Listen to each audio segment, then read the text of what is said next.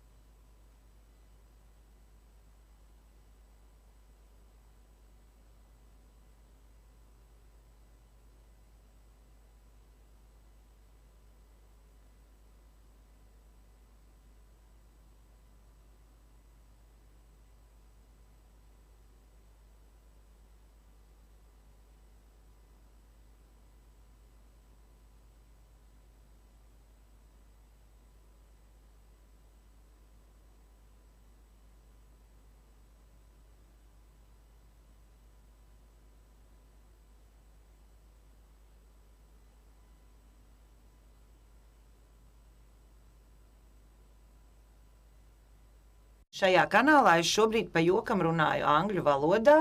Pa jokam runāju angļu valodā šobrīd, un tagad pārslēgšos atpakaļ uz latviešu valodu.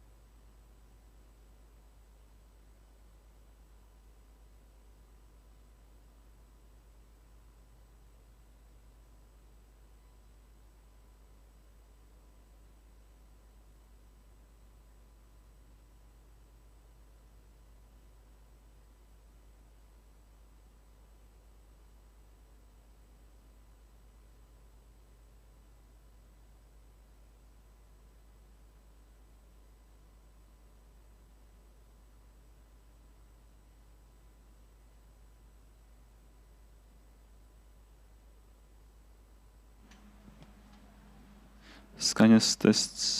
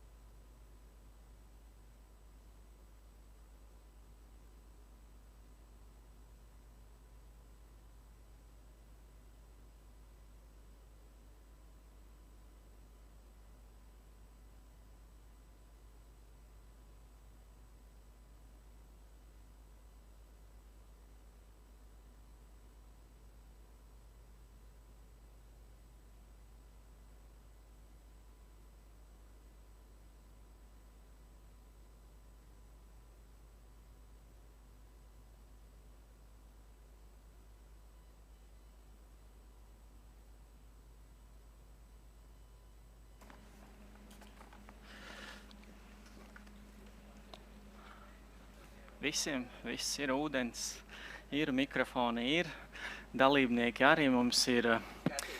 Skatītāji arī ir sveicināti gan klātienes skatītāji, gan arī ņemot vērā visus epidemioloģiskās drošības pasākumus, arī sveicināti LMT traumas skatītāji, kuri mums pievienojas un ir ieinteresēti šajā diskusijā.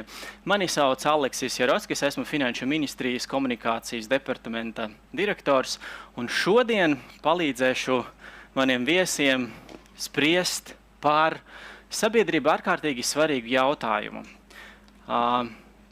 Kas ir vispār cieņa soda izpildē? Kāpēc iespējams, kā mēs jau vairāk nekā 30 gadus dzīvojam neatkarīgā valstī? We are living in an independent state, but so many questions, so many issues are still connected with penitentiaries, with inmates. And in this environment, there are many stereotypes existing, and we are afraid to tackle these issues. We are kind of trying to distance ourselves from these issues, but this is very wrong. That's why today we have organized this discussion in cooperation with EEZ NORVÄ colleagues as well as their support.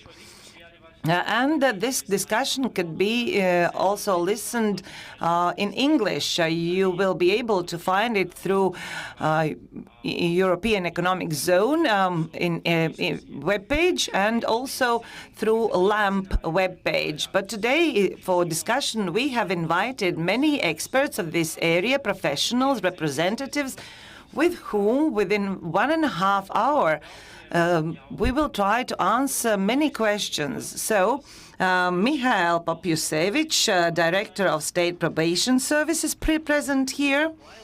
Laila Medine, Deputy State Secretary of the Ministry of Justice.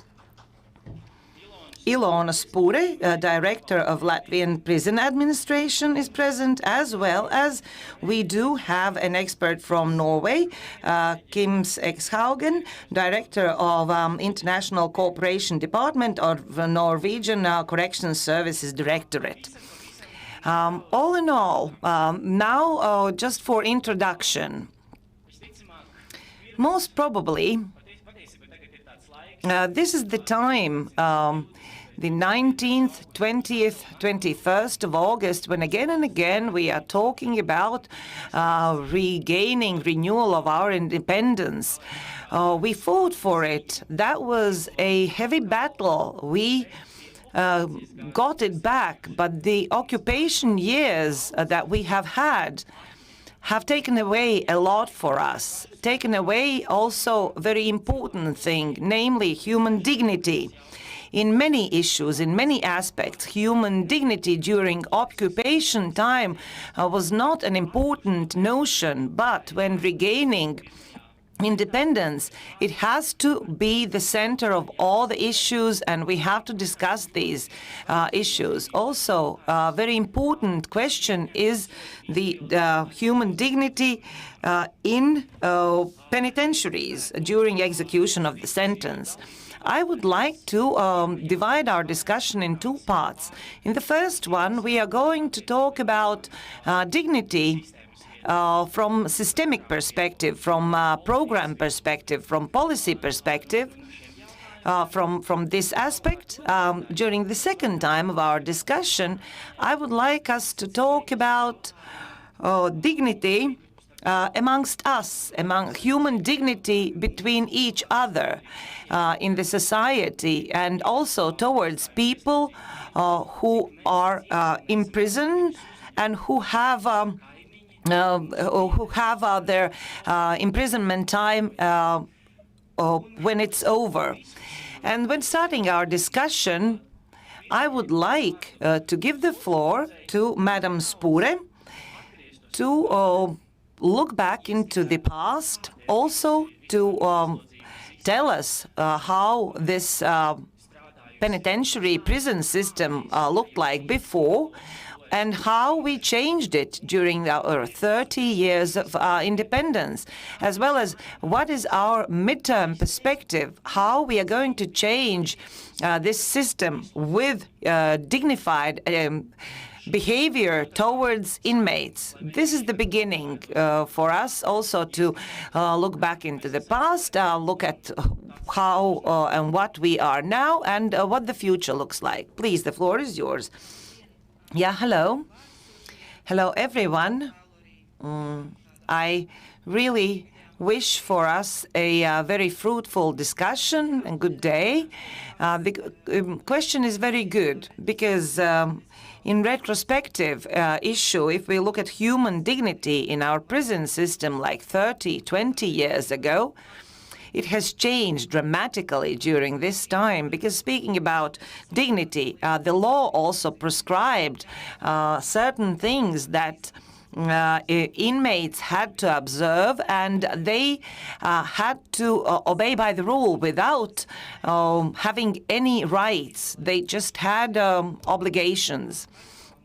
We understand that there is a person who has committed crime, and he or she has to be isolated from the society, like in a warehouse, stored in a warehouse, not by taking care of that person with an aim to return him or her back to the society, and in what shape and form that person is going to be returned back to society. The work was mandatory. They worked in shifts, and they had no choice beforehand. Inmates didn't have any choice of profession or specialty to work in. In a way, this jump was at that moment when when we understood that by isolating a person, he or she doesn't become better. Quite the contrary. And working with these issues, we turn to the aim of punishment. And what is the aim of the punishment? Resocialization from the very first day when he enters prison, and how and in what shape and form this person is going to be returned to the society. That is our main task. And during this time, many specialists and social workers, psychologists have been invited to the prison. They work in prison. We think about human dignity, dignified relationship, and how to show right choices and values for those people, also to help to correct their behavior. This is the main aspect, what has changed. The aim and essence of punishment has changed. Thank you. If we look at these issues, the attitude from personnel is one thing, their professionalism. Also, the environment, I am sure, is very important for resocialization of those people, for returning them back to the society. What is happening with our prison infrastructure? How do they look like, our penitentiaries? When preparing for discussion, I read a lot, and I compare it with a good example, prisons in Norway or penitentiaries of Norway. Well, very often they are compared with deluxe hotels. What has happened with our infrastructure? Did we get from those times, have we adapted it, or have we built a new infrastructure? And what is there for the future? And also the new methods are very important to be implemented in the right environment, in the right infrastructure, because it is very important that in old type prisons where there are 10 or more people in a cell or all together, or if they are less in their cells, then the attitude as well as rehabilitation process is quite different. Their resocialization is quite different. What about the infrastructure? quite right, says Madam Spure, because the environment can be a decisive factor towards dignity, and it has to be dignified. Our system has inherited colonies and Tsar-type prisons. At one point, we just changed the sign above the prison, but the infrastructure stayed the same, and we are still, unfortunately, using old infrastructure with units and cells where there are many people. And some time ago, like 60 people were living in one cell. And we cannot talk about resocialization in those circumstances when we understand that the daily work, day's work is over, but there the inmates' life goes on. And this is kind of a university for criminals where they influence each other emotionally and physically. That's why infrastructure is a precondition for dignified execution of sentence. That's why we are looking at the best example, including Norway's example, that we have to place inmates in one-person, two-person cells where we eliminate subculture, influencing each other mentally and physically, where a person can really re-socialize in an effective manner, so that the resources that we spend is efficient and is not in vain, and it bears fruit.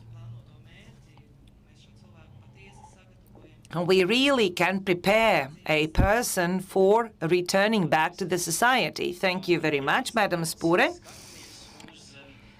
Looking at policy as such, or politics, what are the relations between the state and an inmate? Are those relations, or are those relationships dignified or based on dignity? Has something changed in the overall policy?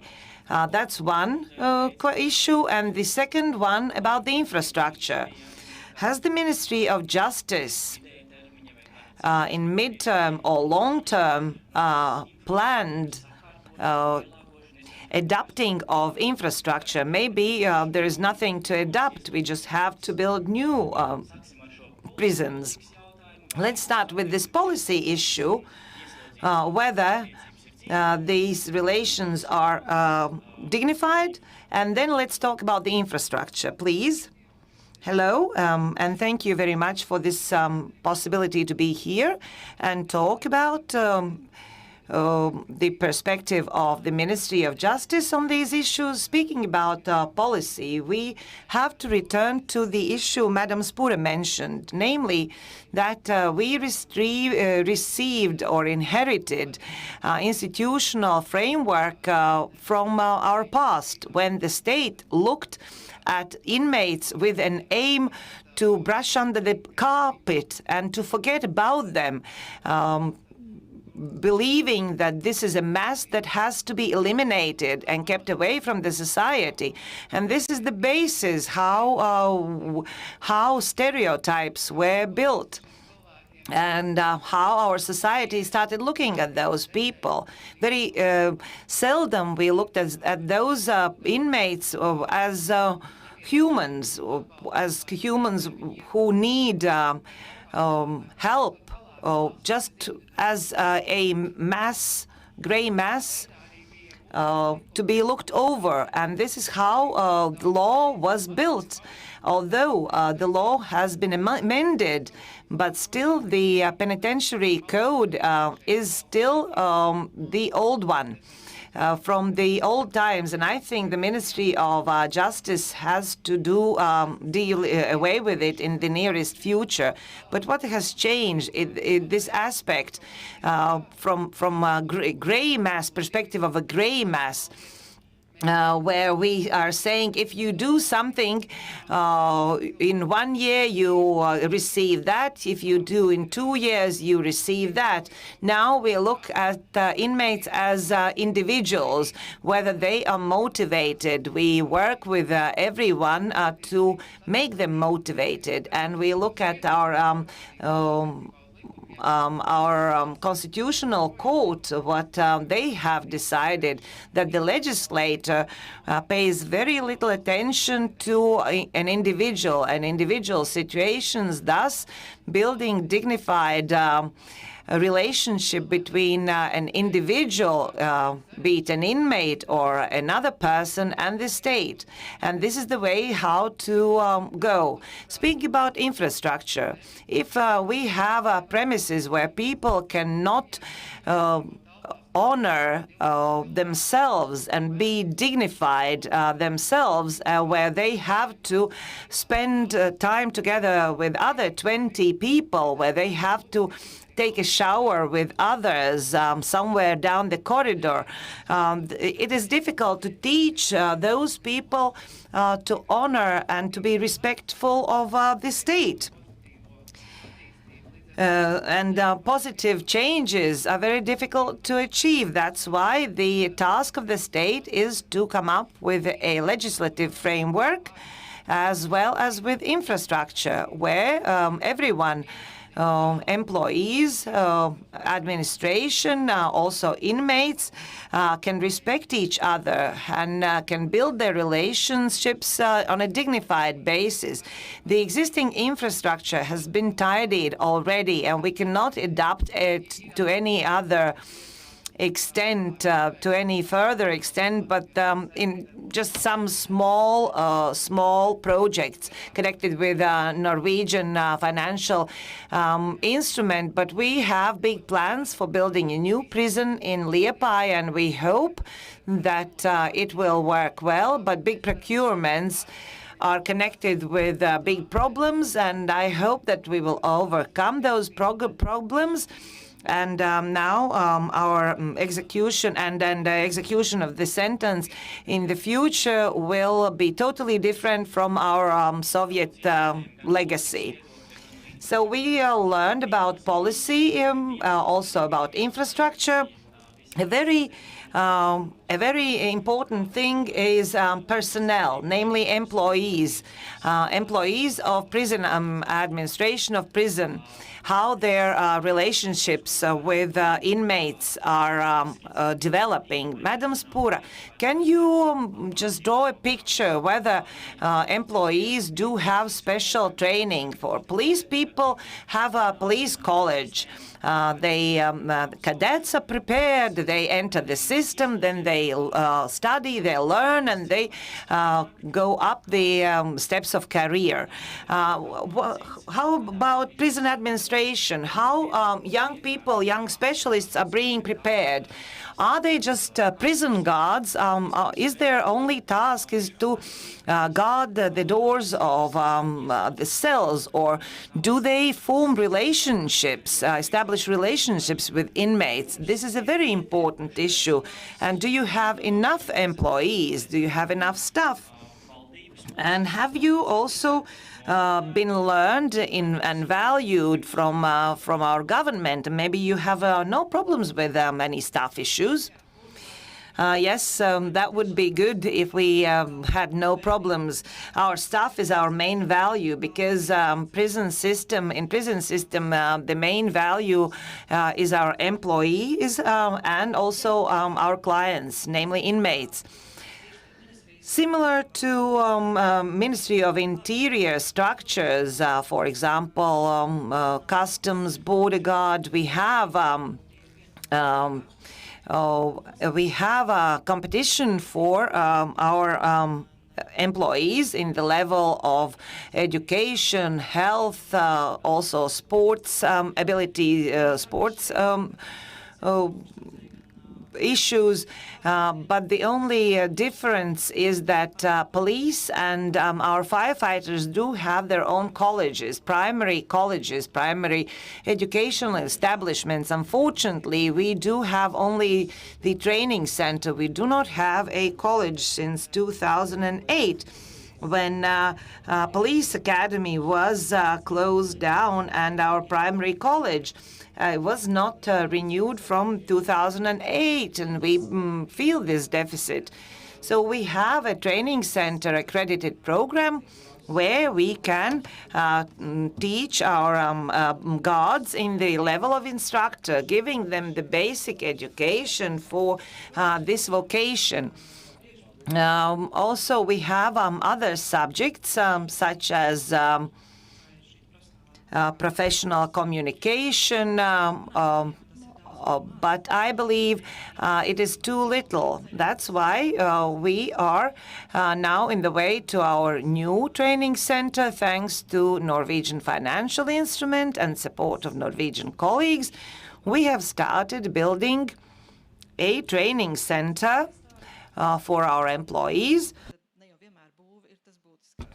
But not always the building is the main issue. Also speaking about the new prison, not the building itself is the one changing the system. The thing is about everything is about the content. And parallel to this project, we are implementing also EU projects, and one of the projects involve development, professional training of our personnel. Within the framework of their training program, we have modernized our system of evaluation of our staff, and we have prepared 3-level training system for our managers, also for personnel of resocialization, as well as our workers in safety and security. One of the main issues in those programs is communication, dynamic safety, art of communication, or communication skills. I think we have a lot to do in this area, but we are on the right way, and thanks also all the colleagues, as well as to our Norwegian colleagues who are helping us with all kinds of supports in order for us to implement our ideas, and in the perspective to become a modern penitentiary. This is a complex issue because when speaking about a new prison, dignified infrastructure where to execute a sentence in a modern way, we need amendments of the legislation, this framework, and as well as we have to fulfill it with a content which cannot be implemented without professional staff. That's why everything, all the mentioned aspects are very important. Thank you very much, Mr. Eckhaugen. We just heard about our experience, about our legacy, what we have inherited from previous times, what we have achieved in 30 years, how we amended our legislation, how we are trying to make our infrastructure better, thanks to Norwegian financial instruments. I would like to have your professional opinion. Please evaluate our achievements, Latvia's achievements in this area. First of all, thank you very much for the invitation. It's a pleasure to be here, and these tricky questions you're asking. Evaluate the process. Yeah. Norway, and the correctional service in Norway, we are involved in 10 countries, 7 Norway grants countries, or EEA grants countries, if you can say so, and Latvia is one of them. So I can actually compare the development in each country, where you are and where other countries are. And I'm honest when I'm saying that Latvia is in front. They are in front because the people here. Here you have the top management, You have the full support from the program operator, you have the PO and focal point and the Ministry of Finance. They understand each other. They're talking the same language. And that's very important. And when I have saying that it's important to have the leaders involved, Ilona, you're a very good role model for that, because she's always there. She's in all meetings. She's trying to understand, she's trying to instruct the officers under her, and they understand what she's trying to do. We don't see that in other countries. So you see, Ilona said it, the people is the most important resources we have. And this is also all levels in the hierarchy. Jā, paldies. Ja mēs, Thank you very much. Let us take a next step. Penitentiaries. The person has completed its sentence. Now his or her way to return back to the society is starting. And he or she has to observe the rules that is being observed by the biggest part of the society, not to return back to committing crimes, to be accepted by the society. Mr. Popsuyevich, do tell, can we ensure overall the return, dignified return of those people to the society, for them to be motivated, and to return back to society, not just to be back there and be pushed away and to look for the next possibility to commit crime, and to return there where we feel the sense of belongings, where he has social skills. And thus this person is involved into the vicious circle. Can we untie this vicious circle and return the person back into the society? Hello, everyone who is here, also who is watching us online. I would like to divide this question into several parts, because often we have a simplified understanding of how we would like people to close back into the society. But this is not it's not starting from the way when this person gets out of the prison. It starts when this person was placed in the prison. There were some circumstances why this person committed crime. And this is why we have to talk about infrastructure of the society outside probation system, outside of prison system. We have to look at our society for people not to commit crime, for the person not to become an inmate. That is an extreme measure. That is an extreme stop, which can where there are no other way to go. These are just consequences, but we have to look at the circumstances. Let's also have a look at the person. There is one thing that we tell to our employees, which is also in our probation service. Employees is our main asset. Our staff, their knowledge, their ability to cooperate with other specialists. This is our main asset in order to help help our clients. And we have no fences. We have no enclosed place. We are teaching our staff that they have two aims. One extreme aim to not to somehow to help the person not to commit a crime, but this is an extreme aim. But the second aim is to diminish the gravity of the crime. If the person was involved into a burglary for the first time, but the second time he committed pickpocket or car burglary, that is already not so grave crime, or which probably was committed due to something that was done by our staff. And this is already something that we have achieved. Madam Medina said, let's put mention the thing, let's put a stamp, inmate, someone who has committed crime. We used a term, client. We were not saying a criminal or an inmate. We talked about a client. This person can be young or old, a mother or a father, a person who was born in our society, most probably as a good child, but due to social circumstances, maybe genetical circumstances, this person has committed crime. But our task is to help and return back to the society, to this person. Behavior is something that is being taught. We are never born evil. We are all born good. This is something that the person learned later.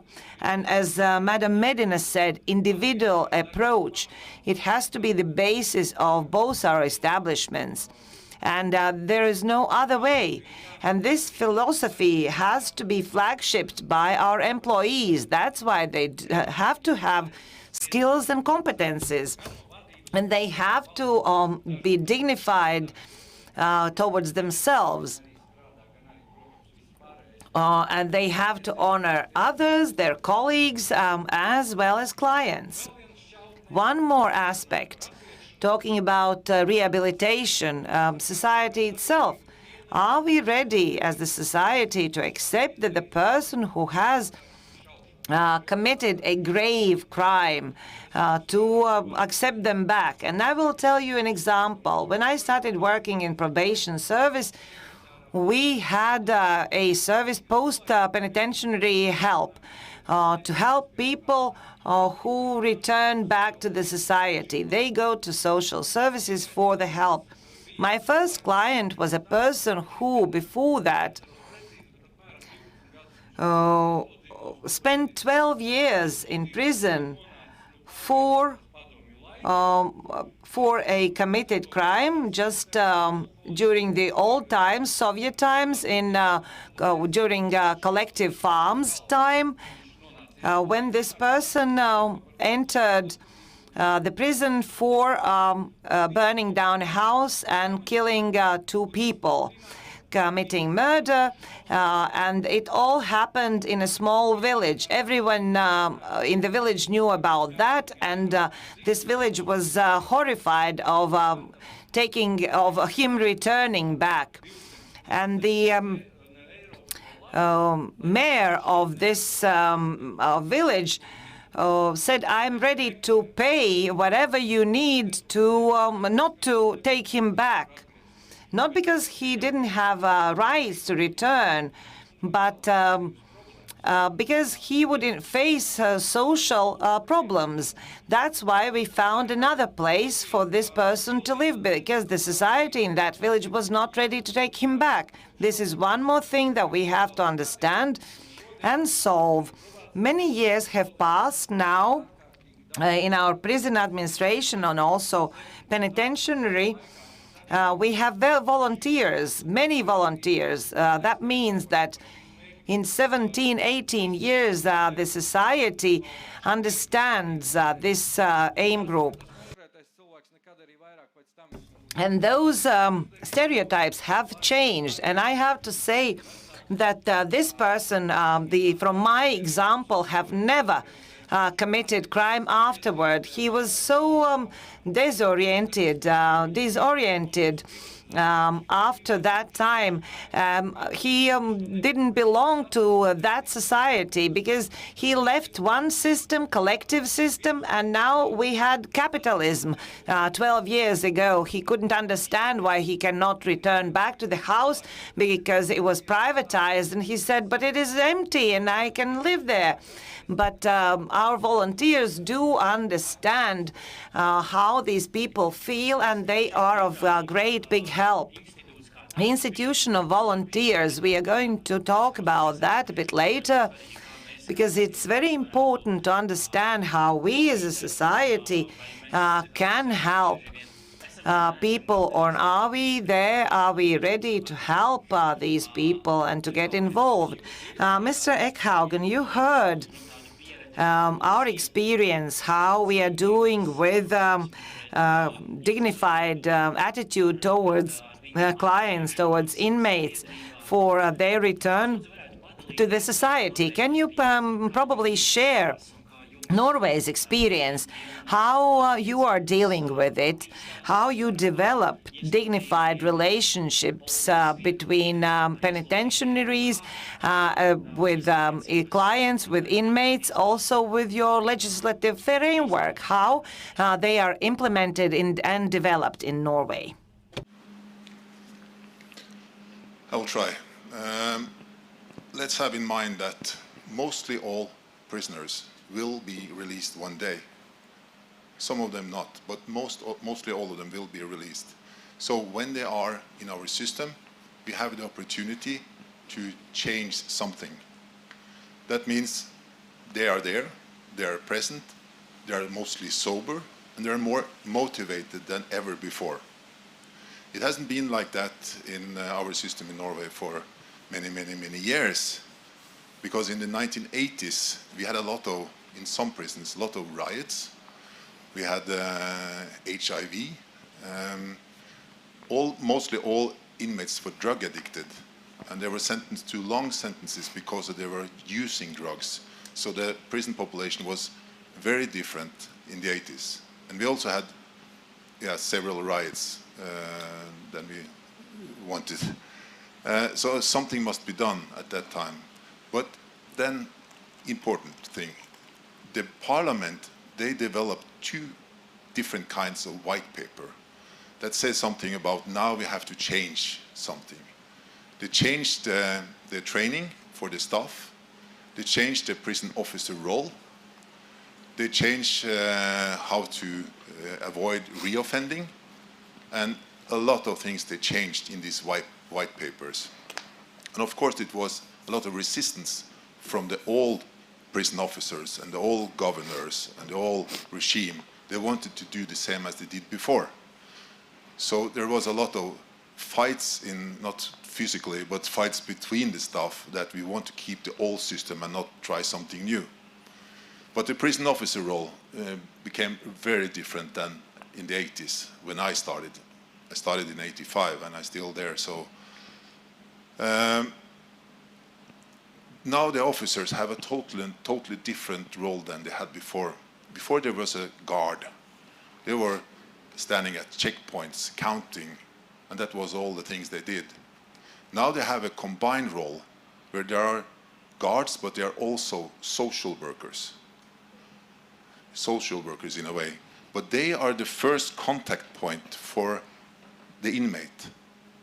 When the inmate wants to do something, apply for something, need a doctor appointment or something, that person have to go through his personal contact officer.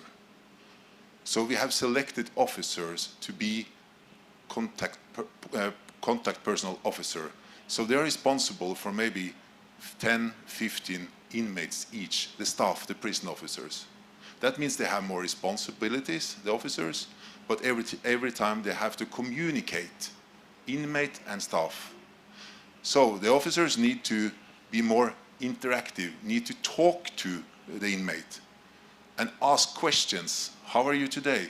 I'm fine. How are you? So they start to talk. And this is also what we call dynamic security, which is one of the methodology we are using. We have 3 types of security, but dynamic security one of them. The other is static security, which is the cameras, the wires, the bars.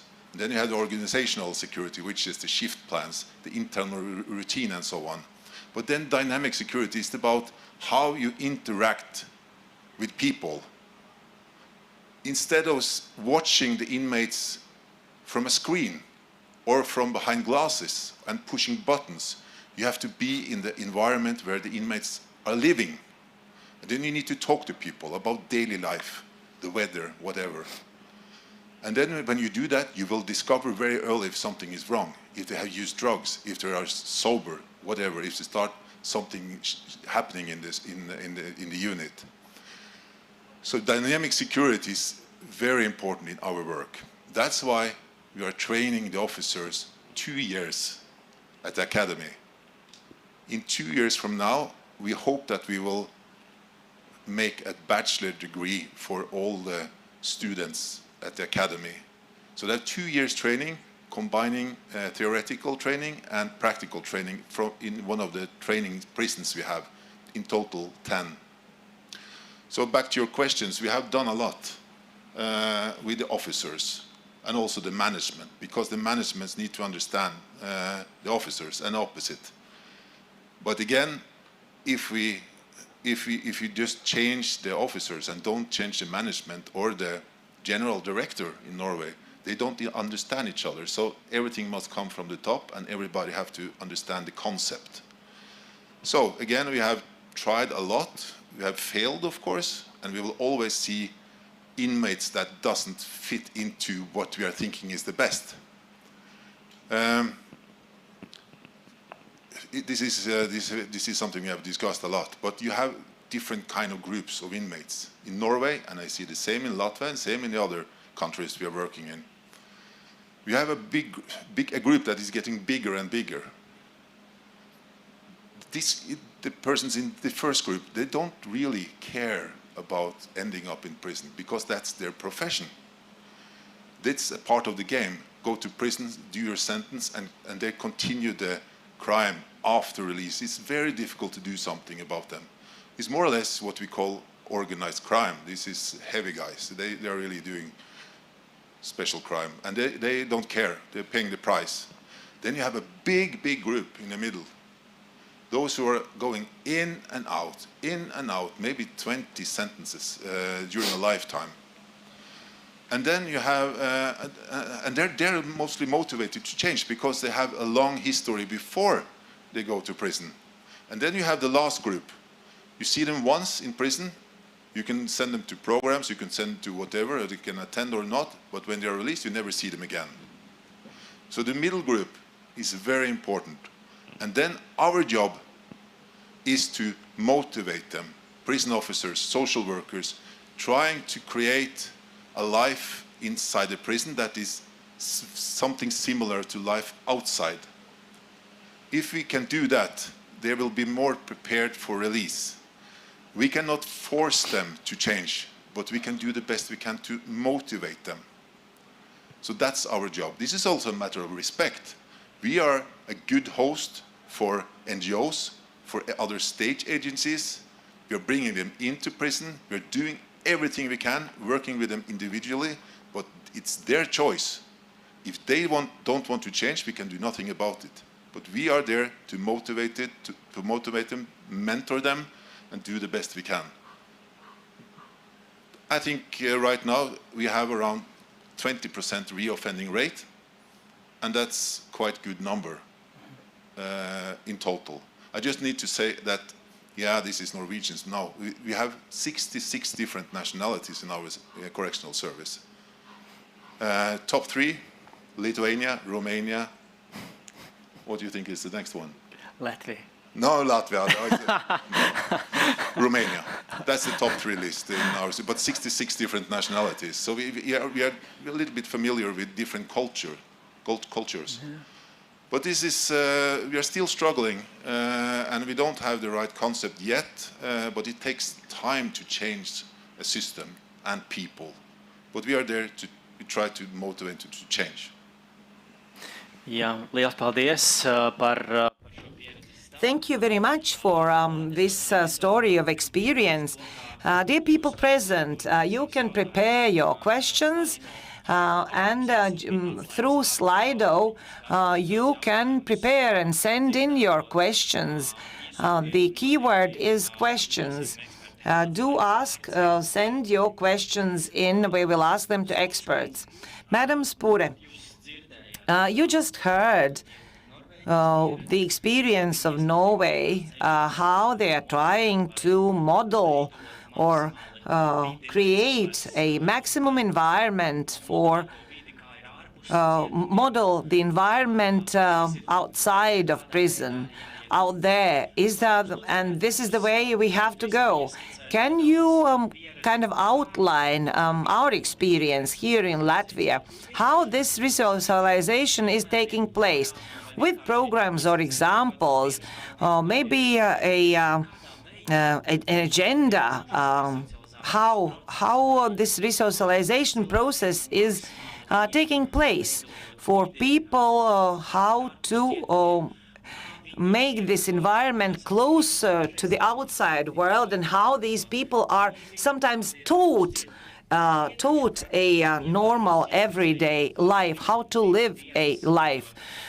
Just tell us an example, 1 to 2-day example, how this work is being done. Let's start with an example. When a person enters a penitentiary, they are preparing themselves, they are being prepared for their release from the day one. And we evaluate risk analysis, risks and need analysis. During the first 2 months, individual assessment of risks and necessities are identified. Biggest risks are being identified for reoffending.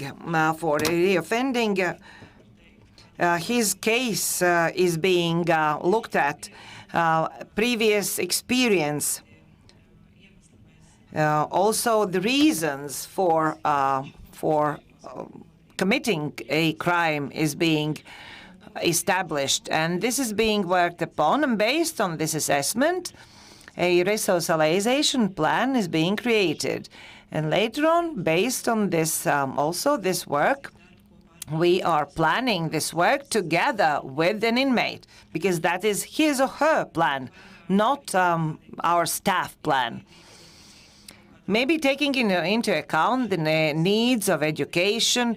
Maybe this person is an adult, but he has completed 6 grades. So primary, we can involve this person into educational program. Also, we can offer vocational training in every penitentiary. There is quite a wide range of specialties to be learned, of vocational trainings. But that doesn't mean that we are just teaching this person, for example, how to sew. And that's it. This person is given a choice to choose. A specialist is involved, psychologist, social worker. This person is being taught, or his skills are being renewed for social basic skills. And this person shouldn't feel that he's taken care. This is an easy way. He's taken care of. He's being clothed, he's in the warm place, and he's being fed. But that's not the main thing. He has to self-serve him or herself, and ensure and develop socially. So this is takes a lot of time. Involvement of behavioral programs, social programs. Biggest difficulties what we encounter in our prisons is a big number of people with mental deficiencies or psychological issues. For those people, it is more difficult to involve them in employment programs. So we are trying to elaborate instruments how to work with this target group. Another target group, which is very important in our penitentiaries, are substance users, be it narcotic or drug abusers or alcohol abusers. So again, thanks to Norway grants, we could implement a program or a project with the help of which we have created resocialization center for abusers. They work with special programs, and our staff is specially trained to work with them. This is an important island where we are creating an atypic environment where the environment itself is therapeutical, like a community environment. They are being placed in one single cells, but where they can be with and by themselves, where they cannot be influenced by others. But at the same time, they are, from morning to night, they are being involved, engaged in group work, also with individual work, etc. But the main issue is to work with a person individually, and this individual evaluation, individual involvement in corresponding in most suited resocialization programs. Only then we can achieve our goal. But the main issue is self-motivation. We cannot force anyone. If this person is not self-motivated, we cannot make someone think in a different way, change values, change behavior, change deviant behavior. So we are giving a choice voluntarily to want to change, but we are not forgetting to motivate, to persistently motivate to want to change. We understand that we can achieve our goal on a daily basis when working with first-timers and also with differently with re-offenders. For first-timers, we are trying to adapt a different method, and apply a different method. But we understand that there might be a stagnation of thinking, and that's why reoffending ratio can differ, but we are applying different methods with reoffenders and with first-timers. And you can never know what works for which, for whom. For one person, that might be a talk with psychiatrists. For the other one, it can be with a prison director, or for someone, it can be a chat with an inmate when the person would want to return back to the society as a full-fledged member of the society. And this is the aim why we go to work every day. Before we tackle the second topic about the society and society's attitude, dignified attitude towards inmates, we have many questions. We will try to respond to them. And then we will tackle the second issue. Some questions that have been sent in: how many inmates are there in Latvia, and how society can get involved into the resocialization process. So how many inmates do we have? In Latvia, at the moment, we have 3,120 inmates. This number can change daily, but approximately 3,120. We have achieved a diminishment of this number thanks to amendments to our criminal code being adopted in 2013, as well as other issues, for example, migration issues and number of our inhabitants. But all in all, I believe this is also thanks to amendments to our legislation and how a person can get involved into resocialization process in many ways, but I will mention just some. For example, we, the probation service, are looking for companions for voluntary work. Maybe in some words, what does it mean? A person, a companion, a volunteer applies for it. How does it happen, this cooperation? I apply to be a volunteer, and what then? Then there is a recruitment process. because both parties, we and the person, have to understand, is it really what the person wants, what he or she has applied for, and whether this person can do that physically and mentally. There are some limitations. For example, one have to be of age and a grown-up. Also, there is a short training process where we talk over important things, for example, issues of target group, needs of the target group, also reasons for committing crime, also dignified relations. But what do we ask from those volunteers? They have to be a friendly shoulder. They will have to be companions or brothers or elder brothers to those people. Those are probably helping with documentation, with job applications, maybe some recreation activities, culture activities, doing something together.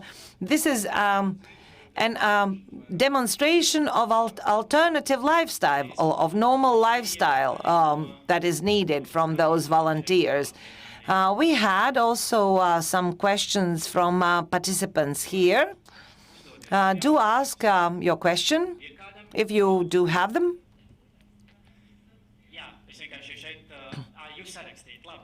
I wrote my question in Slido.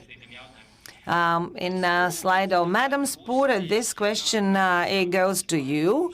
Do we have enough staff to work with clients, and how motivated is our staff? What have you planned for attraction of additional staff? Today, in our penitentiaries, there are approximately 2,700 employees, but we do have 300 vacancies. Out of that, psychologists, guards, as well as healthcare people, specialists. Every day we turn to, with the help of social media, we look for people, for motivated people who would want to join our team. What do? We take care of professional education, development of our staff. This is the basic issue. We have actually three cornerstones: environment, good salary, as well as education and room for development and career development. This is what we can offer. Now, if we talk about work environment, this is something that we do every year. We are making infrastructure better in the boundaries of our budget. What we can do in our old prisons and renewed prisons, but we never deviate away from the idea of the new prison being built, because if we had this new prison, this would cover 1/3 of our needs for placing inmates in dignified environment, as well as placing our staff in dignified working environment. In 2019, we implemented remuneration reform, and now the average guard with secondary education can receive far above average salary. This is prescribed by our legislation. We pay about 98% of what has been prescribed by our national legislation. Speaking about statistics, how many are there reoffenders, and how many never return back after first imprisonment? In our penitentiaries, about 50% are first-time offenders, or 46%. To be exact, reoffenders for the third time, a lot of people. Almost the rest of out of these 100. Speaking about penitentiaries, ratio on 1,000 inhabitants, we have diminished the number, so the rate is much better in the last 10 years. Also taking into account that we have a small country and we do not have a lot of inhabitants, but 3,000 is a lot, is still a lot. What activities, what actions helped diminish the number of inmates? Amendments to the legislation in 2013, when amendments to our criminal code came in force, which allowed to diminish the term of sanctions. Latvia was reproached by European Union of the disproportionately lengthy sentences. And again, if we are talking about returning back the inmates to the society, long sentences is never a fostering factor. This person most probably is going to be negatively influenced and is going to stagnate if imprisoned for a longer sentence. Thus we were able to diminish the number of inmates, taking into account the amount of sentence time. There were times where we could observe also immigration. People left Latvia. Also people who were inclined to committing crimes. Our potential clients were also amongst those who went abroad for search of better life. We saw that in our numbers and figures, but the basic criterion for diminishing the number of inmates was also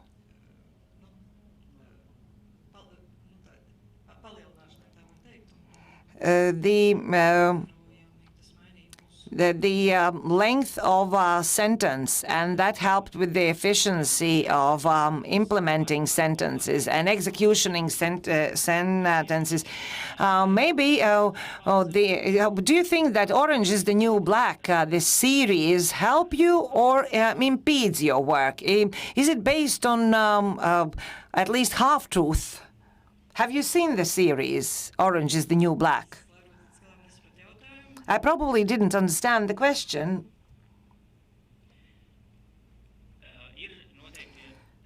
I have to say that I haven't seen these TV series. Most probably it contains information about women's prison and what is happening in women's prisons. People are interested, viewers are interested, what is happening there, what is happening behind prison doors, and according to you, are those series help, or on the contrary, they increase the stereotypes? Maybe these series and probably other movies do increase the number of stereotypes. Most probably, I would base my answer on documentaries that could show some reality. And very recently, you will see a documentary about our women's prison, our Ilģuciems prison, where you will be able to see how inmates are living there, how their way of thinking changes, what impacts them, what makes them change for better or for worse. I don't know whether American series do help us or not, because we have quite different history, experience, also perception of life. I believe that the most important for us is in our prisons, irrespective of infrastructure problems, what we cannot solve yet, to make this environment as close to normal as possible. The person is being punished by deprivation of liberty. We cannot come up with a double punishment by making them live in a bad environment, in undignified environment. I do remember myself in Portal Delphi, there were interviews with inmates, in-depth interviews with journalists were asking about their motivation to commit crime. What does it mean for them to live in prison? Are they ready to return? Are they willing to return? For me, that was very interesting. Those interviews helped me to understand motivation and action of these people, activities of those people, and I changed my attitude towards them, my stereotypes towards them.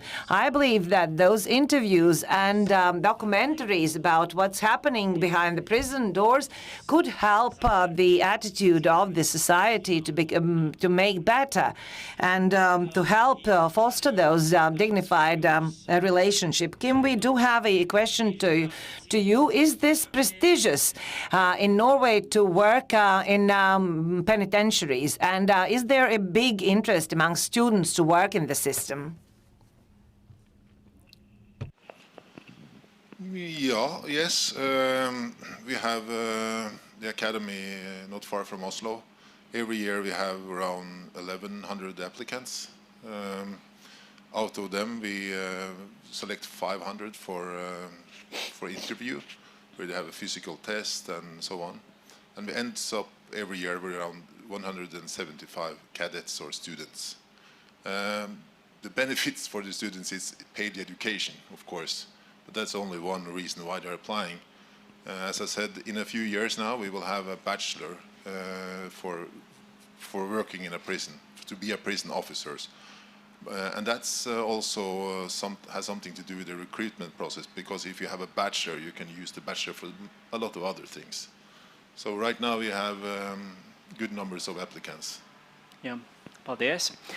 Vēl nedaudz. Thank you very much. Let's continue the story of Norway, which is well known, famous in the whole world.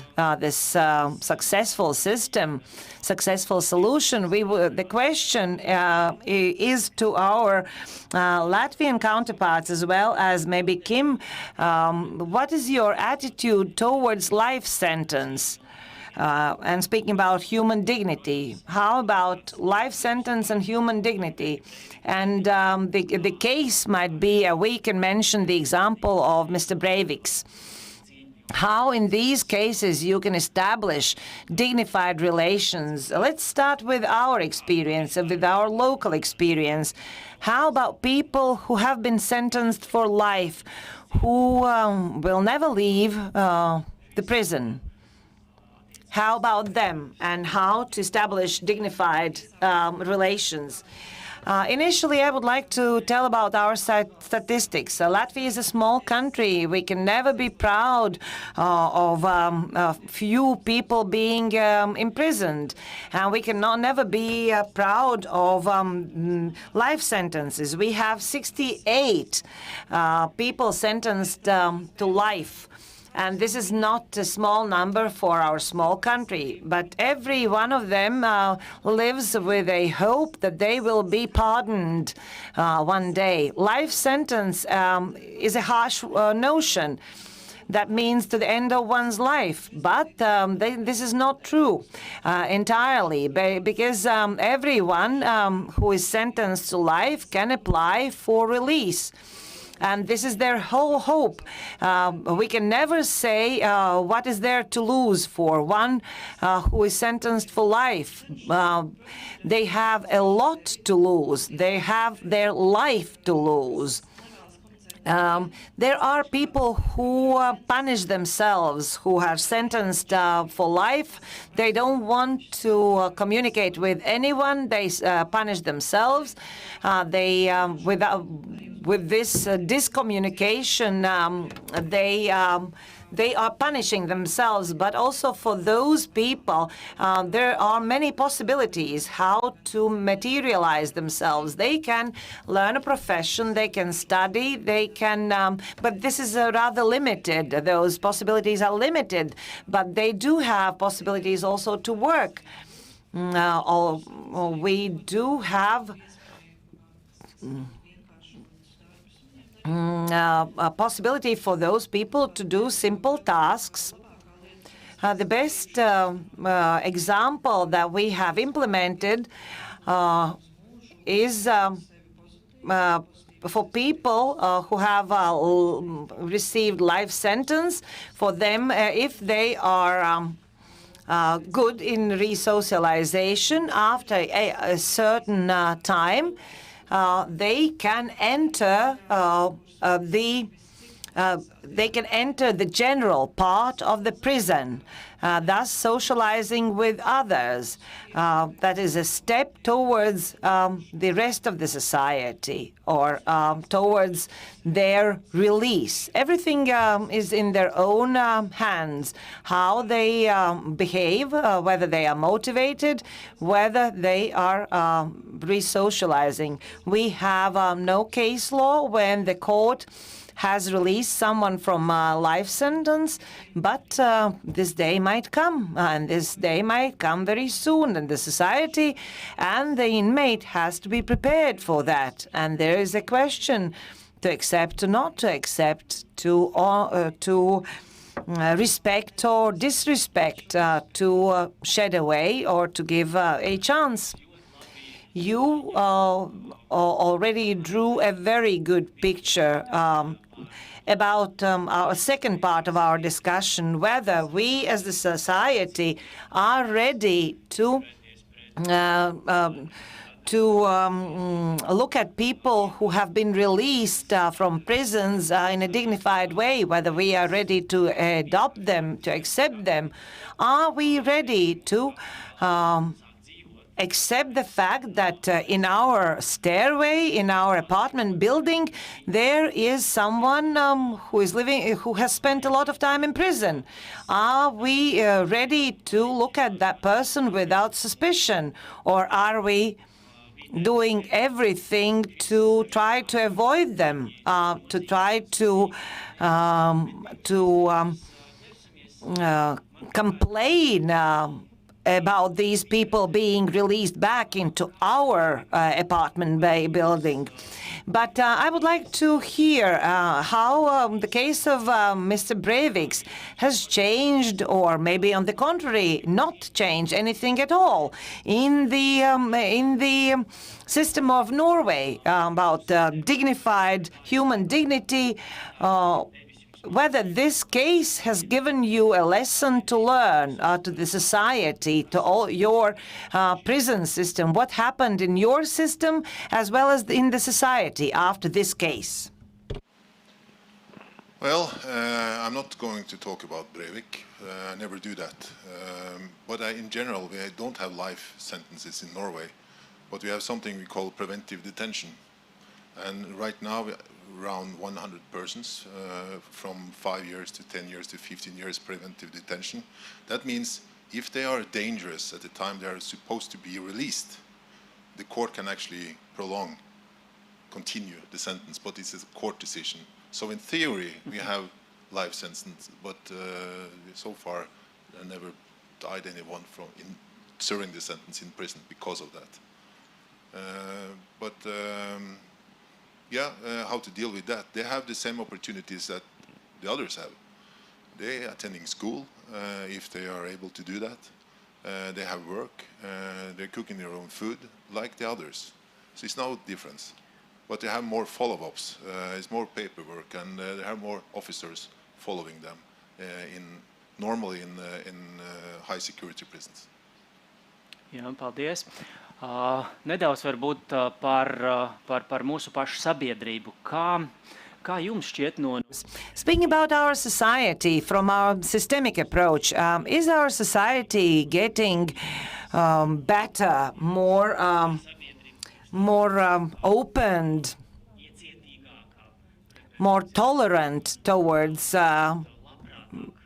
inmates, former inmates, and more helpful? Maybe one of the instruments that could help in this matter, the number of volunteers. Is this number becoming bigger or not? Is the number of volunteers getting better or higher?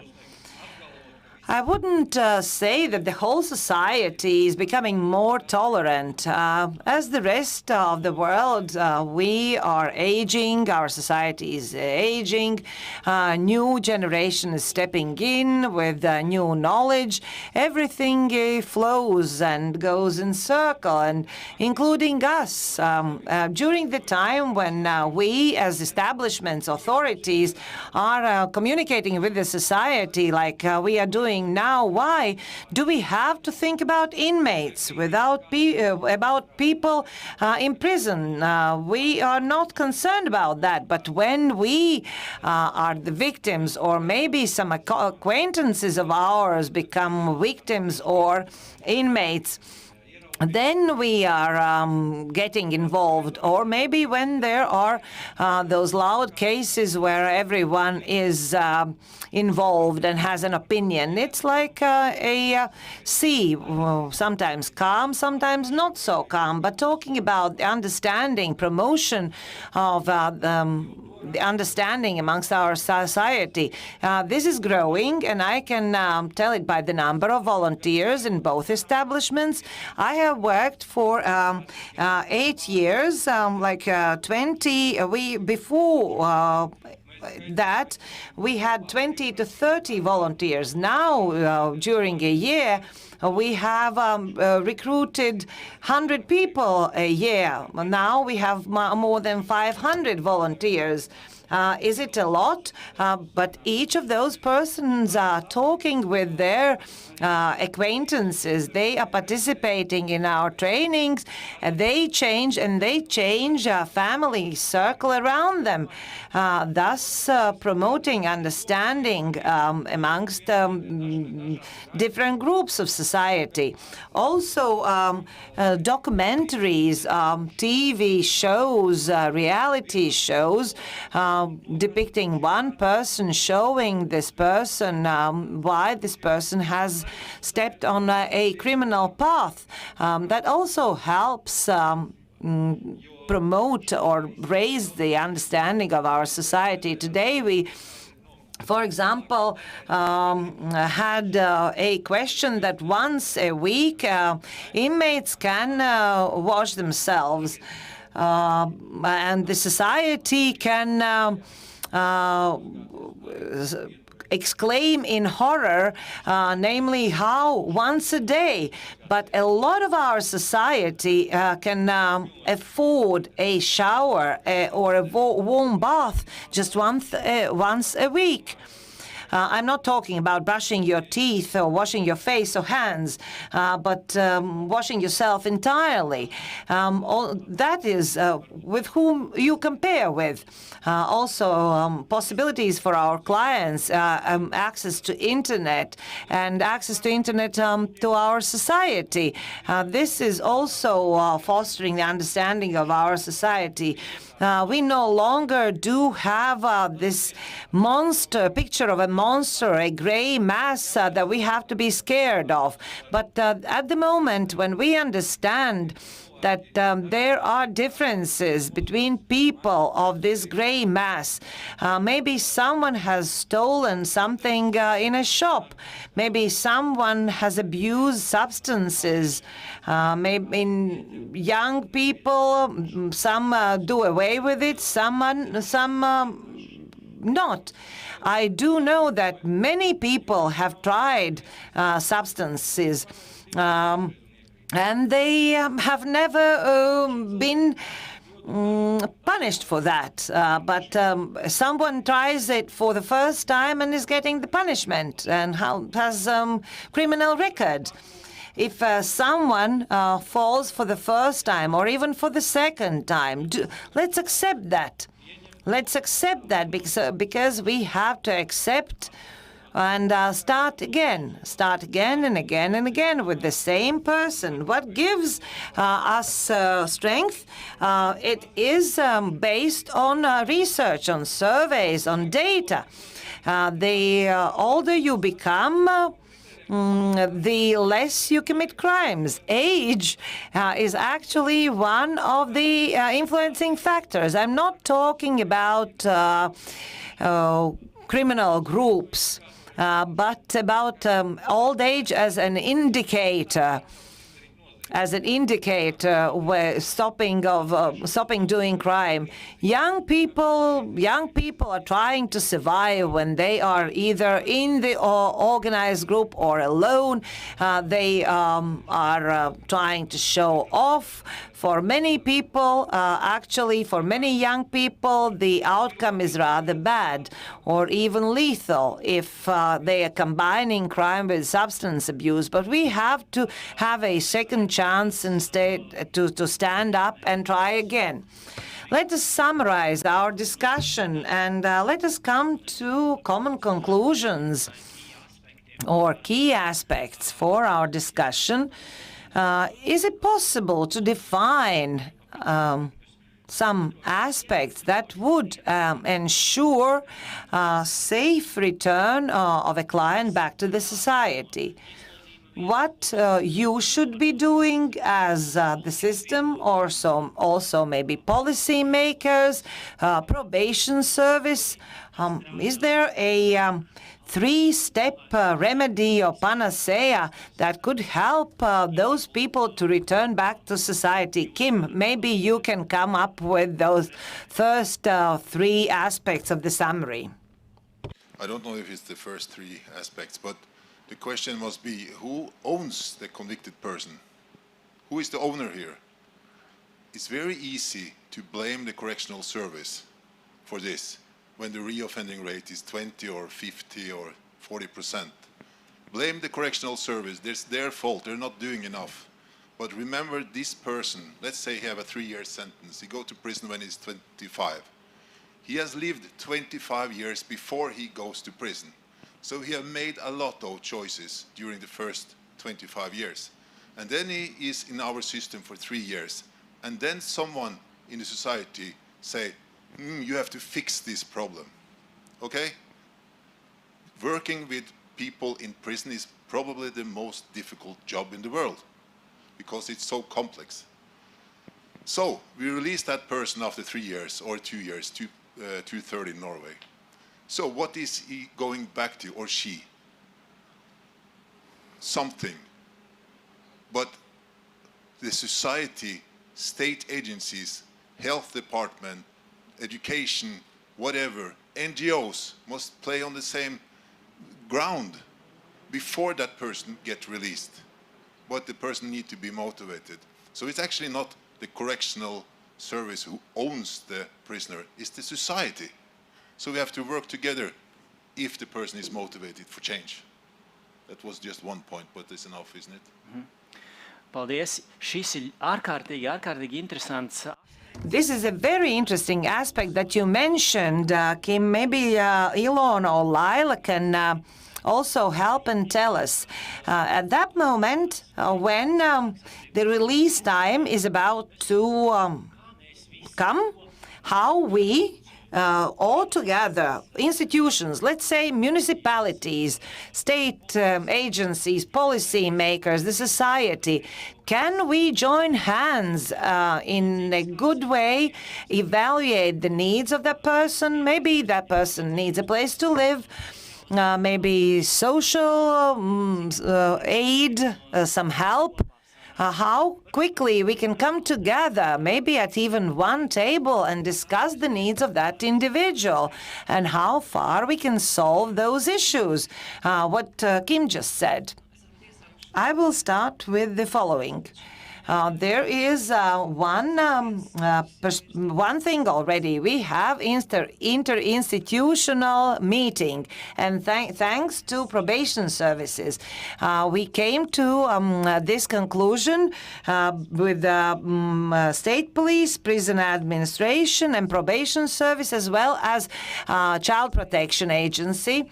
Initially, it was foreseen for those clients who were released as violent criminals and sex offenders.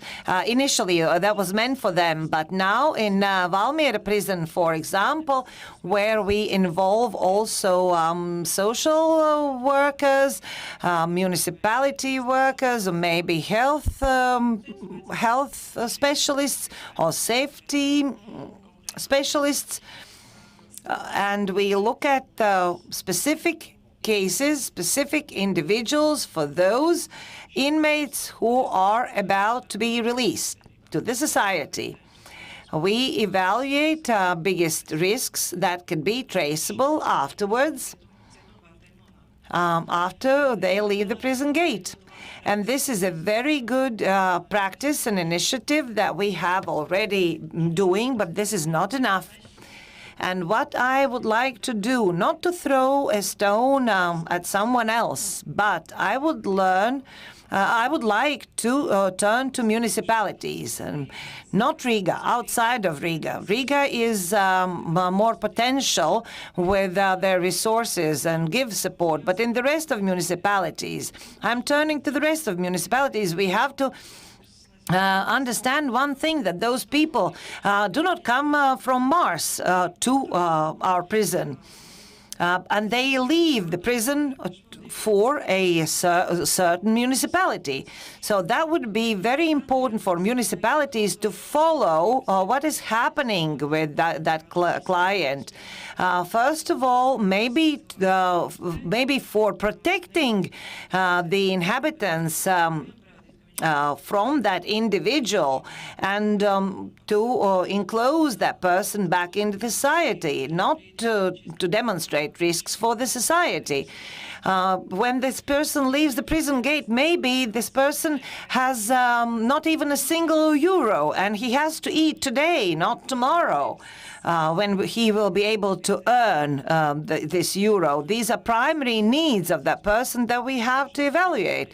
Another deficit or a weak link that we lack, that there is not intermediary institution between prison and freedom. We can call it a halfway house or another name. We shouldn't be giving that fish, but we have to teach that person how to fish. With the person, when leaving a prison, doesn't mean that he doesn't need any more support for resocialization. And it is good that there is a probation supervision, but sometimes there is no supervision at all. And there is no halfway house, or it's just a formal establishment. So we have to talk about real support. It is for the safety, for the benefit of the safety of the society. It is for our own benefit. Thank you very much, Ilona. Laila? Ilona already said almost everything that I wanted to mention. It is important.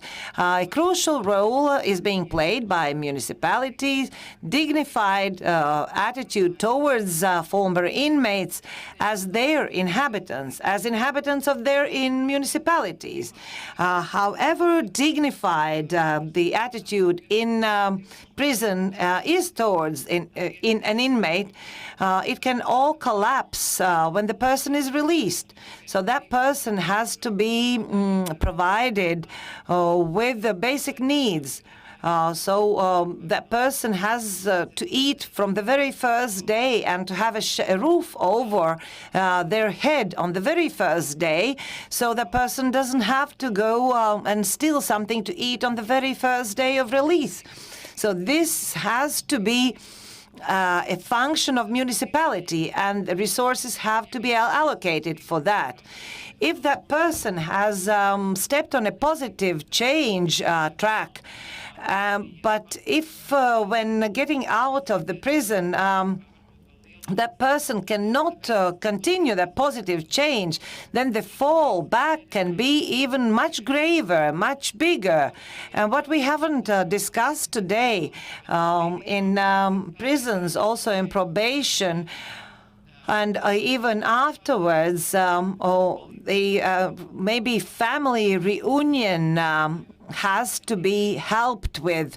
We already mentioned a companion, voluntary work. If the person is getting back to the same circle, which is not very positive, or if that person has any ties with the family, then positive motivation that has been acquired in prison can be thrown in the ditch in one day. This is why it is very important to have a safe environment to return to when being released, where to solve difficult questions, where people can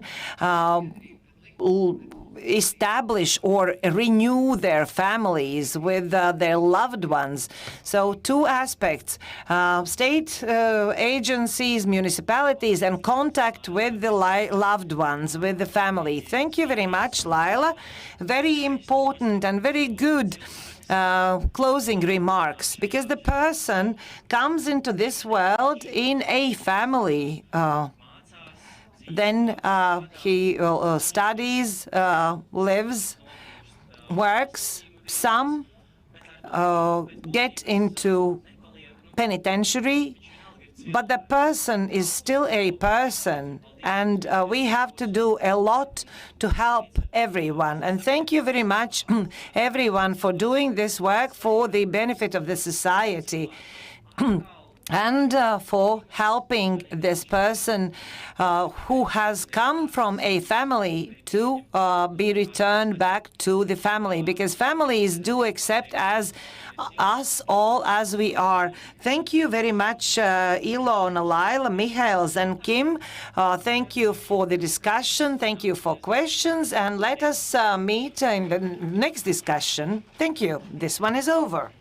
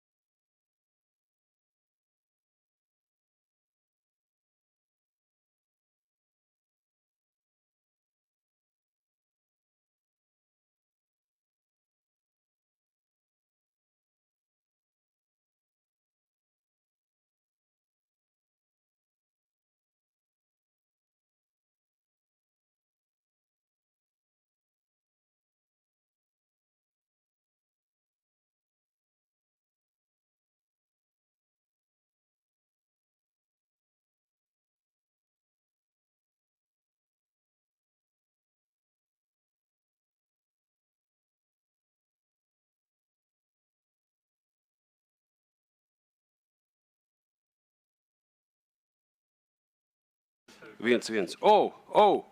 Brīnišķīgi. Labdien visiem tiem, kas atnākuši. Nē, vēl nekas nesākas, lūdzu, nevajag liek satraukties. Skat, kā saule uzspīdēja kolosāli. Mēs sāksim pēc 5 minūtēm. We will start in 5 minutes. Our topic is a bit futuristic. Medical diagnosis: can we forecast diseases as weather conditions in the future? Do come and join us. Prepare your mobile devices, because we will ask for your opinions, because this is a discussion festival. If you object or you want to say something, just speak up. Speak up safely, because you're here. If you're here, you are very motivated to talk about things. We will wait for others, and we will start in 3 minutes. Sagrupēsimies. Paldies. Es ceru ļoti uz mūsu sadarbību, viedokļu apmaiņu, jo principā tas, ko mēs šeit runāsim, iet uz likumdošanas izmaiņām. Es to tā gribētu teikt. Paldies. Jā, jūs varat droši iekārtoties ērtāk, kā jums ir ērtāk. Mums uzliks tūlīt jums... es laikam pa daudz jau runāju. Varat noņemt man nost. Paldies.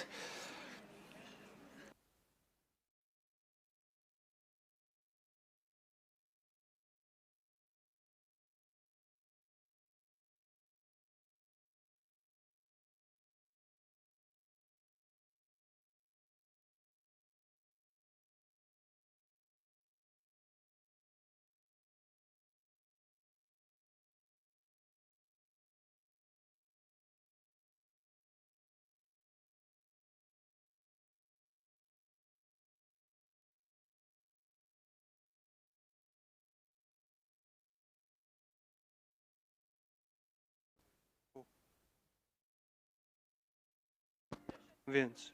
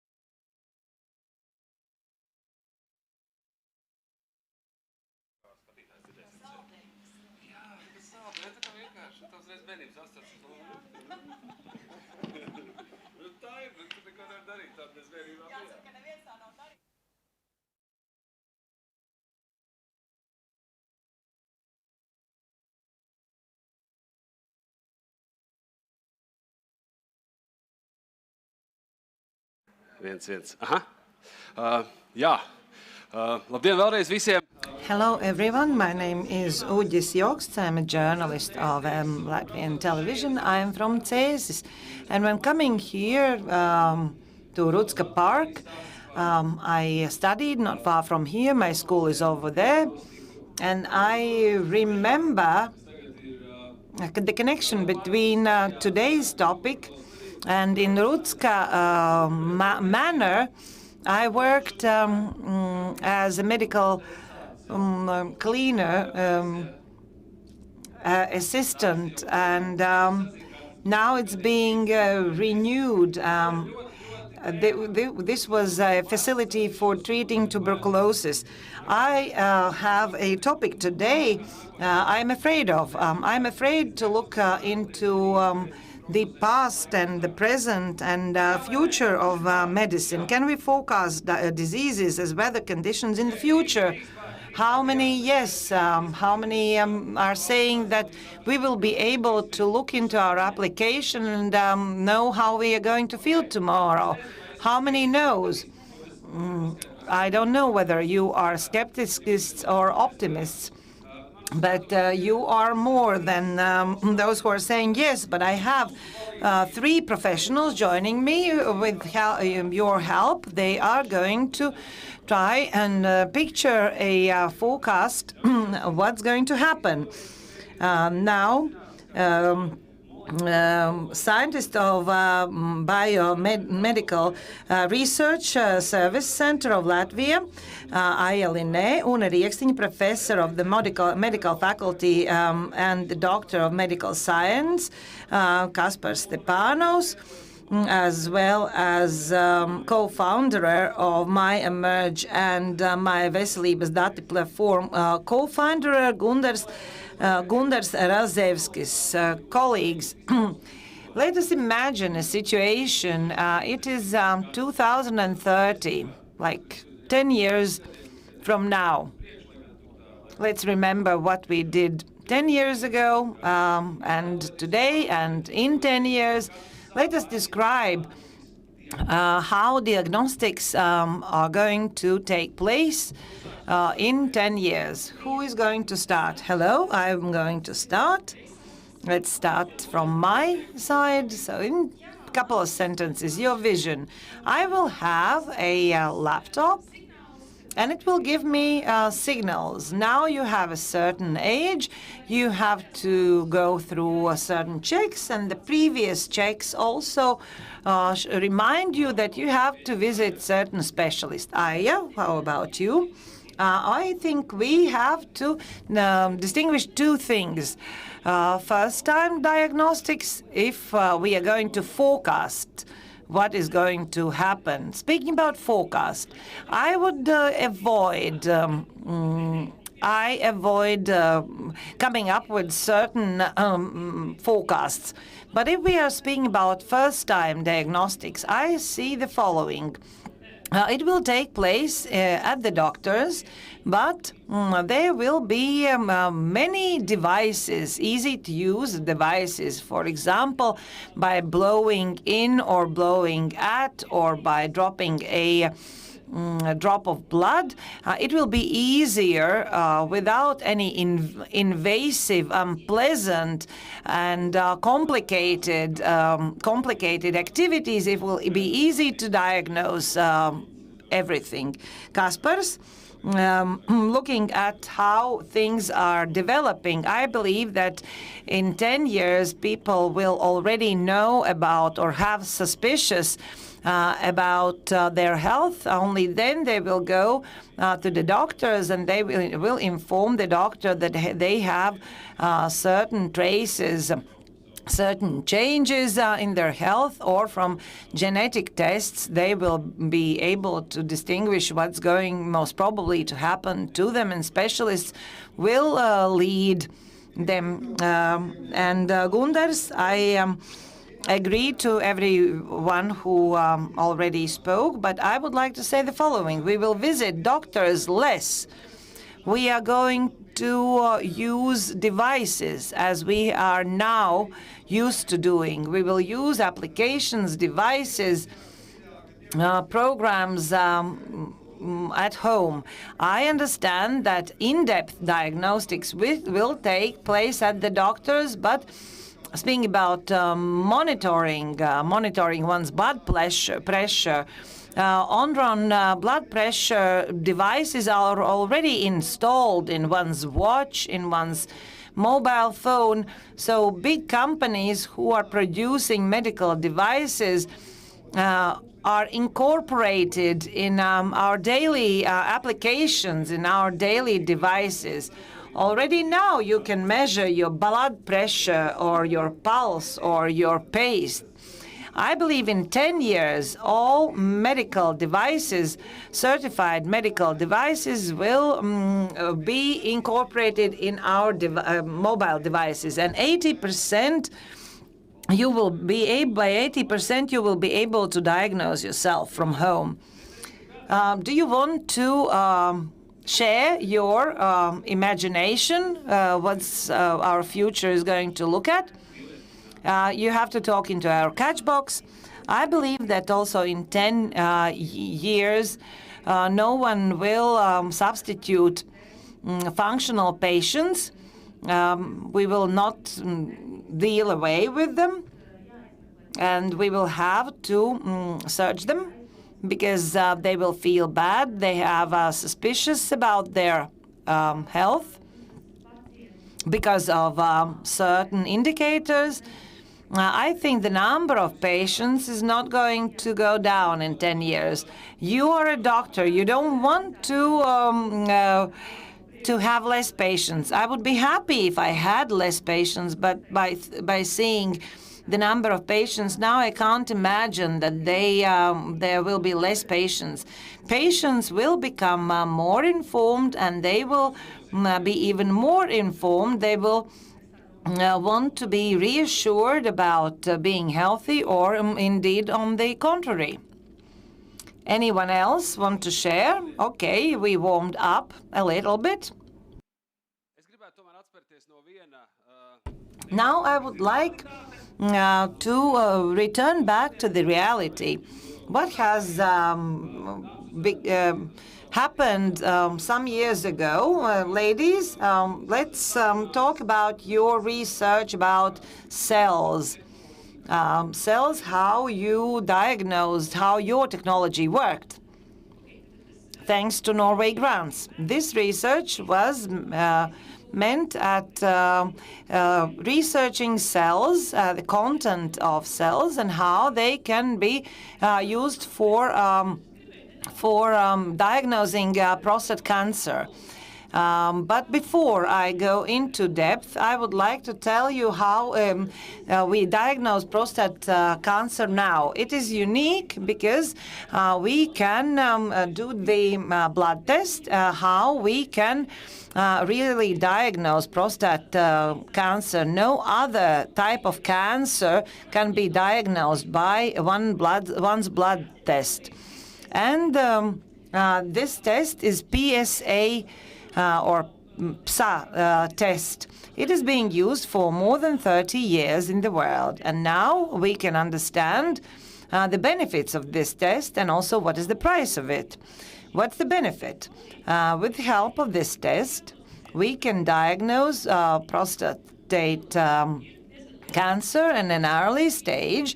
And there's a number of people, of men, whose life was saved due to this test. But there is another contraindication, or over-diagnosis and over-treatment, meaning that clinically insignificant cases are being discovered for people who could have lived their life peacefully without even knowing that they have cancer, without being treated. One of the proofs that prove the existence of that are autopsies.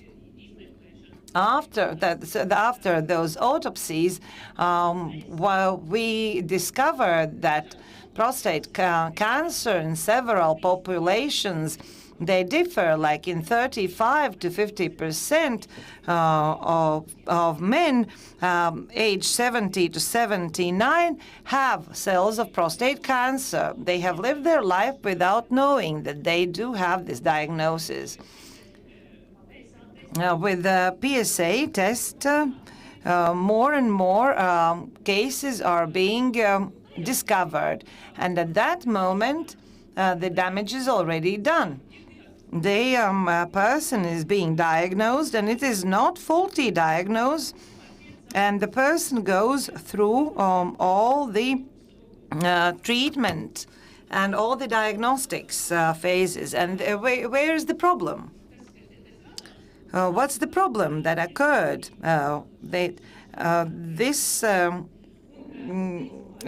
This is being done, and it has changed the focus.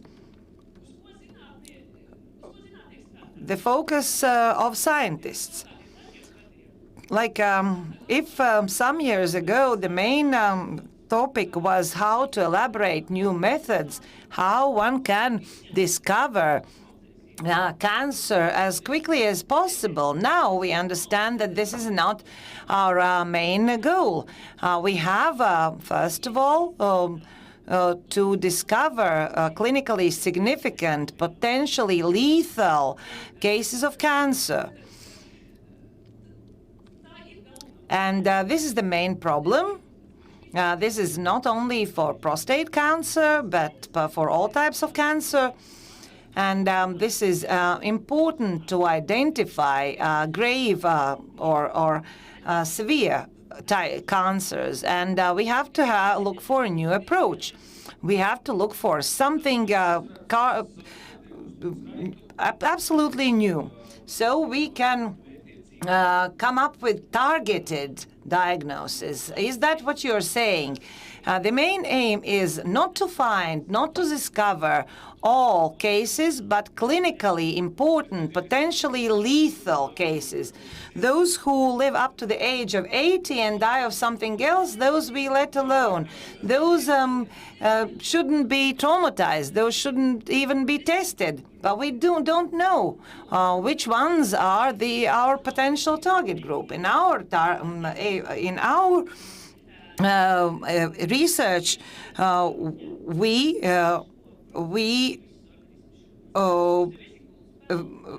research vesicula that our cells contain. Those vesicula are floating around our organs in all our cells. And here you can see also the picture, how it looks like in microscope. So those vesicular bubbles are floating in our blood cells, and protein DSN fragments are floating in there, coming from cell that is producing vesicula. And if former, we thought that this is the way how the cell is relieved or releases waste. Mainly it is the signal. Now we know how cells communicate between each other. If one cell produces vesicula, it floats into the bloodstream, it goes to another place, and another cell somewhere else accepts this vesicula, and with the help of that receives certain signals. The idea for our study was the following. If we could tell by the vesicula of a cancer patient and study the molecular content and expect that vesicula is coming from cancer stems, and by analyzing molecular content, we could establish the existence or the absence of cancer. Also, we can study the molecular content of a cancer type, as well as whether it is aggressive or not.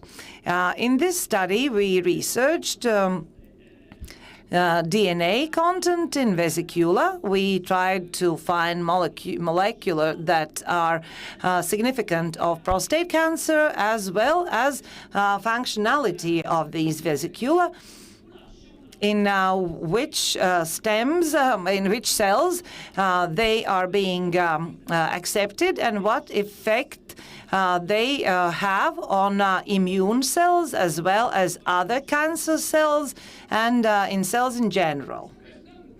I think I have spoken a lot. We have to understand this story. I was a partner of AIA in this project, also in another similar project that we studied.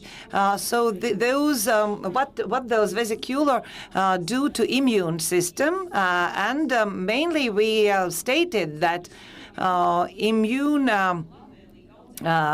cells could work as suppressive cells, somehow diminishing the cancer, not by oppressing immune cells, but the contrary. Now, this is a simplified explanation, and we reconfirm that yes, this information that cancer is sending out sends that the message that cancer wants to survive in one's organism. Also, our studies show that those vesicula produced by cancer cells are stimulating progression of cancer, the growth of cancer. With the help of vesicula, cancer cells communicate between themselves, and if those cancer cells that have been in bad circumstances, in not so beneficial circumstances, for example, lack of oxygen, they survive through vesicula. They inform other cells and prepare other cells for those unbeneficial circumstances. And what one cell learned, other cells is being informed of, namely of those less favorable circumstances.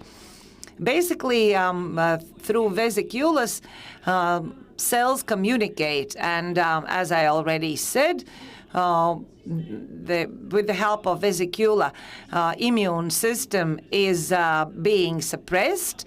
Immunosuppressive environment is being created. Immune cells cannot suppress and fight cancer cells, as well as they prepare environment for cancer cells. When cancer cells travel to another place in one's organism, they have already very good grounds prepared for them, for their growth. Thank you very much, the taxpayers of Norway. But now the story, how it ends, about your conclusions, whether we can apply your conclusions in real life. Can we target the investigation, the diagnosis of people, also the population of people that has to be tested? One more thing that I wanted to mention, practical functionality of our study. The second thing is whether by the content of vesicula we can diagnose cancer and severity of cancer. Our conclusion is the following. If we can discover RNS molecule, then we can establish the existence of cancer. But whether it is clinically proven, not at the moment. But why? Mainly because the mixture of vesicula from all organs is very complicated in our organisms. And it seems that proportionate content of cancer cells is relatively little. And there is a group of patients where we cannot discover RNS molecule that could signify the presence of cancer cells. So we understand that we cannot analyze the whole mixture of all vesicula, but we are now looking for specific markers that can be eliminated from the blood tests, namely where we can discover only the existence or presence of cancer cells. So your study is on its way to prove that it will be possible to diagnose. Most probably is the answer, but it's a long way to go. Okay, let's fantasize, taking into account the title of our discussion, how it's going to look like when you will finish your study. Do fly in your imagination. So the thought was the following. Let us first of all take the material for tests, for example, urine test, which will be in a non-painful way, and thus we could submit it for DNA analysis, DNA test, and then we can analyze it and come up with a real test. Okay, what is your vision? What we are working on, for example, a microscopic test tube where we can place a drop of blood or urine, and with the help of this little device, we see a picture or an image that can be photographed with a mobile device. And this device works as pregnancy tests, for example. And with the help of this little device, we can establish whether, in this example, in this sample, we can discover cancer cells. Whether the patient has or doesn't have cancer. It's easier than forecast weather conditions. One can do it at home. One device is needed. We photograph it with our mobile phone without leaving one's home. We send it to a doctor, and everything is clear. But you have to distinguish one thing, whether we talk about a patient with a known diagnosis, which is in need of monitoring and in need of a better and more convenient way to live with one's disease. And there, I agree with mobile application. But if we talk about first-timers, first-time test, first-time patients with doubts, he has a choice whether to go to the doctors or he will take a device and does the test. So you are more saying that for the first time it has to be established by a doctor. The presence of a cancer has to be established by a doctor, and only then you can monitor yourself with the help of device. Kaspars, what do you think about it? In 10 years, if a patient discovers at home that he has cancer, meaning that there has to be a surgery, which might mean impotency. It's not what is happening. The surgeries are not being done without in-depth tests, histological analysis. No surgeon will perform a surgery based on a drop of blood in a device. This is just a mechanism that might help the doctors to combine it with other methods, be it a prostate cancer, which can be diagnosed with MR. You can actually look at the pictures, at images, whether this organ, prostate, is enlarged, also the severity of the cancer, whether it's aggressive or not. in a less aggressive case, the person might live with his cancer the rest of the life. And if there is a presence of biomarkers and the cancer is more severe, then it has to be surgically removed. But one also can see at which place the needle has to be placed in to come up with the most certain diagnosis, the best outcome of a test. This will be just an integrated solution, like an addition to other methods that will be used. It's not just everyone is going to be placed on a surgeon's table after a drop of a blood. So yes, I understand that this is just a help for patients and doctors. Kaspars, do tell us, how is it in Latvia about diagnosing certain diseases? Speaking about prostate cancer, it's being done with a PSA test, which is by no means precise. And if there are deviations from the norm, additional tests are being performed, either by biopsy from certain places of prostate. They are being analyzed.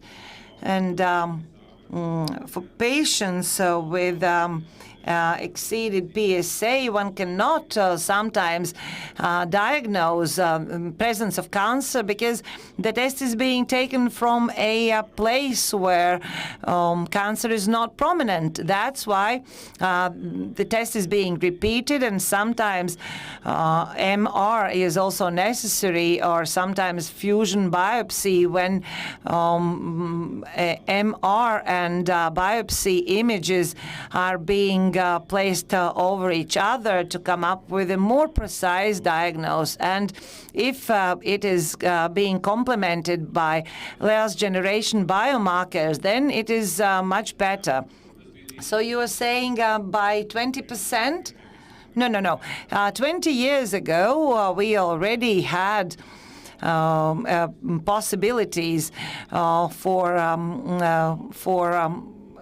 MR, but like 10 or 20 years ago, it was invasive and procedure, and it is still being done because doctors are trained to palpate the lower part of the abdomen.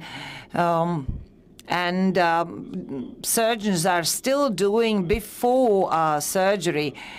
I as a radiologist also prescribe or suggest to do a manual test because there are conditions where the indicators are quite the same, and you cannot say for sure. That's why we need new large generation biomarkers.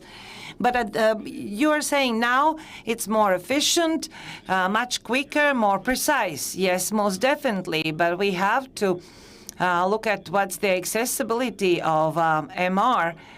Unfortunately, there are queues, especially if we are talking of state-paid diagnosis. How many men are waiting for too long? It is difficult to say, but very often there are very many first-time patients of cancer that has been when the cancer has been discovered too late. So human factor, when a person doesn't feel well, when the person is tired. When a person is tired, it is too late. That's why we need to do regular checkups, especially for men for prostate cancer. I have a dream that maybe the fatigue is due to some other reason, and we can take our small device, small tester, and it will actually tell me which specialist I have to visit. What you as a doctor could wish for in your work life in order for the patient, for that young person or not so young man to get diagnosis as quickly as possible. I would want a complete scanner of a person or a mapping of a person where you can see the changes of organs, discrepancies. So we could start with less invasive methods. MR is very, very good, where we can scan a person from head to toe. And if there are significant clinical changes, then we can react. It would be good that MRs could be placed in gas stations where the tests reach my doctor, and the doctor will call me and say, you have to see me because there is a deviation from the NORV. I think it will be present one day. This will be happening one day. At that moment, you will not fill in the gas. You will rush to your doctors. But why gas station? I, as a patient, as a person, I will go to sleep, but the bed could tell me what I should do in the morning, whether I have to visit the doctor or not. Maybe I don't have to visit the doctor because everything is going to go on remotely. In the future, patients will be even more and more, as the doctor from the audience said. And all around the world, the number of doctors is decreasing. So we have to come to aid with devices as well as artificial intelligence. We are going to talk about that. How do you describe your generation? First, second, or third? Do you know what is fifth generation? Do we have anyone from the fifth generation? Fifth generation is robots.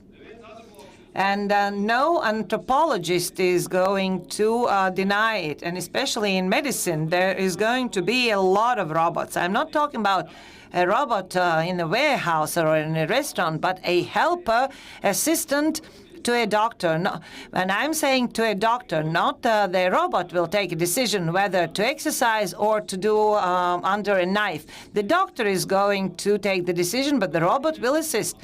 Can you live with that? Can you live with the fact that your assistant is going to be a robot?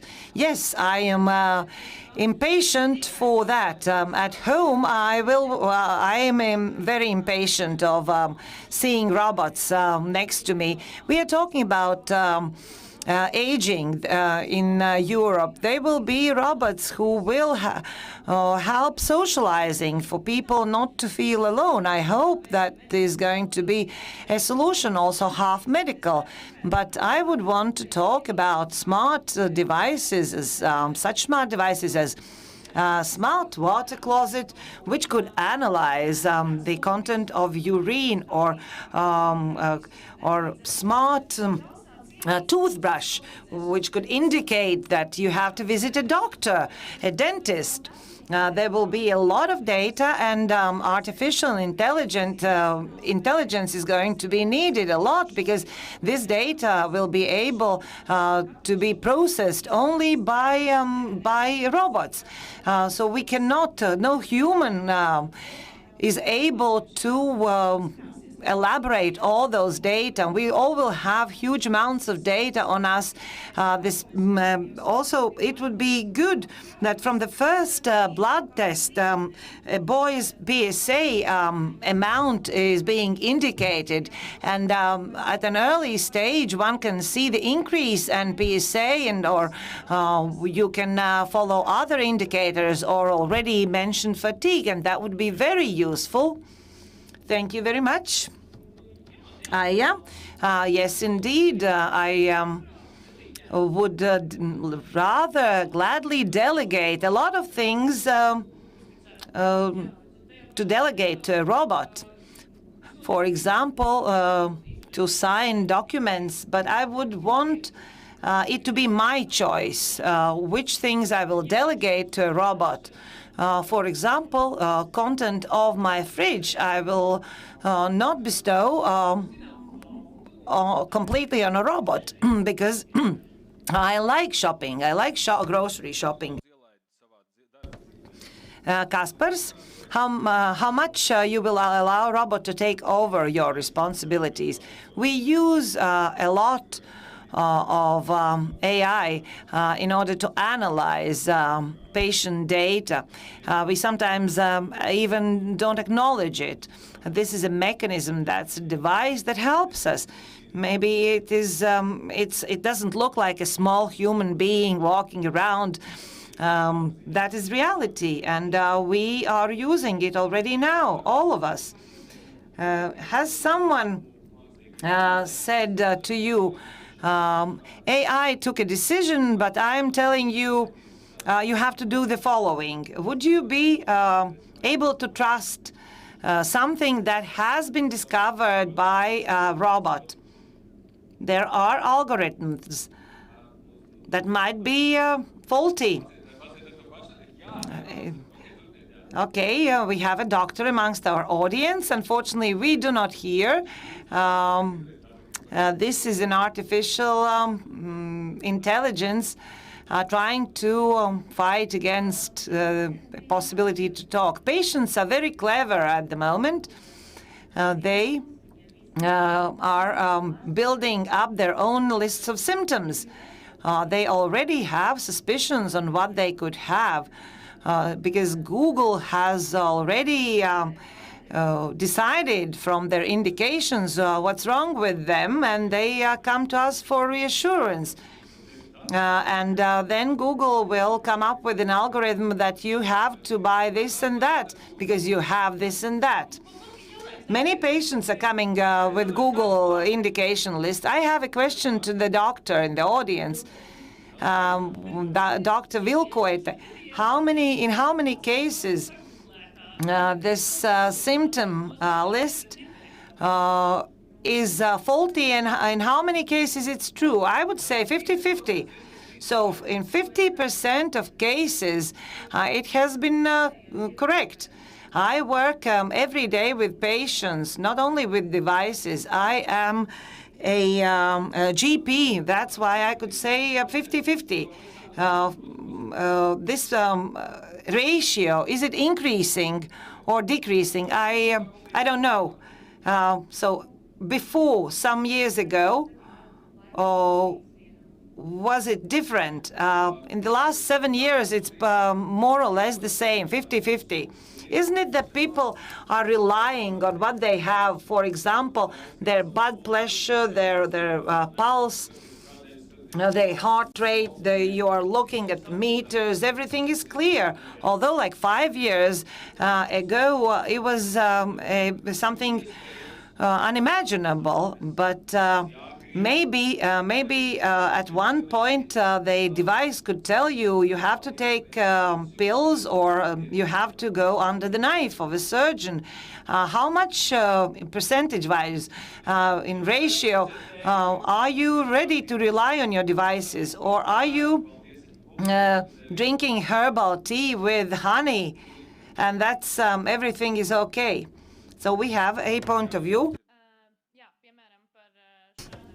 Speaking about those devices, I myself am following my heartbeat and intervals, but it is important to understand that it might indicate something. But for me, it is important to have a point of view from a real person, from a doctor. It is or is not, because those devices, which will become even better when developing, but I believe at this moment we are still living in the age or era when we have to visit the doctor who will be able to help us what is needed for me. AI will not be able at the moment to decide it for me.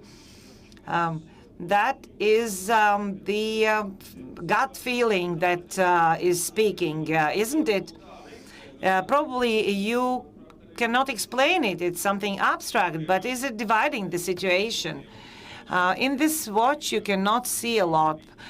For example, you can see the discrepancies of your blood pressure or heartbeat, but the presence of cancer you cannot not see in a watch or a device. If you have a lung cancer, most probably you will hear and feel it when it's too late. Don't tell about my medical history. I am engaging into sports a lot. But at one moment, I am looking that I am too slow. I am too slow now. Speed dynamics, it is decreasing. I am tired. I am losing sleep. But in life, I am okay. I'm calling the doctor because I'm about to turn 50. He says, come to my clinic. I am visiting the doctor. The first thing that he does when I showed my blood pressure and heartbeat, he did everything what we talked about with simple tests and also with a palpation of lower abdomen that you talked about. That simple physical test, not blood test or something. Yeah, the doctors can be asked questions. Prepared patient helps doctors. We are talking about data, algorithm, patients themselves. Overall mixture of that, clever mixture of that helps doctors. Also robots that might help doctors to diminish the time of visit. The doctor can economize a lot of time. Will you agree? Yes. Especially if it's electronically, if one doesn't have to read through pages and pages. Because for a visit to GP, the time is limited. Very many people come with a long history of their health. What is that? A summary? Is that a summary? They test results within a year. There you can see specific markers. For example, some indications of increase of certain levels, but then the doctor compares the data manually. I have heard of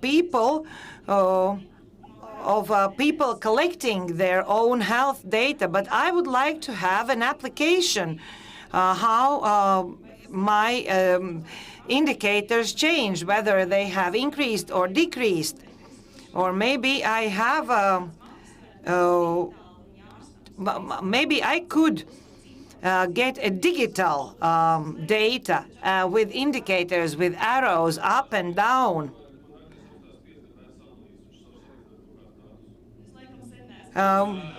Already now, doctors can compare the data, for example, for pancreas indicators and markers. You can download certain tests, but there is not a curve where we can follow an indicator. But when you enter my health data, my veselības dati, so you can obtain the data for a certain time in a certain situation, but at one point they are placed together in a certain box, and they are being summarized, and this data, when sent to the doctor, can see overall picture, also correlations, indications, nuances, increase, decrease of certain markers. And this is our platform. But prepared patient remotely can send this information to the doctor, and then the doctor in a chat, in a video chat, says, you have to visit me or you don't have to visit me. Dr. Vilkaita, when those 50 Google positive, 50% Google negative patients come to your practice, how do you deal with them? How you persuade that person that everything is okay? You have done a lot at home. You have done your homework. But let's evaluate critically your indicators, and I will do it for you. It is not so easy. You have to look at all the indicators. Also, health. If there is a 20-year-old patient, I am not going to talk about and think about some intestine cancer, but if the person is 50 or over, then I might send to certain tests for to eliminate intestine cancer if certain indications are there. Also, family history. I like what you've said. Let's raise your hands. We will be discreet. Raivo is not going to film that. How many of you internally have gone to the doctor? You know what's wrong with you. You have read in the doctors, and the doctor says, no, it's not true. And you think the doctor is stupid. How many of you have already experienced that? I don't know whether Google is an AI, but what data you have, thank you for being honest. You have done that. Yes, you have been in situations where you trust what has been written online or what correlates with your situation and not to the doctor. Yes. How often you encountered those people when people are relying on data that they have obtained from AI or maybe from magazines or data that has been misunderstood? How often do you have to say, no, it's not true? You have to look at the source of information. Google is not the only place where, or not the place where you have to look at scientific literature for the scientific literature. People are not reading studies. Google is very often yellow pages or gossip columns of medicine as well. Where all kinds of under-the-table remedies are being promoted. So that's why it is very important if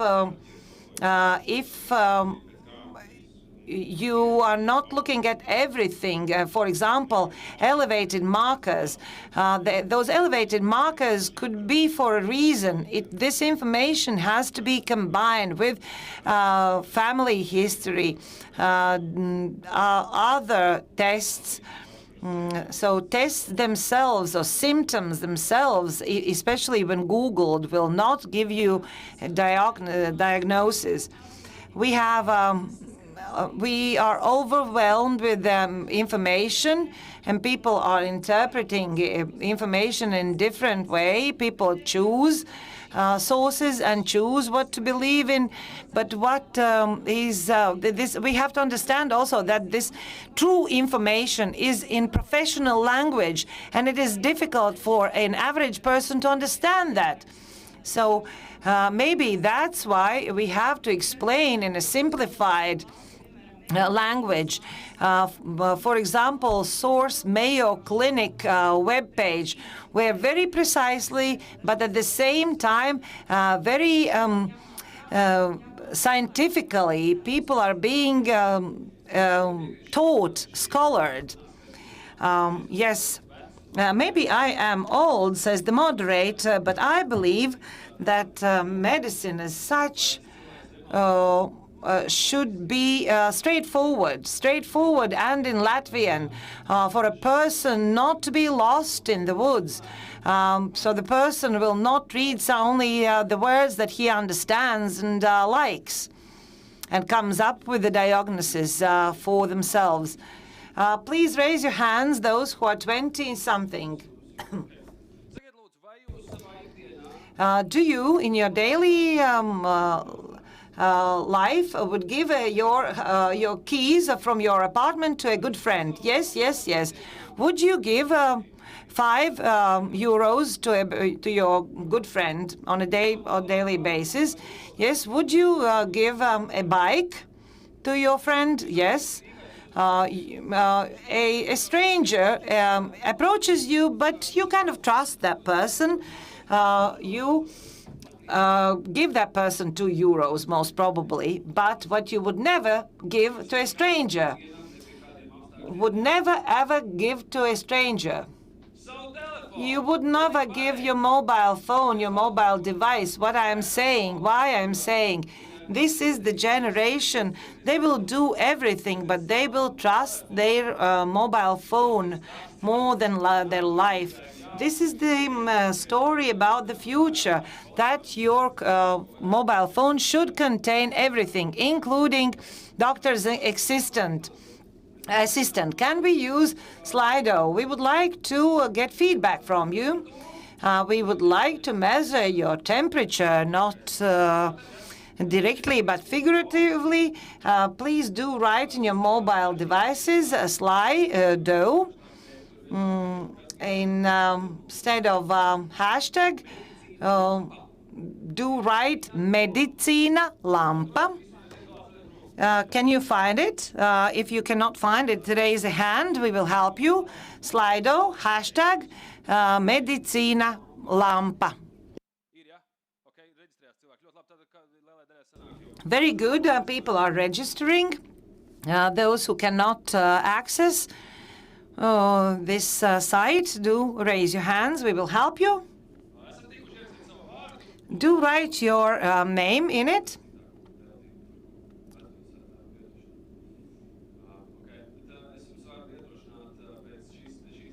I encourage you to go to technical universities. They have drinking water. They are distributing drinking water. And now a question very simple. How do you evaluate the development of AI in medicine?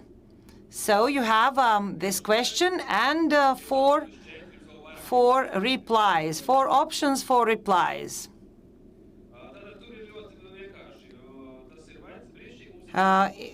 Good. I like this thought, but it can have bad consequences. I think that it will bring more worse than bad than good.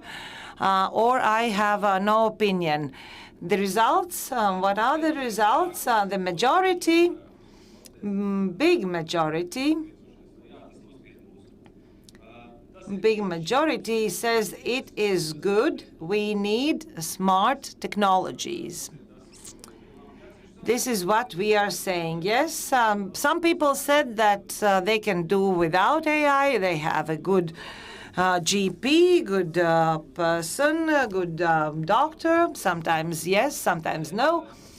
Gundar, can you just tell us a ready patient which has already done his homework, has a lot of data, is it good? It's good. And what is your vision about technologies, existing technologies in the market, not the ones that we are dreaming for in 10 years, but what is there already now? At the moment is something that we have discussed already about. When submitting blood for test, The patient can not only receive information on PDF, also one can see dynamics. Also, one can compare. There are curves and algorithms and arrows for patients' information. If the indicator exceeds or is not enough over the norm, the indicator or an alarm is there. And the patient understands what it means, what is wrong, and what is the solution. Which doctor to see. The algorithm can already add information on which specialist to see. This is already today. This is there. This is now. What all the IT specialists are now trying to do. All the data that were stored in servers as data, as archive data. But as you know, a doctor cannot go through your data for a long, because it takes a long time. But now AI or algorithms can go through your data and give the doctor only the essence, only the content, only the pulp for him or her to take a decision in a short period of time based on your tests and your history. Whether this system, those data conflict, medical system as such, no, it is not. So this system goes hand in hand with overall medical system. Yes, this data is being processed, it is being incorporated and is in process. What is there to become of 2022? COVID. COVID even increased what we have. Namely, we are doing things remotely. Also, we can visit. Doctors' appointments can be done remotely. Have you been to the doctors remotely? Yes, there are. There have been people to the doctors remotely. So it have already resulted in a precedent. As already someone mentioned, the number of patients and also the number of decreasing number of doctors, as well as our pace of life dictates the necessity for remote doctors' appointments.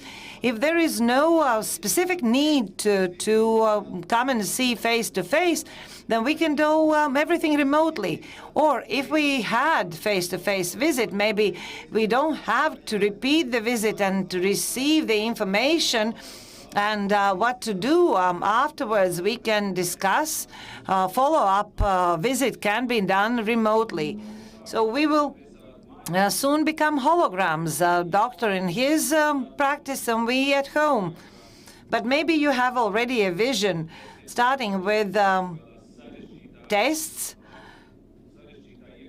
that can be performed by a difficult or technically challenging device, and even quicker forecast what is there to become. Already now, those devices that we already have at home, devices, if I may call them so, they are old. We have the thermometer, all of us at home. Maybe how many of you do have a measurer of blood pressure? Many of you. Oximeters. Anyone having oximeters? Yes, many. Oxygen meters. Those devices you already have at home. Who of you has a smart blood pressure measurer already sending the data to application? One person has it. Okay. At the moment, those devices are maybe very expensive and inaccessible. In the future, they will be more accessible, cheaper, although at the moment they are not communicating with program. We can manually input information in programs, and algorithms can read the information. Because for example, what can you do when your temperature is elevated? Communication platform where which is helping doctors, for example, to monitor COVID-19 patients. It's a pilot project, but how we can make the life of doctors better.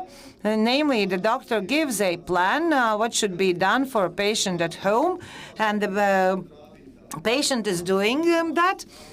And if the indicators are becoming critical from oximeter or from thermometer or from blood pressure measurer, then the doctor is being warned, and you can live peacefully, and the doctor can be at ease because he or she knows the indicators will be the alarmful indicators are going to be communicated, and in critical situations, the indicator will also say you have to call 911. Another question: are we responsible towards ourselves and also towards doctors? Because I have a hypothesis that technologies will give even more room for avoiding doctors and avoiding or looking away from one's own indicators, symptoms. We have to understand the significance of our symptoms. With devices, we will never be able to find out deviations of our organs from the norm. But we do have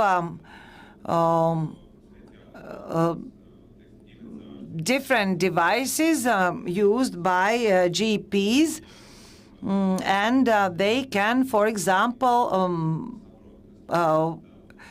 make an image of one or another organ and send to a specialist. And those devices will become even more and more accessible. Our GP practices will be equipped with them, or we will even be able to do it at home. We can scan, for example, our brain at home using a helmet. Okay, very good. Very good. Using a helmet, but maybe I will have a roll-type device and I will be able to diagnose myself, for example, a pancreas deviation or something else. And I will send, dear doctor, I will send you the information.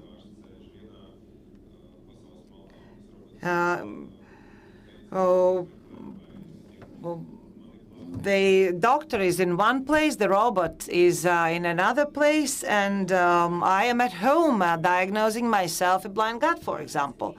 I hope that the internet connection is going to be stable, but what we have to think, we have to educate ourselves in technologies. Also, we have to follow our health, and we have to start early, when we are 16, 17, 20, and more.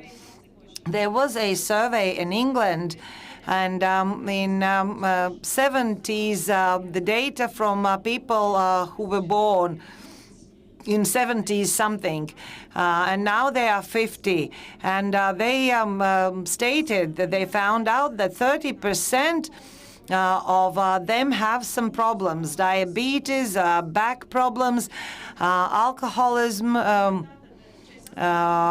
48 years of age is already too late. Those patients should have been monitored much earlier, and that could be achieved with the help of technologies. With those smart devices, we could follow our own health and notice deviations from the norm much earlier, thus not allowing for incurable chronic diseases to take over. I would like to add, those are two important topics. The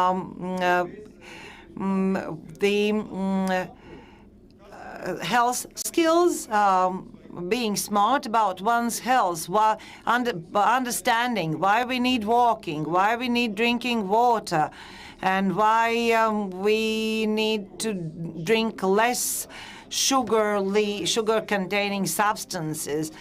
Those are all health skills, and those should probably be the initial skills should probably be taught at school. The earlier we will understand and why we need it, we will be more responsible. The doctor can do a lot, but if we will not follow the instructions, the results will not be achieved.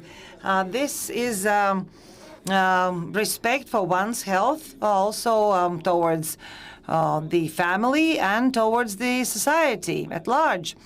Early diagnostics. Let's talk about it philosophically. If you knew, like 5 years ago, what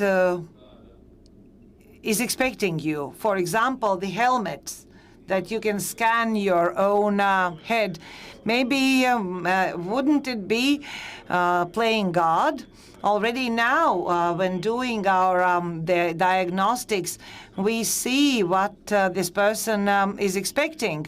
For example, spinal changes, maybe genetically or due to incorrect posture, and at an early age, these deviations can be observed, and they might progress later. Or, for example, we can see that due to some lung problems, the stents will be needed at a later age, or that muscles are less than necessary. We can already predict that in future years, in older years, a hip bone most probably will be fractured, and that person will be crippled. So that's why you have to take in additional calcium, potassium, and make the structure of your bones much stronger. You mentioned examples that are self-evident. Our backbones will be crippled, and old people will break their hips. But I am more telling about sensitive issues. For example, malignant cancers. The person is being told directly that you, not only that you most probably will be diagnosed by cancer, but that you will be diagnosed by cancer. Yes, that is true. That's why genetical tests are being performed, and for example, breast cancers or ovary cancers, and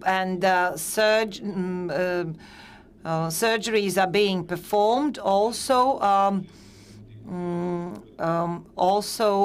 preventively, and this is the area which is going to develop, and together with early diagnostics, together with remote diagnostics, this is going to be our future.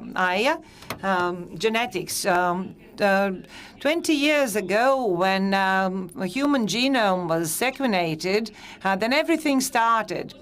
When genome was sequenated, we had a feeling that everything that we will be able to do, we will sequenate our genomes, and we will be able to say what diseases we will have at what age. Now we understand that it's not entirely true. And when you understand that genetic variations and factors are just one thing, and only a small portion of diseases can be explained. So yes, you mentioned breast cancer and ovary cancer.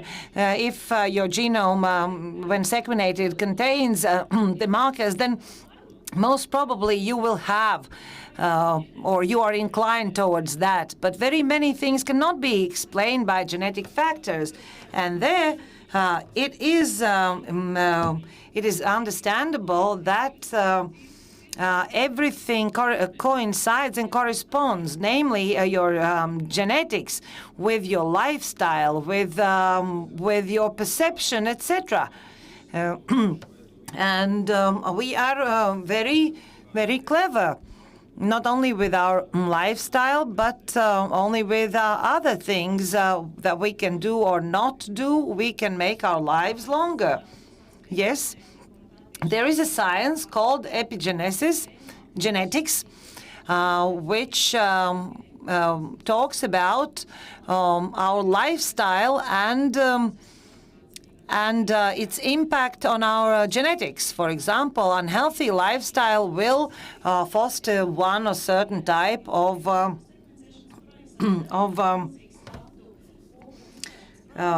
disease. We have now a project for 1 million gene sequenation. Estonia is very actively working on those genetic genome data. They have selected people with genetic parameters that might be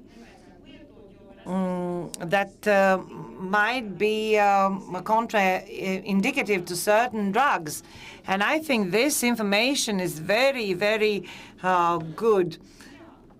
And when these data will be collected from 1 million people, we will be able to take out and study the data, and we will be most probably correlated to test data, to other information collected by specialists, health specialists. So last 10 minutes we are talking about an issue we asked at the very beginning, the Kaspars. Also for cancer, you do genetic testing, and the therapy or treatment is according to genetic tests. And the successful treatment is already there.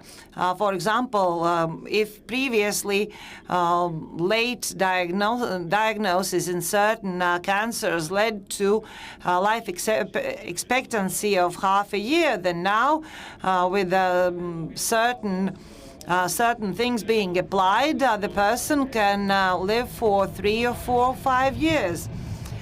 So let's wait for the train to pass. There is a background noise.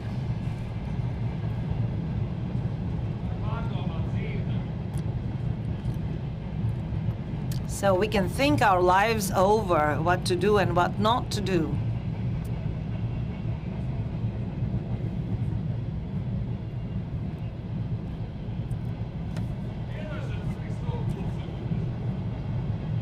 I am sorry about this silence.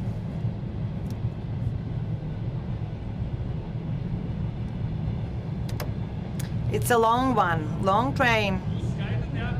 Are you counting carriages?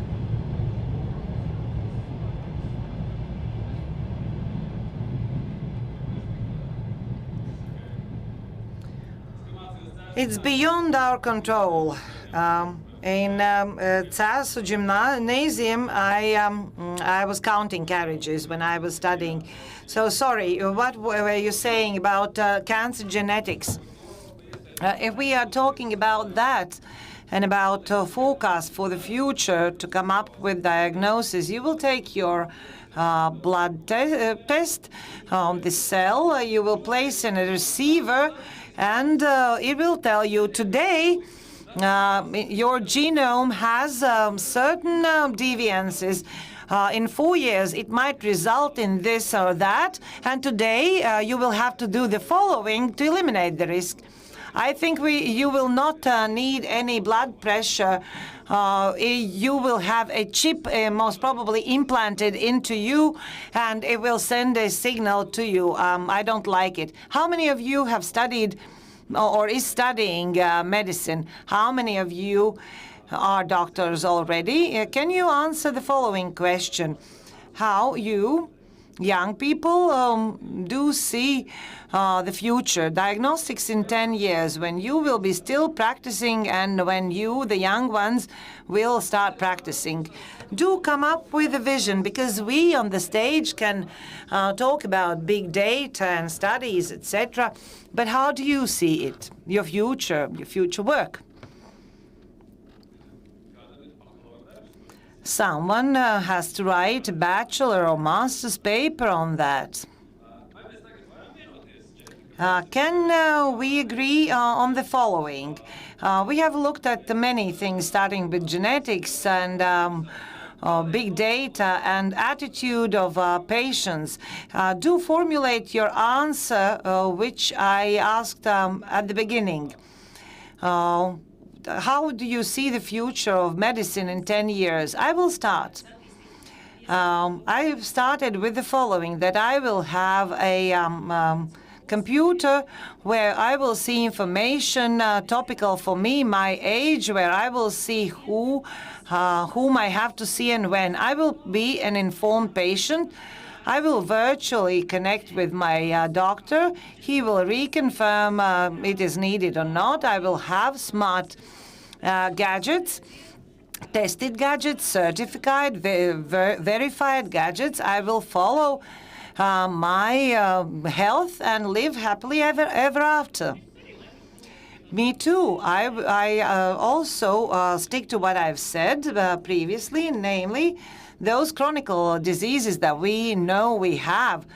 We will be able to live with them better using mobile applications, which will allow us to monitor the progress, the status quo of our disease.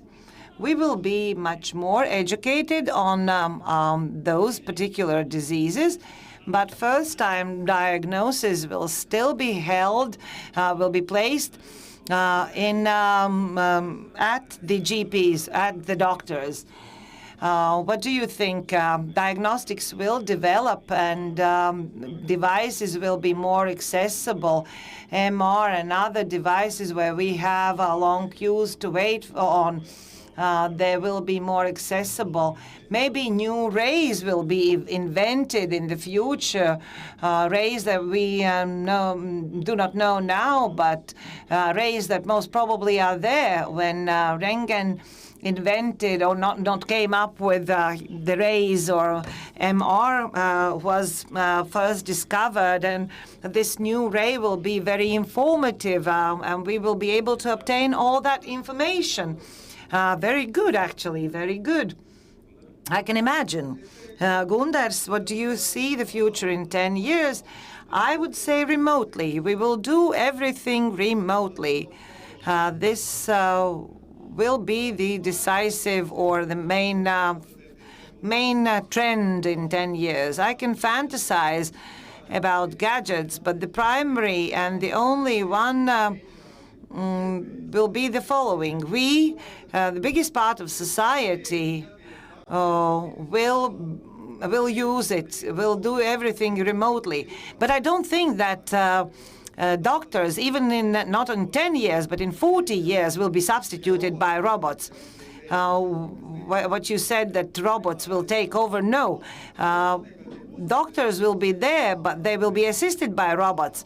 But most of our lives and doctors' appointments will be remotely. And the last question, and I will leave you alone. Would you want at this moment to learn what disease you will have in 10 years? You're shaking your hands. No, you don't want to know what you would like to fall ill with in 10 years. Teenagers said, yes, I want to know. Very good. That is intimate question, and sorry for that. I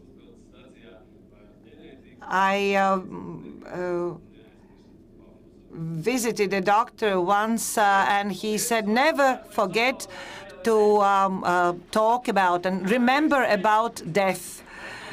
Memento moris. Thank you and applause to Gunters Razevskis, Tūna Riekstiņa, Aija, Līna and Kaspars. Best of luck to those who study medicine and let's not tell to the doctors, see you later, but let's say each other, see you later and enjoy. Goodbye.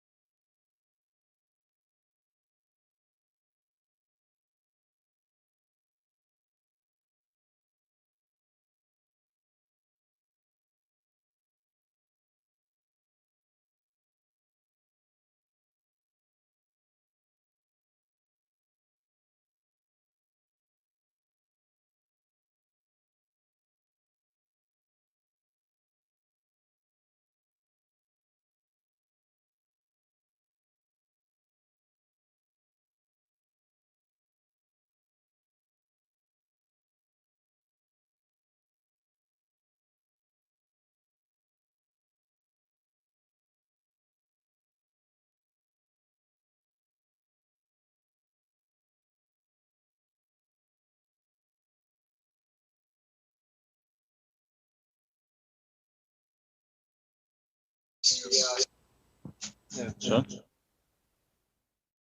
Viens.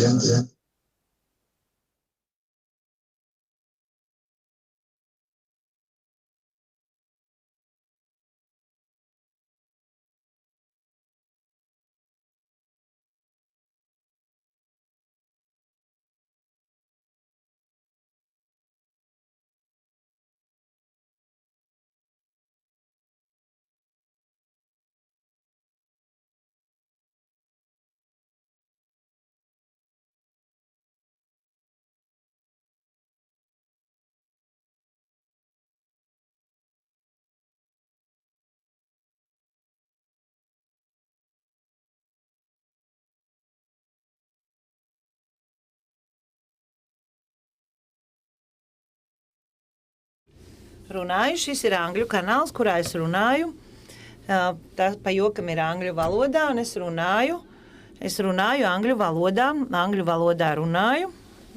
angļu valodā runāju no savas vietas, viss kārtībā.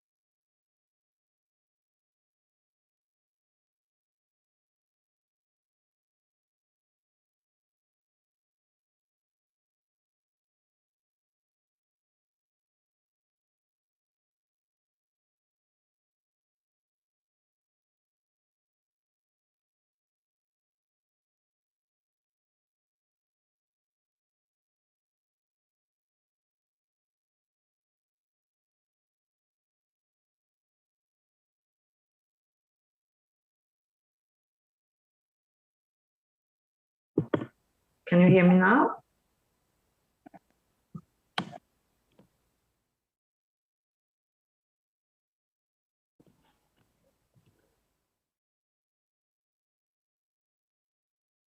Yeah, I think it's better just to go without the headset.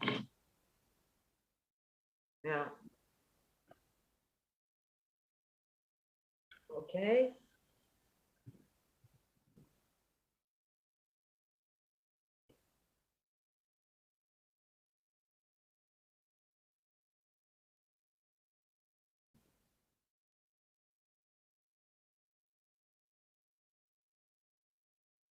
Okay, so it will be a simultaneous translation.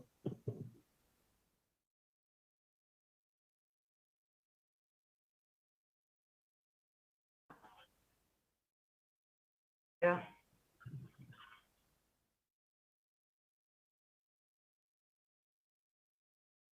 This looks perfect, so I don't have to have another window open with the YouTube now. So everything will be because now I see my face and picture on top of this time counter. So would I see the rest, the streaming and rest of the panel just below my own face?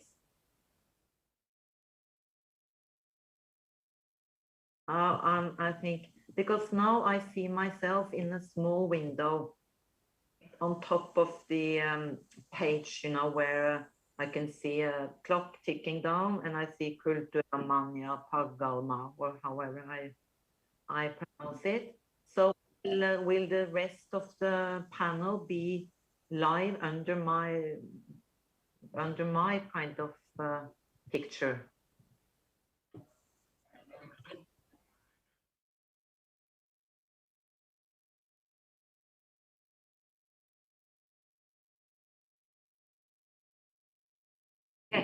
Yes. Yeah, I see it. Perfect. Yeah. Yeah. Yeah, perfect.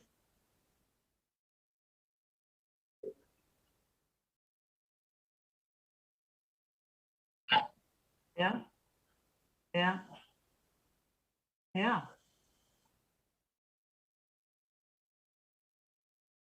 Yeah. Perfect.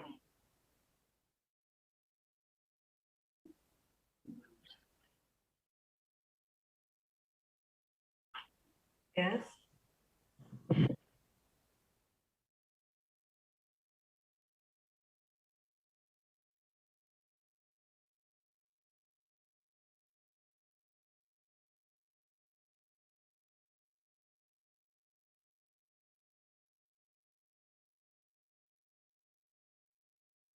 Perfect. Yeah, I see a man dressed in a red jacket. Is it you? No? Yeah, no, but it's in. Oh, it was a delay of my voice. No. Oh, hi. Great. Perfect. Yeah.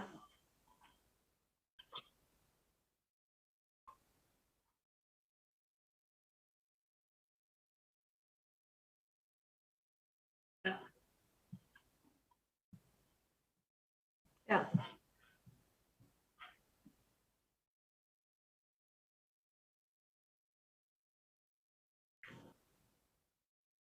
Yeah. Are there many people live there, or will it be audience?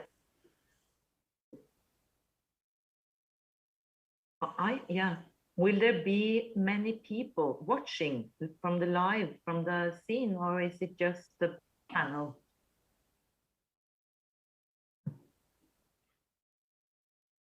Yeah.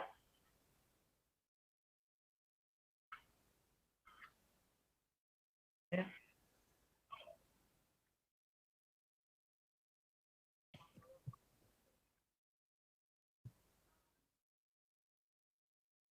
Yeah. Yeah.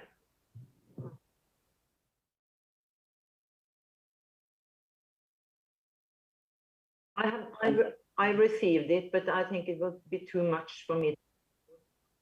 I have only one laptop here. My screen is in Oslo, and I am another place in Norway now.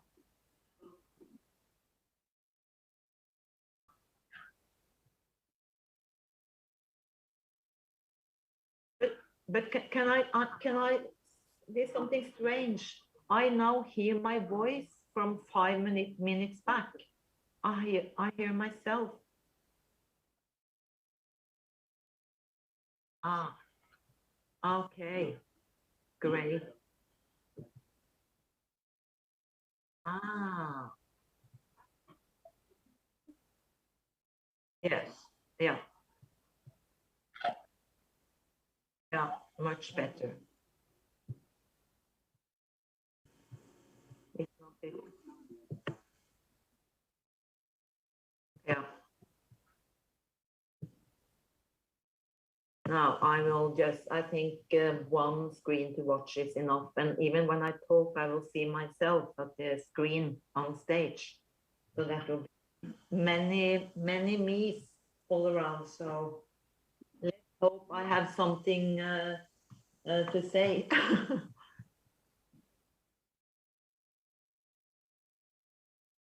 Yeah, perfect. It's in fact incredible how technology is really fully explored for the moment.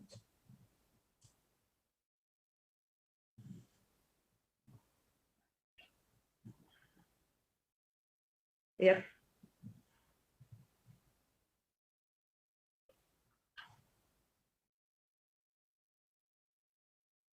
Yeah.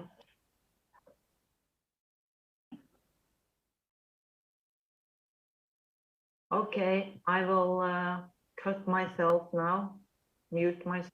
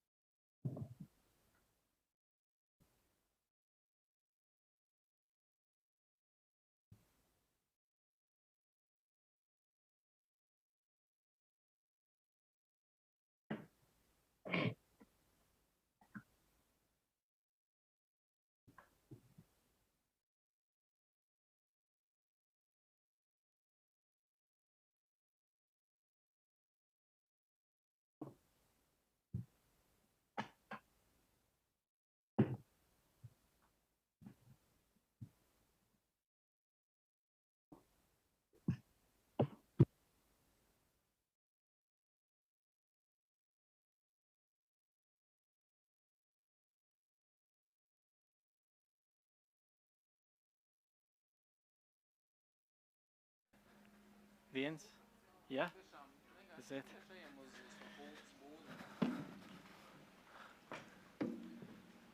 Labdien! Hello. Hello. Hello. We have full audience, but if you want to join, we will find a place for you. If necessary, we do have additional chairs. Most probably taking into account the topic of our discussion, namely the culture in my backyard, the most cultured people will take part in this event. People for whom culture is the main dish for breakfast, dinner, and lunch, and lunch and dinner. Culture makes us human and actually makes a difference between us and our little brothers. If a person is cultured, then probably he or she is a bit above the others. But all of that we will find out during this discussion. Because culture is not just a culture, but the culture is in my backyard. My name is Aleksis Andalāce, the artist of visual art and performance, will take part in our discussion. Miska Abaronin, singer, tenor, producer, and event manager, will take part. Also, Lelde Kristiāna Vozņesenska, program school bag of Latvia's Bureau of Latvia's centenary, as well as Ieva Niedre, culture producer, and remotely Asa Meyer, senior advisor of Norwegian Council of Norway, working with EEZ Grounds in the Department of International Affairs. Will join us remotely, Ase, as I said, Ase Meyer. And our discussion is also live streamed through LMT in Latvian. And if you want to find it in discussion in English, then you can find it EEZ Norway Grants webpage, as well as remotely through a LAMP talk show. You can follow this discussion remotely. We have our guests, participants here, but we invite everyone to talk. I will give you the floor when we will listen to your points of view, in order not to have only a monologue, but a dialogue. But I have gathered here the most knowledgeable people, knowledgeable on culture here on stage, but it is important nowadays to have a feedback with the society, because maybe we have found out something in studies, but the society is not at all interested in our studies. So in order to have a fruitful discussion, it is important to talk and to listen. If we tackle the topic of today, which I remind you is culture comes into my backyard, then I have to say that this period in our life, now connected with pandemics, the first thing that comes into mind and the first thing that was limited for people, they couldn't gather, and mainly people who work in culture area felt that, because theaters, operas, halls, exhibitions were closed. If there is no culture, we stop developing. And people tried to find different approaches, solutions, how not to be stuck for us, and how to bring this light of culture to people in order for them to develop. So let us start with the first step, namely, what has changed in the area of culture in connection with pandemics. So what changes culture has underwent, or culture that existed until March 1919, whether the culture is the same, with the same activities, same mission, whether the culture remains the same. What has changed? Mix. I will be the icebreaker in this event, and I will speak the first. What has changed? Everything has changed. And even now, although seemingly we are back to normal, we are face to face, but at the same time, we do not have the same culture as it was before, and most probably it will not return to the full extent so quickly. This is what I believe. I am a singer. I am singing to the audience, and until now, even today, most of the events are either cancelled or postponed, because this interim period when we have people vaccinated, non-vaccinated, it works, but not entirely.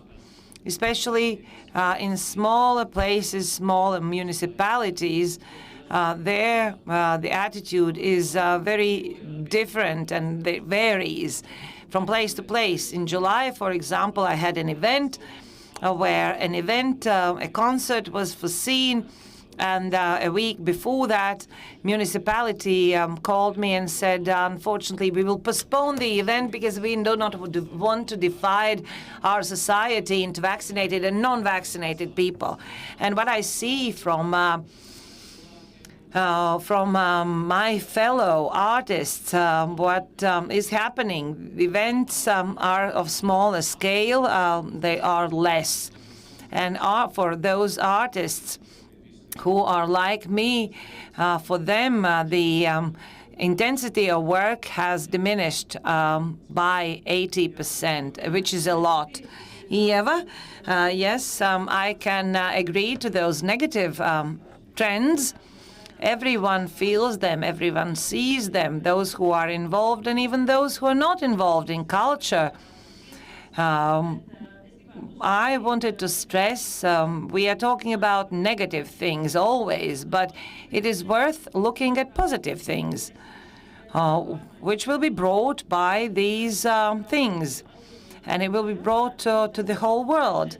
And answering to your question, Lampa is an outstanding example to those things. For example, like 3 years ago in this festival, it would be quite strange if our Norwegian colleague sits somewhere behind us on the screen, and we are so decentralized because usually we saw stages next to each other, many people in the big crowd.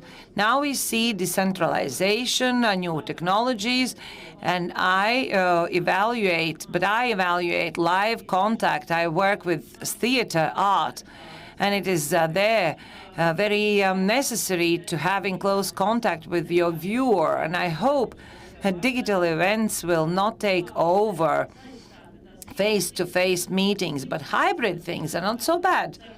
When we can talk all together like this, and the main thing is this decentralization.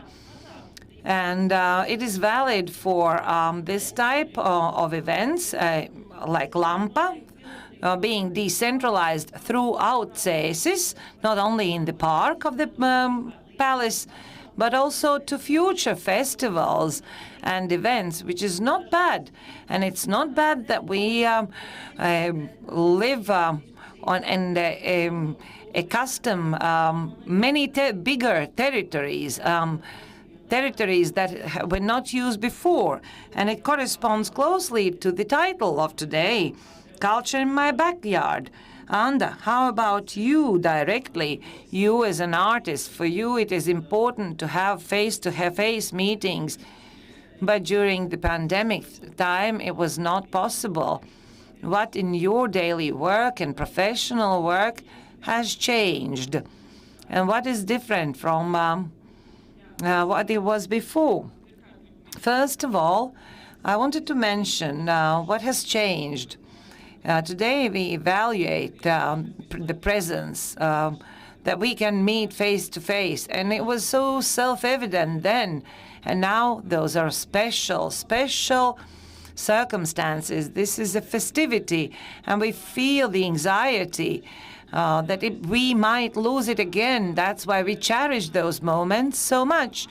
Today I'm going to stand in front of you not as an artist, but as Sanssouci curator, Sanssouci program curator. I'm going to tell you about this program. This is a program working with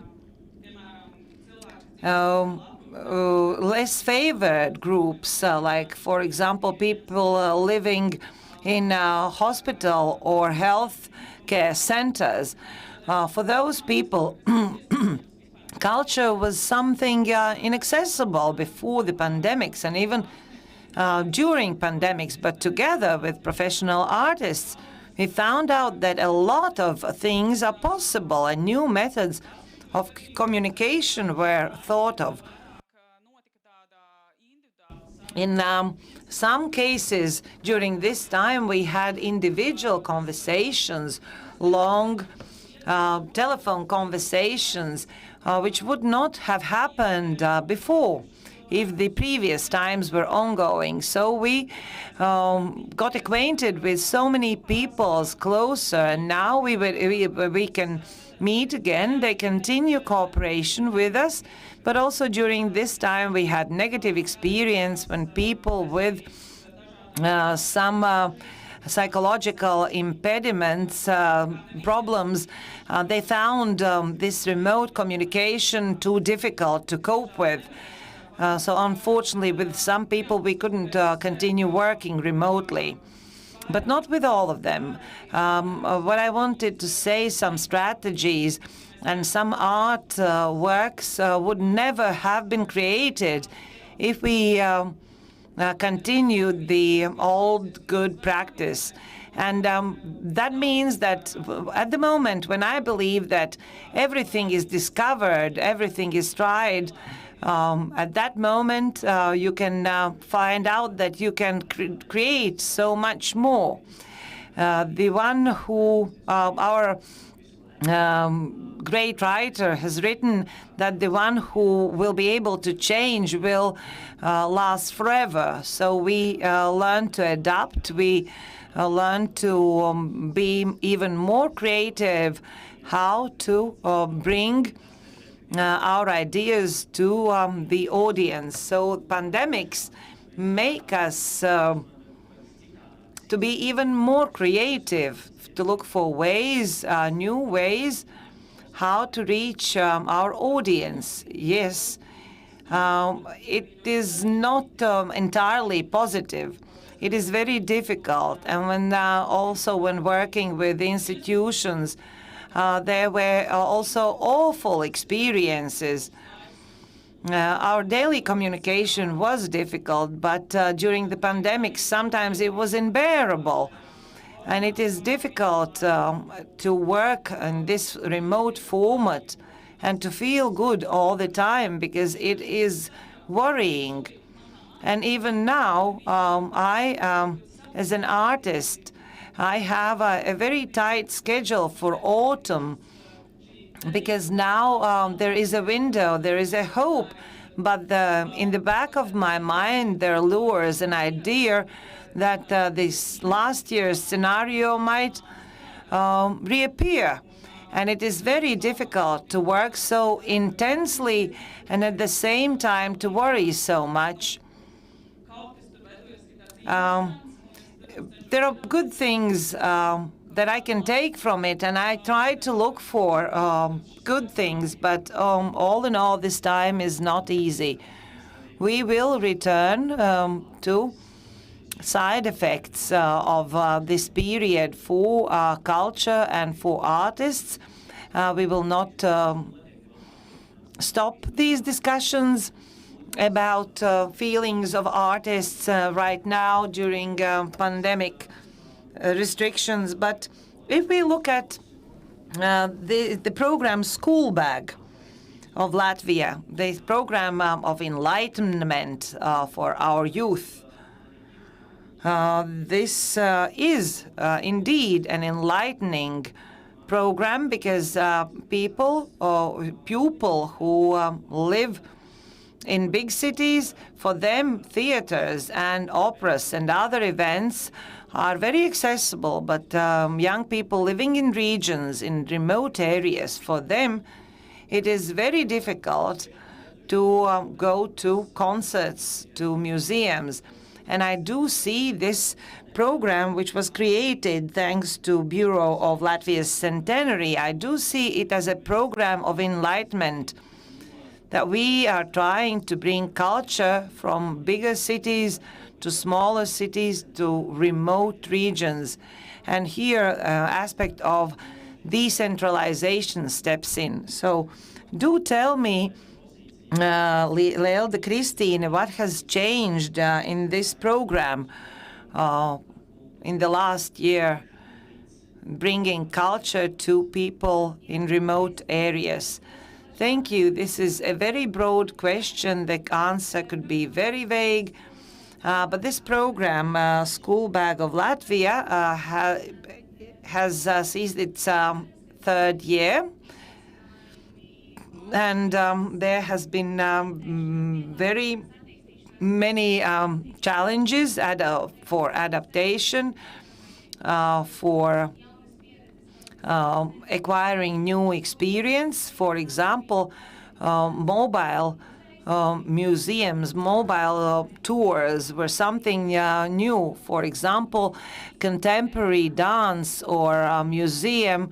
It was a surprise how it can be brought to school. Previously, we thought that this is just something like two actors or a pianist playing in the main hall of the school, but now it has changed completely. I would describe it as more positive than negative. Of course, it was difficult. And difficult to think how are we going to spend the entire time behind screens. But overall, experience is positive because cultural experience, whatever form and shape it takes, is a good experience. And what we do with this experience, it's our responsibility. Speaking about regions, within the framework of the project, we are trying to offer the culture in present, but at the same time, it is important that the person, that a pupil can visit a theater or an opera remotely, because we understand that not only first graders, but also fifth graders, they enter theaters for the first time. They have this experience of placing their coat in the wardrobe and then waiting for 3 bells to ring before the performance. And this experience is quite close to real experience. Artists are paying a great deal of effort to make it as real as possible, be it an art gallery or an art class or a concert or a theater. And this is thanks to creative thinking of artists as well as development of creative thinking of pupil. Because it's not a one-way street. It's not that only we will listen or will look at something, but it's also a reflection how people are creating their own discussions, theaters, shadow theaters, dance performances. I don't think that only because of the fact that the culture goes to the region, it loses quality. No, not at all. It is the same, but maybe takes a different form and shape, and it adapts a bit, but not the content and the essence, but the form. Thank you very much. I will stand up in order not to sit with my back to Ase. Ase, a question to you. How Norway, during the time of pandemics, how the pandemics dealt with or co-lived with culture and culture with pandemics. Has something changed? And if yes, what? You just heard the experience of Latvia, but we are very interested in events taking place in Norway. Yes. Hello, and first of all, thanks for being invited to this debate and panel. I really wish I could be with you physically, but we have strict travel policies in my workplace for the moment, so I just had to cancel. And although technology is great for the moment, it's not the same as being there together with people physically. for sure, and this is the most important. In fact, I am now in a small town in Norway called Arendal, and they do have almost the same kind of festival as Lampa. It's a festival of debates, discussions with politicians, and yesterday I attended a debate about cultural policy in the future, and also another one really interesting with the title, "What is worse for the culture in the future, the pandemics or the digital distribution of culture?" It was a really interesting discussion about how will cultural life look like in 2022, 23, 24. Because for the moment in Norway, like in every country in the world, we have mostly been distributing all kinds of culture and art through digital systems, which is not the same, but it gives a possibility. So I think it's really important to have discussions about the future, as when we wish to continue with the foremost digital cultural experiences, or do people want to come back to the venues? And in fact, the Art Council in Norway just had a survey asking people, it was in June, will you come back to the theaters, to the cinemas, to the opera, to exhibition halls, or do you prefer to stay with your cultural experience in your own backyard or in your own dining room or whatever? And most, I think 95% were positive about coming back to the venues. But at the same time, we have also seen, because technology has been there for years now, but not explored, and this explosion of the digital possibilities with the technology we have today in the world. Just me being on screen participating in your debate, it was like science fiction only 1.5 years ago. But it's not the same, but it gives also, as some of you mentioned, I think for audience, or maybe less favored people, low-income families, etc., who never had access to cultural experiences or events because it's too expensive. So in that case, it's more, maybe more democratic in the future to also have a distribution of culture, both digitally and also physically. Because I think when it comes to low-income families, like in Norway, going to the cinema, it's almost 80 euros for a family of 5 going to the cinemas, which is a lot of money. And now you can have a possibility to watch movies and even theater plays, etc., via digital platforms. But at the how to reach out to this less favored audience, because I think it's also about habits. Because if you're growing up in a family where none of your parents or families or neighbors are kind of used to go to the cinema or to go to the theater or whatever, then you don't really do it yourself.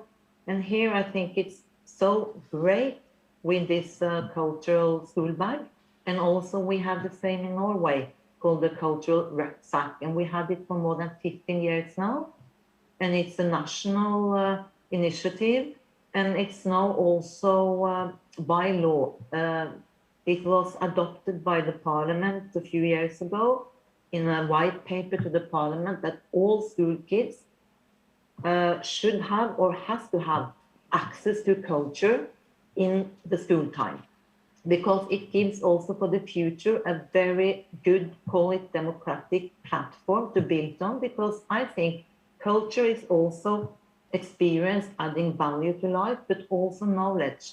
And if you don't know anything about this cultural world, I would say, then you have also less maybe understanding for democratic processes, values, also freedom of speech, getting used to diversity of expression and all this, which is, I think, really important in the future.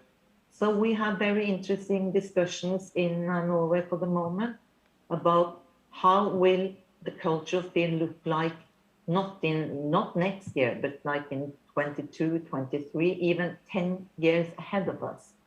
And how much will be totally changed. What has been also, because there have been many surveys and statistics now, and what we discussed yesterday is also many artists have had a big loss in income the last 15 or 18 months.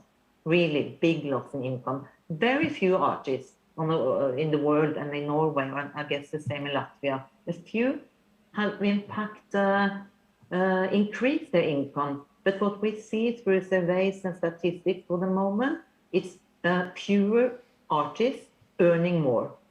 Same as we see through the digital platforms like Netflix and HBO, Disney, you see few owners get a big piece of the cake. And you will see many artists in all fields of cultural and artistic expression maybe will have even less income than before. And this is where the cultural policy debate is right now. But we have also had, of course, good compensations and stimulation possibilities during the last 18 months. But this is all this ad hoc help in a way, ad hoc surviving from month to month. But for the future, it will be interesting to see if this has even changed the structures of the calls. How should the programs or the calls for artists, for film production be shaped in the future?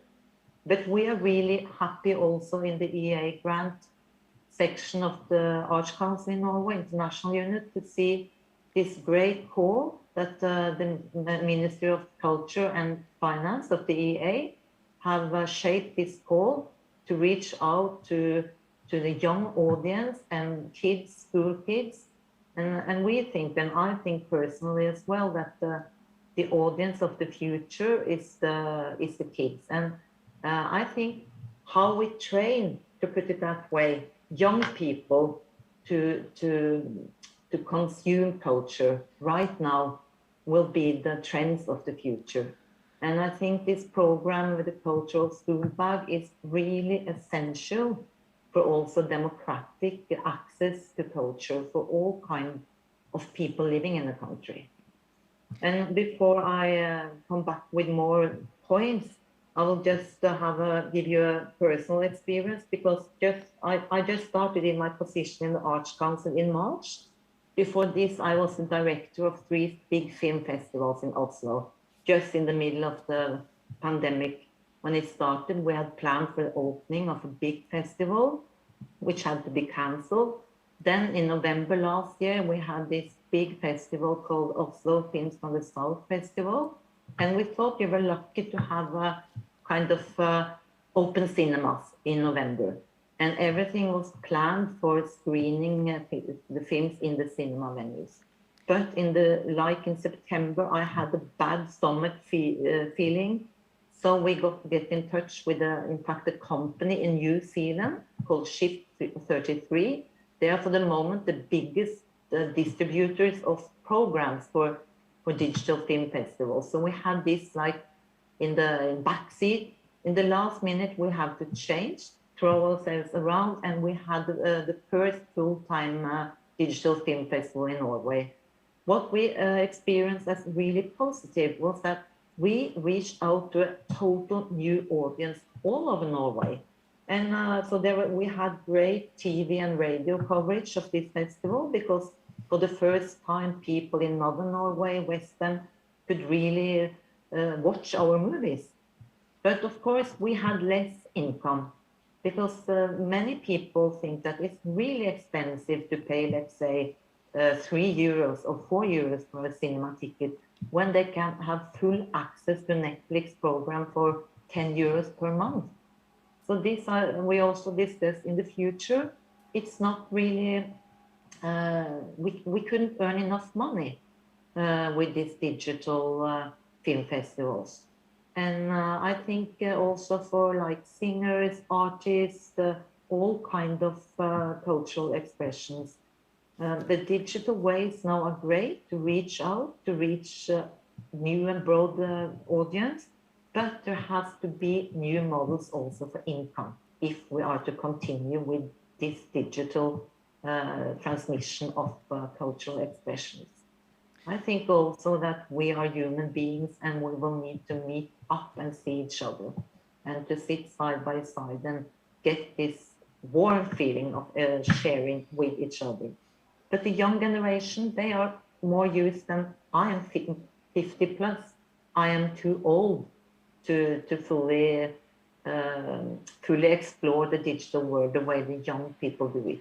They used to be sitting alone watching films or the visuals, gamings, and I'm not quite sure how easy it will be to get them out into the cultural venues again. Well, it was a long speech. I will come back to you later on, and please just also ask questions and inputs to what I've said. It was a whole range of things. Jā, paldies, Asa, ļoti tāds... Thank you very much, Asa. Content-wise,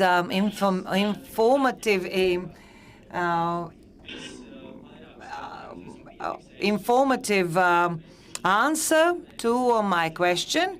I would like also to brood upon several aspects that Asya already mentioned.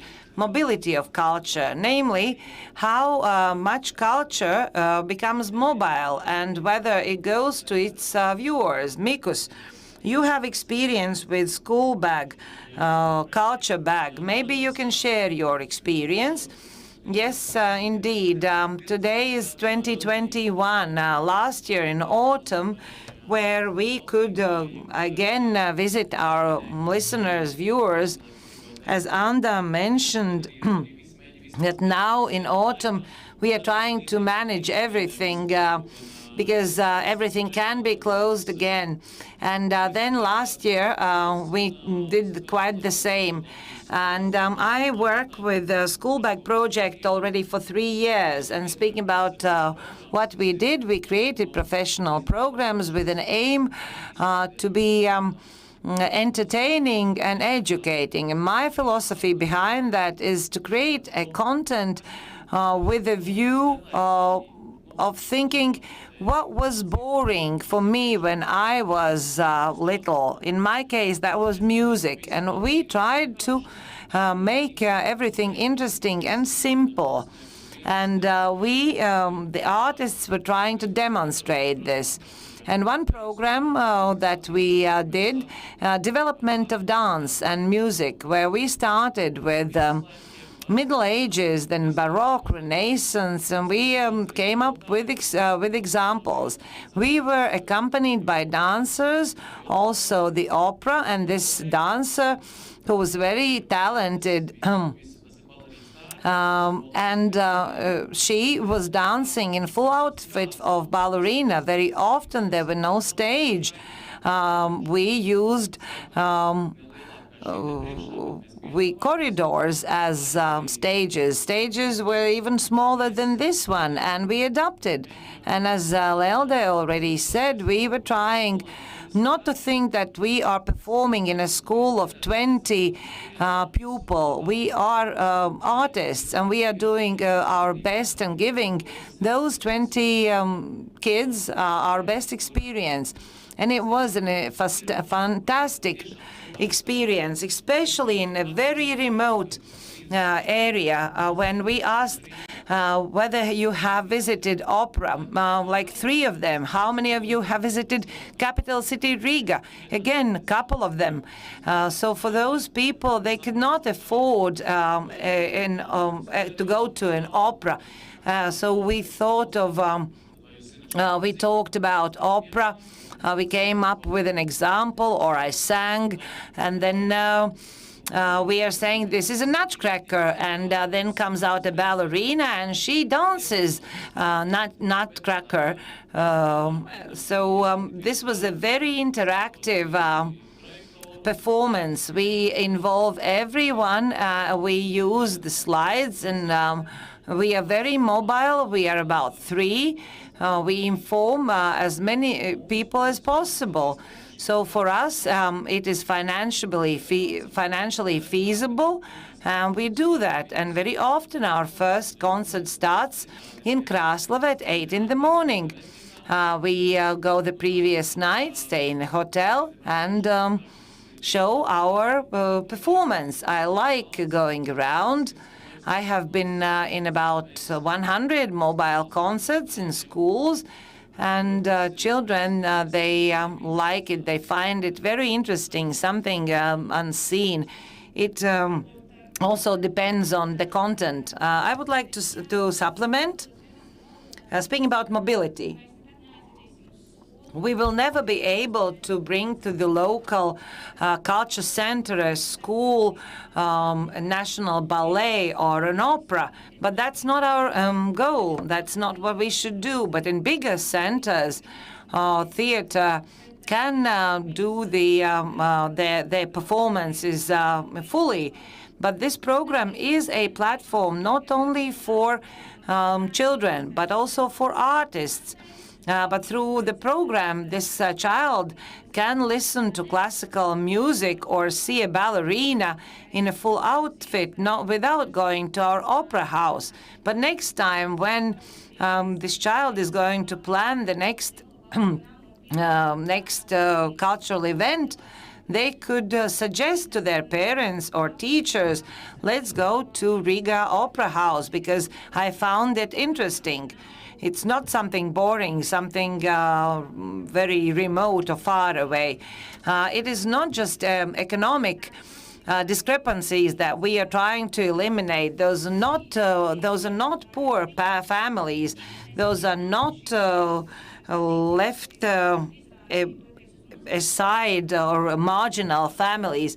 This is meant also for people, for families who could have afforded it, but this was not their value. And for the first time, those children were shown an opera or a ballet. This is for all types of social groups, not just socially excluded, marginalized groups. For example, we have a vocational student who is writing to us that I was watching a theater performance until 1 o'clock at night, or I watched a ballet until late at night.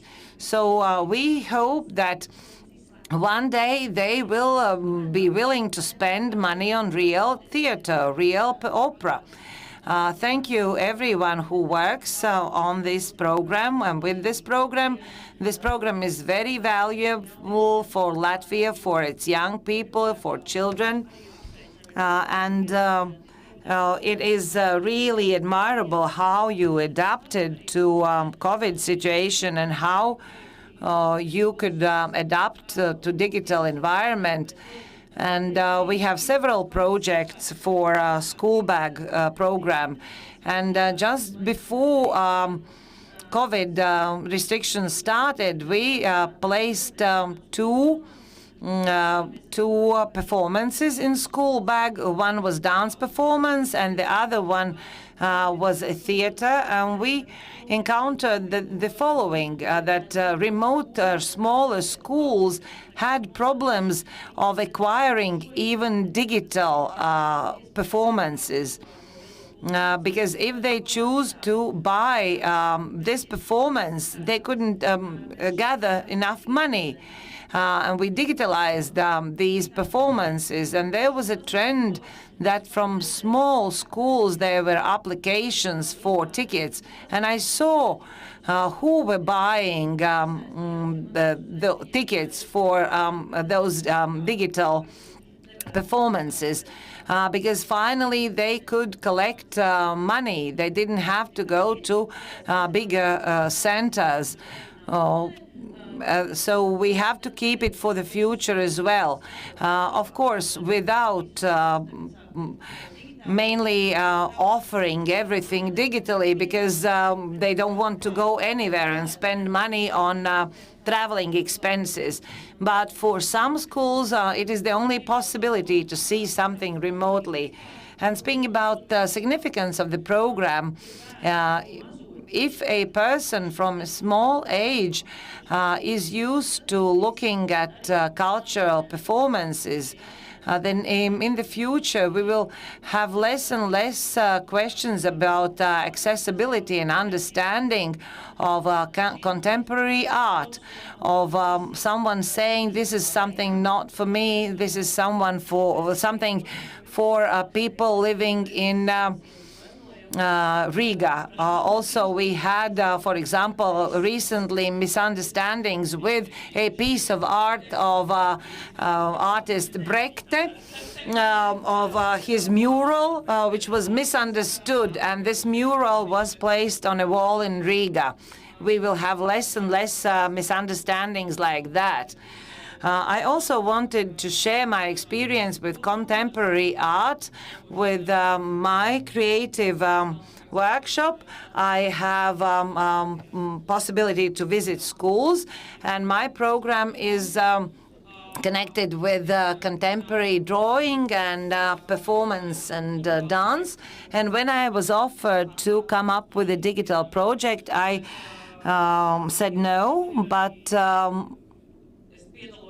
I take part in the project of drawing theater when which was created like 15 years ago.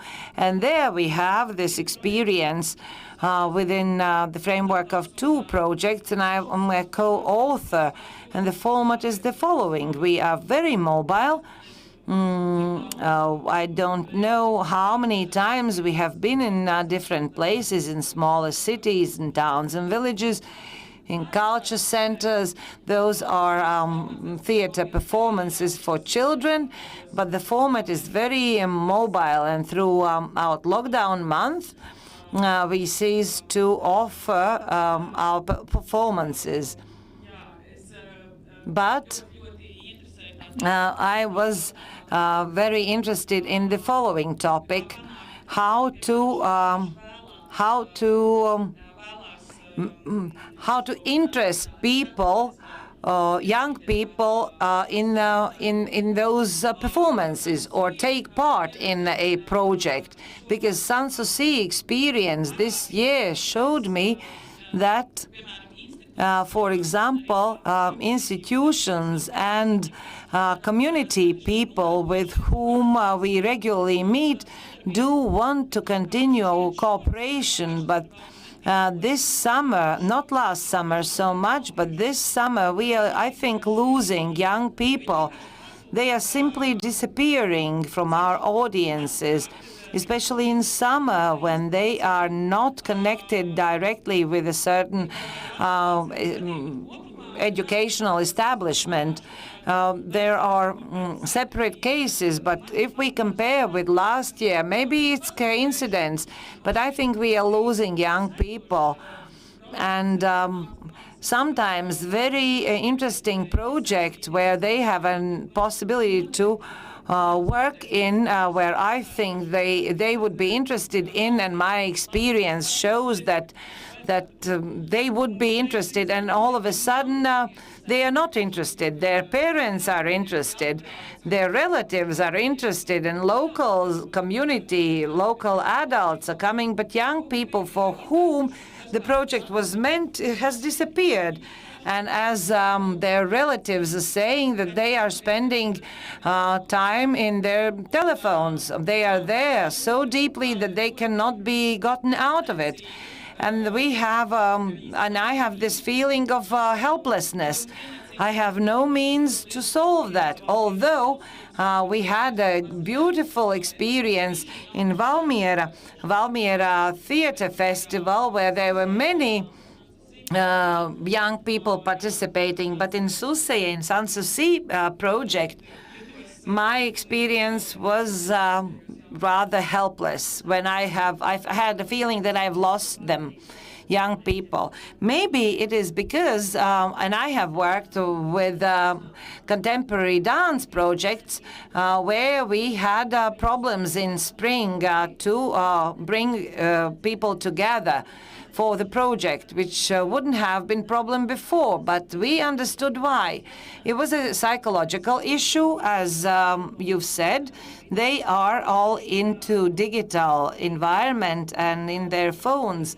And this is a tradition that was terminated, and it is difficult to get back. Young people are maybe lonely or maybe afraid. That is a psychological issue. They are afraid to go back to normal and go back to society and meet them. Very often young people learn about projects during their activities, but now there are no more common activities. And they are not informing each other. So we have lost this possibility of communication. So now, for example, a teacher sends information that there is such and such project, but they do not want to take part.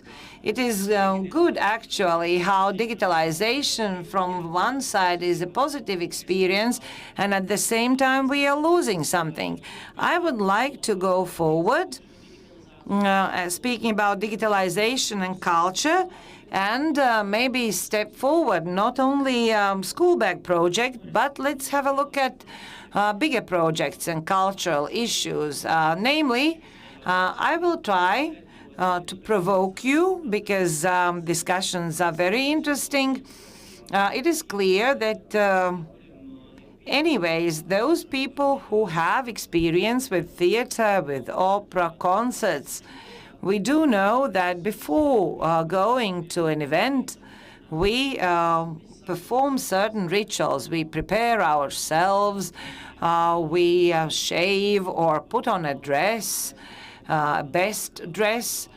We prepare physically and mentally to go to an opera house or another theater in order to meet the culture, to meet something that we've longed for so long.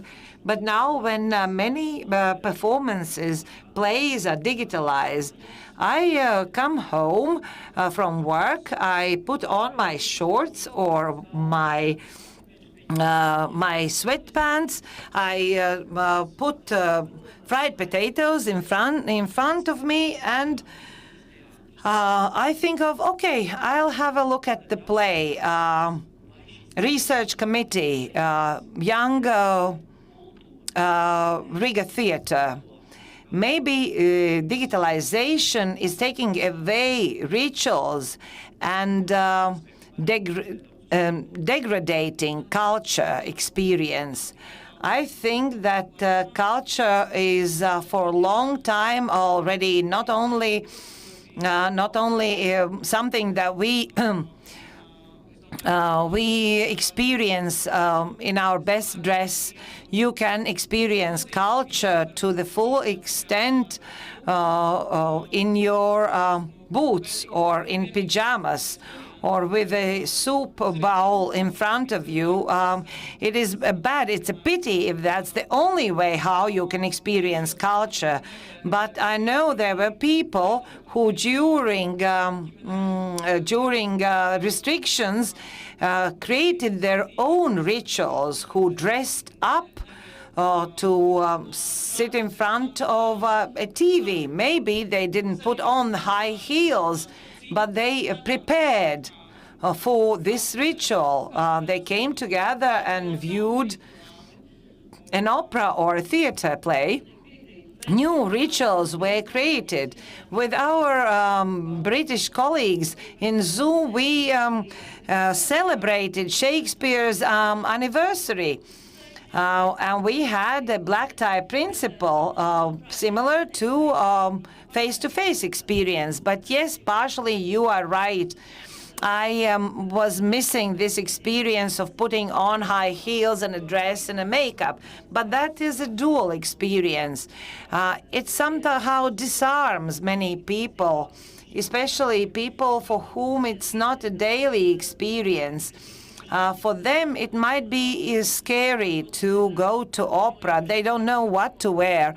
And maybe it is very disarming that the first experience can be gained at home, from the comfort of your home. And then you understand that this is something that I am interested in. And then I'll go to the venue place itself. I would like to add to what colleagues said, going to the theater or to the opera is something, a tradition that is existing for tens of years or even hundreds of years. And no one is saying that we cannot create new experiences or new traditions. Much bigger challenge, and I'm not talking about school bag experience, but digital experiences maybe doesn't make me responsible. I can eat my potatoes in my pajamas, but I need a ketchup. And whilst I run to the fridge, I miss something. I miss 2 minutes of the performance, and I'm not going to rewind it. So that makes me think how to live with this feeling of less responsibility. I have similar experience. I believe that during digital time, when performances were digitalized and shown on the internet, I think that viewing is much more careless. Watching is careless. There are certain things that I can only enjoy when being present. I don't like watching it on TV, darkened hall, especially theater, stage. That is something that asks for a present. If you digitalize a play that is meant for face-to-face, but if you create something meant for digitalized environment, that is something else. But I believe that digital viewing of traditional play is kind of less serious. How many people can watch Wagner's opera digitally? It can be something sounding in the background, but not entirely. It will never be the same experience. But I would like to say another thing. I have fallen asleep in the theater, and maybe and I have missed 5 minutes of a theater. I'm inclined to think that I'm not the only one who falls asleep in an opera or in a theater. And how to cope with the idea that I've missed 5 minutes, and how about comparing the same with running to the fridge for a ketchup? I also miss some minutes. But you mentioned Wagner's opera. I have an example from real life. My mother, which is a fan of opera, during the pandemics, she watched all Wagner's opera, and she was not introduced with earphones, so her neighbors came knocking at the door, saying that we do like Wagner's opera, but not at 11 at night. So yes, we talk about it from different perspectives. There are positive and negative experiences. Viewers and the people present, you may have and ask your questions or come up with your observations. But let's continue our discussion. And we already mentioned the following, that culture teaches us values. We start at an early age at school and go on. For culture, we need to prepare, to learn, to understand. It is not just so simple. Why I started talking about those values and that culture comes into our backyard. We do see very well that during the last weeks, one cultural object entered our backyard. Let us call our big city a backyard. We see one mural, and Christian Brechte, the artist, dedicated one mural to Gemma Skulme, and how much repercussion it had in the society. In social networks, there are so many comments or movements. People are talking about that. Everything is developing. So my question, whether the culture at one moment when I am not yet ready can enter my backyard, and what happens with me?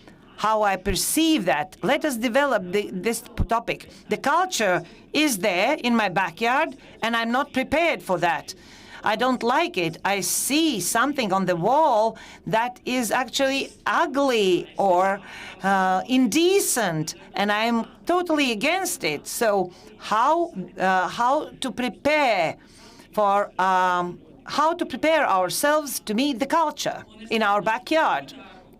Okay, I'm not going to talk about this piece of art, but about my experience, and not only about but other people, about Sanssouci Festival and well-being residences of Sanssouci, and Diana Kruse mural in psychoneurological hospital, how it started 8 years ago in a small village. In the territory of a small village, first chamber music festival was organized. Now it has grown into a bigger festival with contemporary art elements, and the organizers understood that there are no locals. Listeners from Riga or from abroad are overwhelmed and they evaluated, but not locals. When starting to look around, we understood that in this small village or small town, Aknīste, there are many inhabitants who are also patients in the psychoneurological hospital. All tickets were offered. Discounted tickets were offered for locals, but they didn't come because it was something strange for them. And we started talking to them, and many processes were started. We gave tickets. When giving tickets to patients, it didn't work. But worked the following. When they were involved as volunteers to help as co-artists or organizers, they earned tickets, and they were there as not participants but as organizers. And at that moment, they started liking it. And then we extended it to other patients, to employees and staff of the hospital, to seniors, to pupils. Thus, those processes were extended. And together, when working together for preparation on organization of this event, and artists of contemporary performances were coming from all around the world.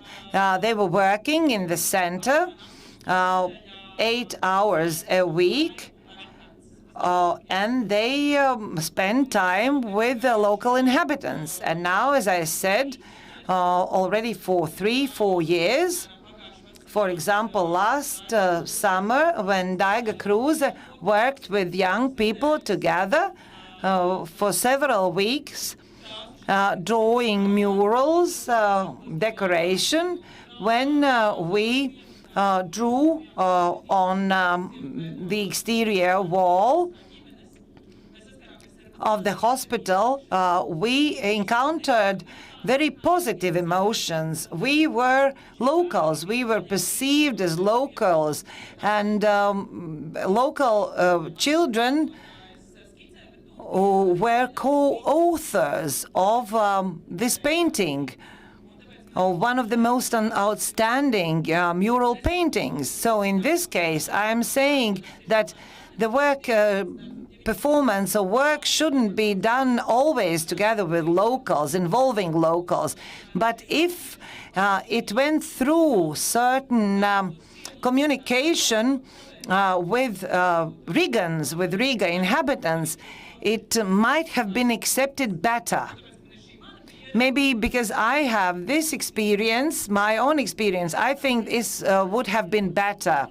We have similar experience, and I do agree to the necessity of co-creation because we work with people in regions and we create those contemporary theater performances. And since the Latvia's centenary and anniversary, together with my colleague Brigitte Strade, whom I see in the audience, we started this community process of creating contemporary theater performances. We worked with choreographs, also producers in local communities. But these artists have to be prepared working with locals, people who have not encountered contemporary art.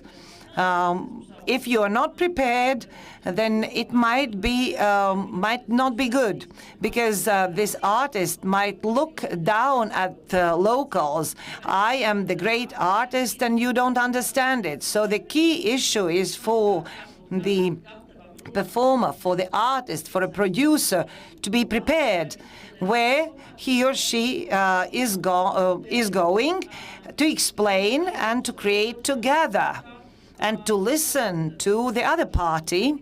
And when creating these contemporary events, in my case, theater performances, you have to explain the process. It's not enough just to say stand on one leg and say that and that, because it's needed. People are interested. Why? Why do you think that I have to stand on one leg? And if people are explained the processes, they are co-authors, co-creators, and they understand. And at the end of the process, very often, people of different ages, even elder people, who have never been to contemporary theater performances, come and ask, where can I see it? Where can I see something similar? They want to look for codes and they imagination. If they are given the key or the first thread or the first taste of it.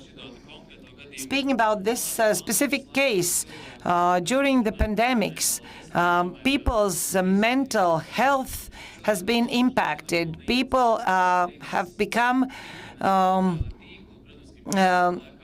not so, they are not tolerant. They are not tolerating anything. People have less to do, and so they comment on things that they would usually not comment.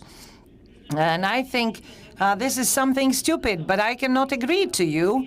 This situation was beforehand with law on chastity, especially in schools, whether that was a movie or a fairy tale or a poem that created scandals where, according to the society, something inappropriate was taught at school, and it came to something absurd, namely a law on chastity. This has nothing to do with pandemics. I'm just talking about myself as an individual. I'm not trying to get involved in these things because it's not worth my attention. But I think you have to get involved. That's why I am sometimes laughing at myself. I am a social justice worker. You can never achieve anything. No, we can achieve different viewpoints.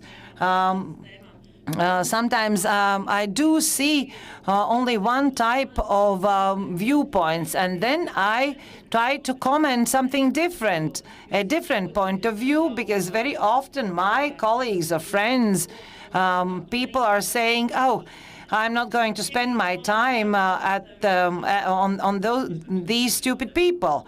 Maybe this is where culture is stemming from, not only from one type mass opinion, but also from different opinions. When the person is alone, he's silently there, but if there is a mass, a majority, then the voice is louder, then people are more ready to express themselves. But contrary opinion, which can be harmful, alternative, explaining, might give another type of experience that which can teach you that okay, I can listen to you, I can listen to argumentation, but my argumentation is the following, which is in contrast to you. So in this case, in the case of Christians, maybe co-participation in this backyard was lacking. Maybe they should have involved locals in the process of creation of this mural. So there should be coexistence between many things. For artists, it's important to see eyes of viewers, also to hear the applause. And then we experience tears into artist's eye, because there we see this correlation between artist and audience. In digital era, this is missing. Are we losing something or not? How to ensure this codependency, how to compensate for that, how to not to lose? I would like to comment it from the point of view of the program, School Bag. Maybe say there are some shortcomings, but it is interesting to listen to feedback from pupils, for example, from about concert lecture, Songs of Awakening. People have not experienced that time. They have heard of it, but this digital concert lecture allowed them to listen to the songs together, for example, with parents, with one's parents who experienced this time. The parents tell about their experience, and we can see the tears in the eyes. Maybe we do not see the tears in the eyes of an artist, but through this digital platform, they see the experience of parents, for example. The pupil, the child, has not experienced anything of the content. This positive feedback is more than negative. There are negative traces, but I think the positive ones are overwhelming. Speaking about digital lectures, these are not concerts only. When we create them with the thought that someone is watching. I do not hear the applause, any other feedback, but I give full emotions, believing that someone is out there. I give the text, I give my narrative as if listening to you back. This is not just a concert. This is a conversation with illusional viewer, but this is specially created. This is not a digitalized concert. You can watch just about everything on YouTube. Speaking about pros, not cons, it's good that I am, for example, watching something on my TV at home, concert lecture. And Mikos, you are talking to me through the screen, and most probably very individual and personal message is being given to the viewer. There will be always two sides of the coin. Thank you very much. Asie You raised your hand. You probably have something to add. You heard our discussion. What is your experience, and what can you add to this discussion about your experience in Norway? Firstly, I also want to say that being somewhere just digitally instead of physically gives a totally different kind of feeling. As for me, being here in my own summer house and you sitting there, and I feel I'm not as attached to the debate as if I'd been there. So this is something, watching something at home, cultural events, concerts, film, whatever, doesn't give the same feeling of being there live and watching. That's also, but coming back to this pro and cons and culture in the backyard, I remember in the beginning of the pandemic in Oslo, and in fact there was a kind of everyone, all backyard, my backyard, I live in the city center of Oslo.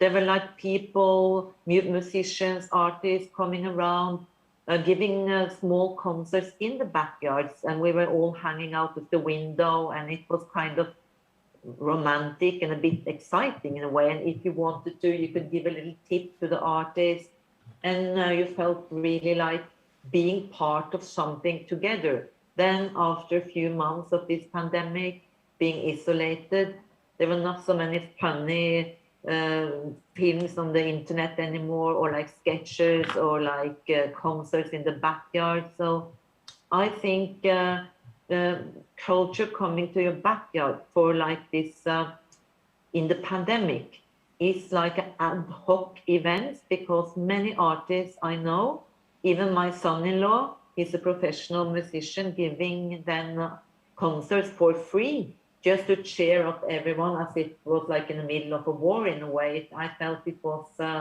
going back to Second World War, and singing with Vera Lynn somewhere. So I think coming back to this, to have a professional artistic life in a certain country, you need to if you want to have professional artists, they need to be paid as well. So I think in the future, and pros and cons, it all comes back to how to, during the pandemics, I said before, a few big companies within audiovisuals and also musicians in Norway, they have earned more money than before, but most have a big loss in their income. So if the future should continue to be digital as now when it comes to cultural events, we might see that there will be many artists losing all their income, and maybe people also expecting that all kind of culture should be for free, which is the pro side of this digital culture. So, for example, you, the man with the glasses, saying that you gave concerts on the internet, and it's kind of fun, but how to make money on these concerts, and how much are the audience willing to pay?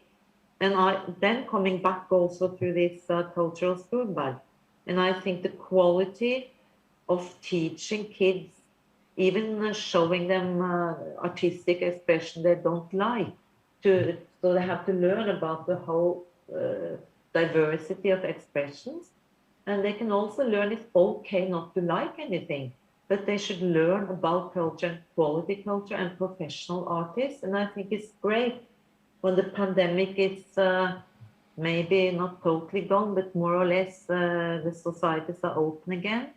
Professional artists can travel to schools with these programs and give children really high quality cultures. And then maybe some of them will think it's boring, but maybe a few others will just love it and be given a possibility they never had before through their families or through their where they live in the country. In Norway also, we have many remote places far, far away from Oslo.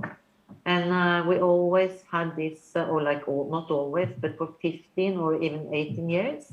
And it's been great for kids to learn about, they even have, it's now compulsory for schools to have this traveling artists into their schools within theater, music, literature,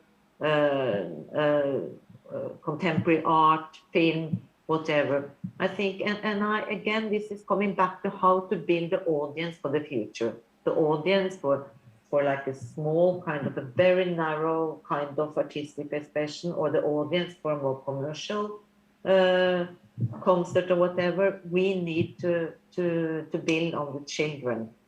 And I'm really worried, and we are in the Arts Council in Norway, and in a report, we are now doing a study, or like a report for the Ministry of Culture, looking into how will the cultural life look like after the reopening of the society, and looking into, as I said, new kind of support program, because it's really important to make sure that all the freelancers and all the artists will have a sustainable life in the future, because we cannot give concerts and whatever on the internet free anymore, I think.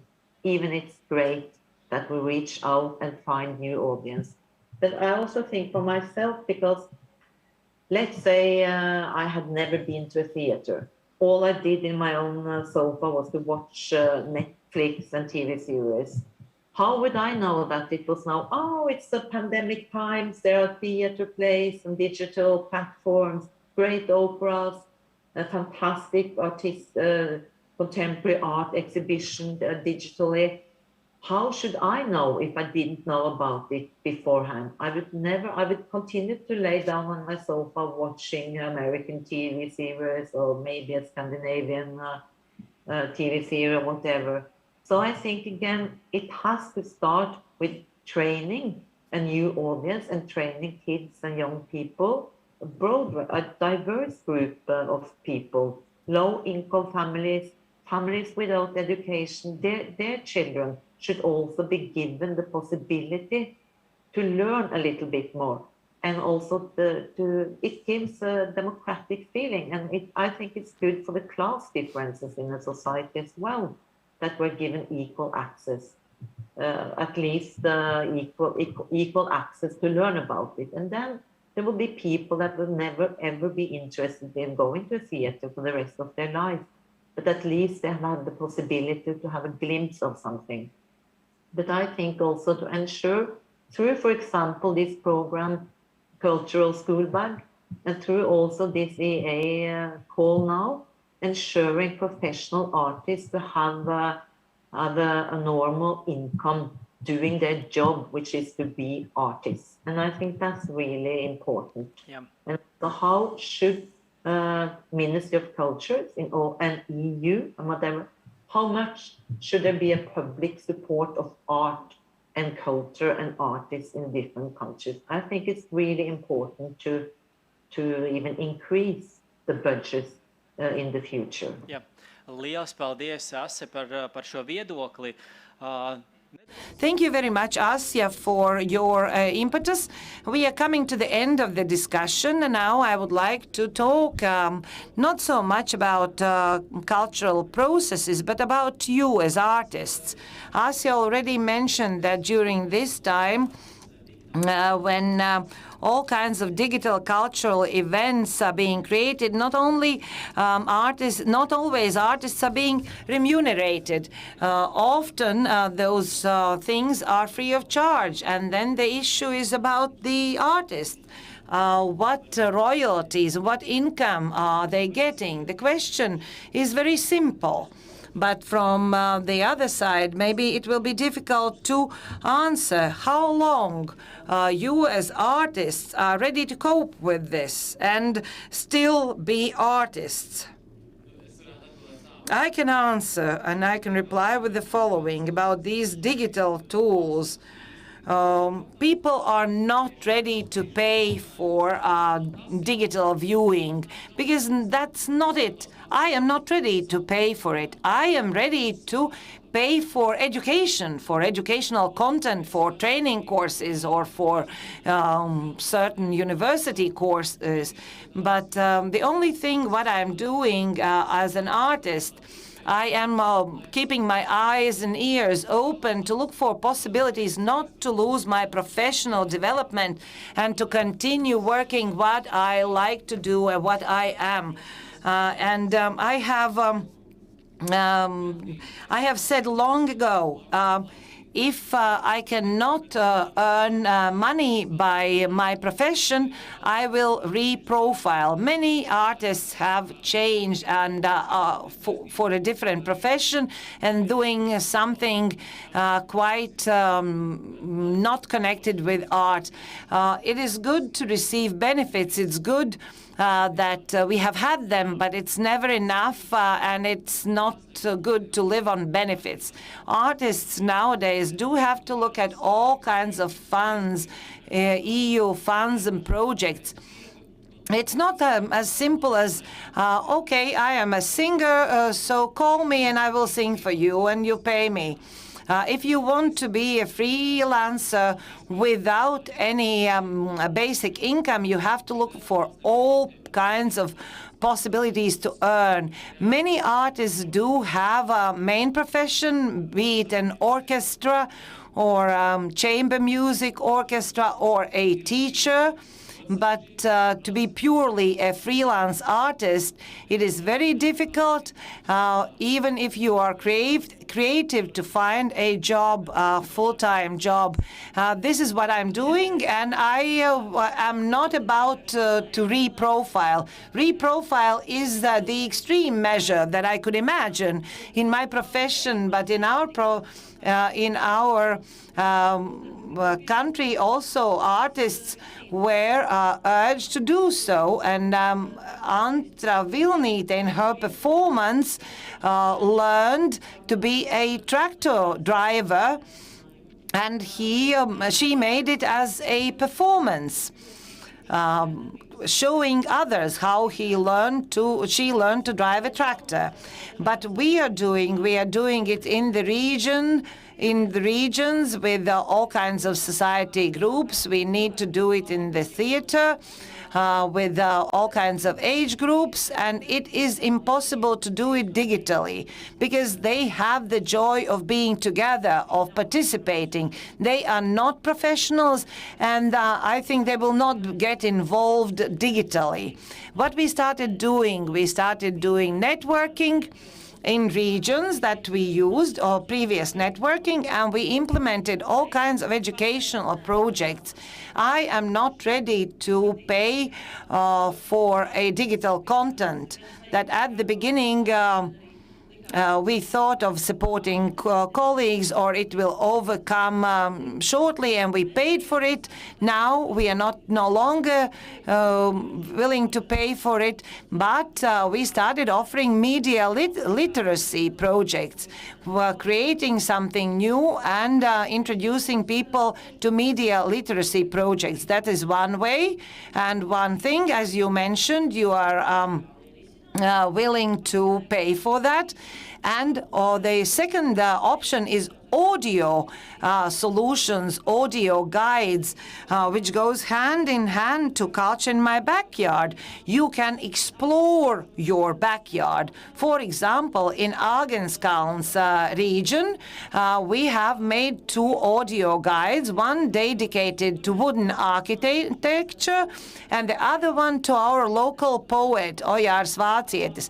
In both, we are cooperating with actors, also with musicians who take part in the musical recordings of the audio guide, and for that people are willing to pay.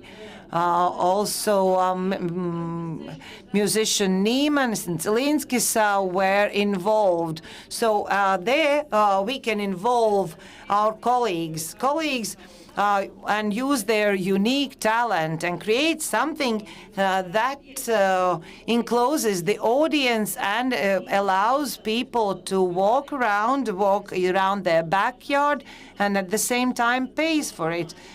For me, it was really terrible that I have spent my entire day on Zoom, and then I am going to watch a theater performance on Zoom yet again. But now, together with my friends or by myself, I can walk around and listen to audio guide. But we are using now its full potential. And for example, the speaker asks me to do something there in the backyard. There is a feeling that I am a part of secret society. I am somehow secretly doing something. I am on a mission. It would have been good to be connected with geolocation when the audio guide is telling you, look up, and there's a next clue. We didn't have so much money to connect ourselves to geolocation, but we counted steps. We made people counting steps, 100 steps forward, and then look up. Yes, I know we have friends and family members with whom we talk, how long we can tolerate all the restrictions. But what was interesting, people from Latvia travel around Latvia a great deal.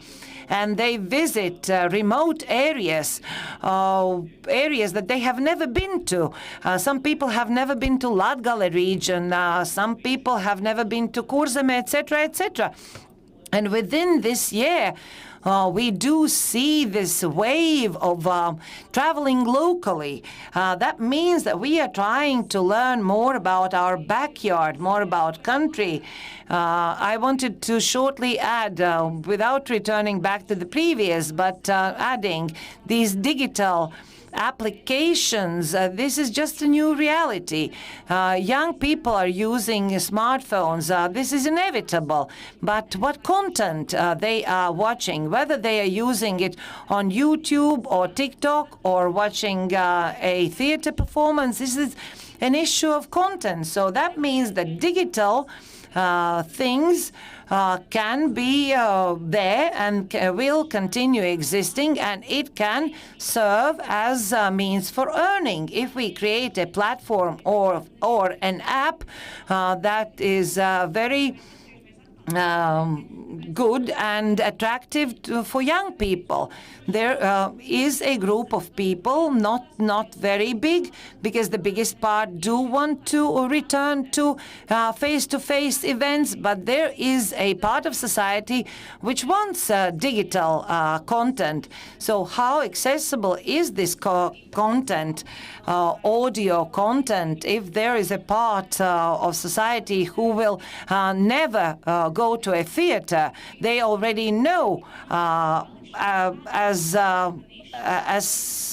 for certain that they will never go to a theater. We can reach them now. But free of charge content is accessible to everyone. Theater performance and Straum, and there is not an issue that there is nothing of good content. But who is going to pay for that? Mikus. When there was those events, theater events, those were good additions to real theaters, and they worked very good. You probably cannot acquire tickets, or those are too expensive, but then you can watch it online. But this was kind of an add-on to reality. Theater zip will disappear in 7 days. Maybe I want to watch a theater performance today.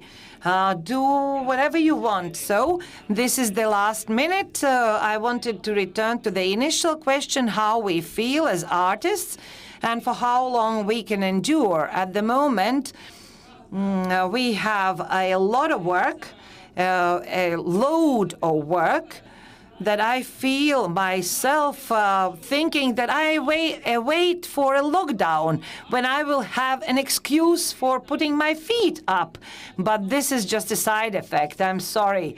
And I hope that this will not be new normal when everything is happening in some month and then we face lockdown. This is not healthy. But my honest answer is that I do see my work until November, and then it would be good to stay at home. It's a side effect. This summer has been the most stressful summer ever. My colleagues all around will agree. There is a stress and chaos, and everyone tries to get something. There are projects, old, new ones, future projects, and you are somewhere in the middle of the project. So please, no lockdown. Let us disseminate projects throughout the year, and let's live a normal life. Thank you very much. And thank you, viewers and observers. Some applause to Amda, Mikus, Lelde, Ieva, and Ase. Thank you very much for your participation, for your point of view, and thank you for the culture developing all around us. Thank you very much. Bye.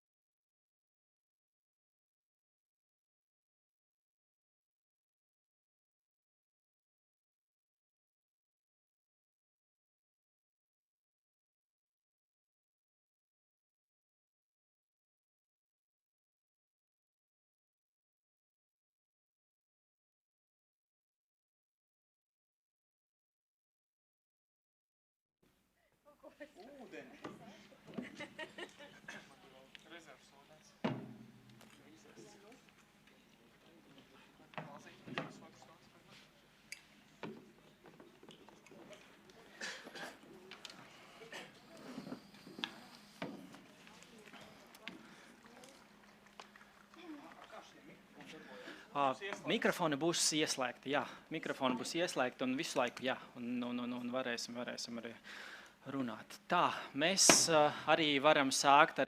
So we can start our discussion. Hello. Hello, everyone. Participants here, also those who watch us on LMT Straume.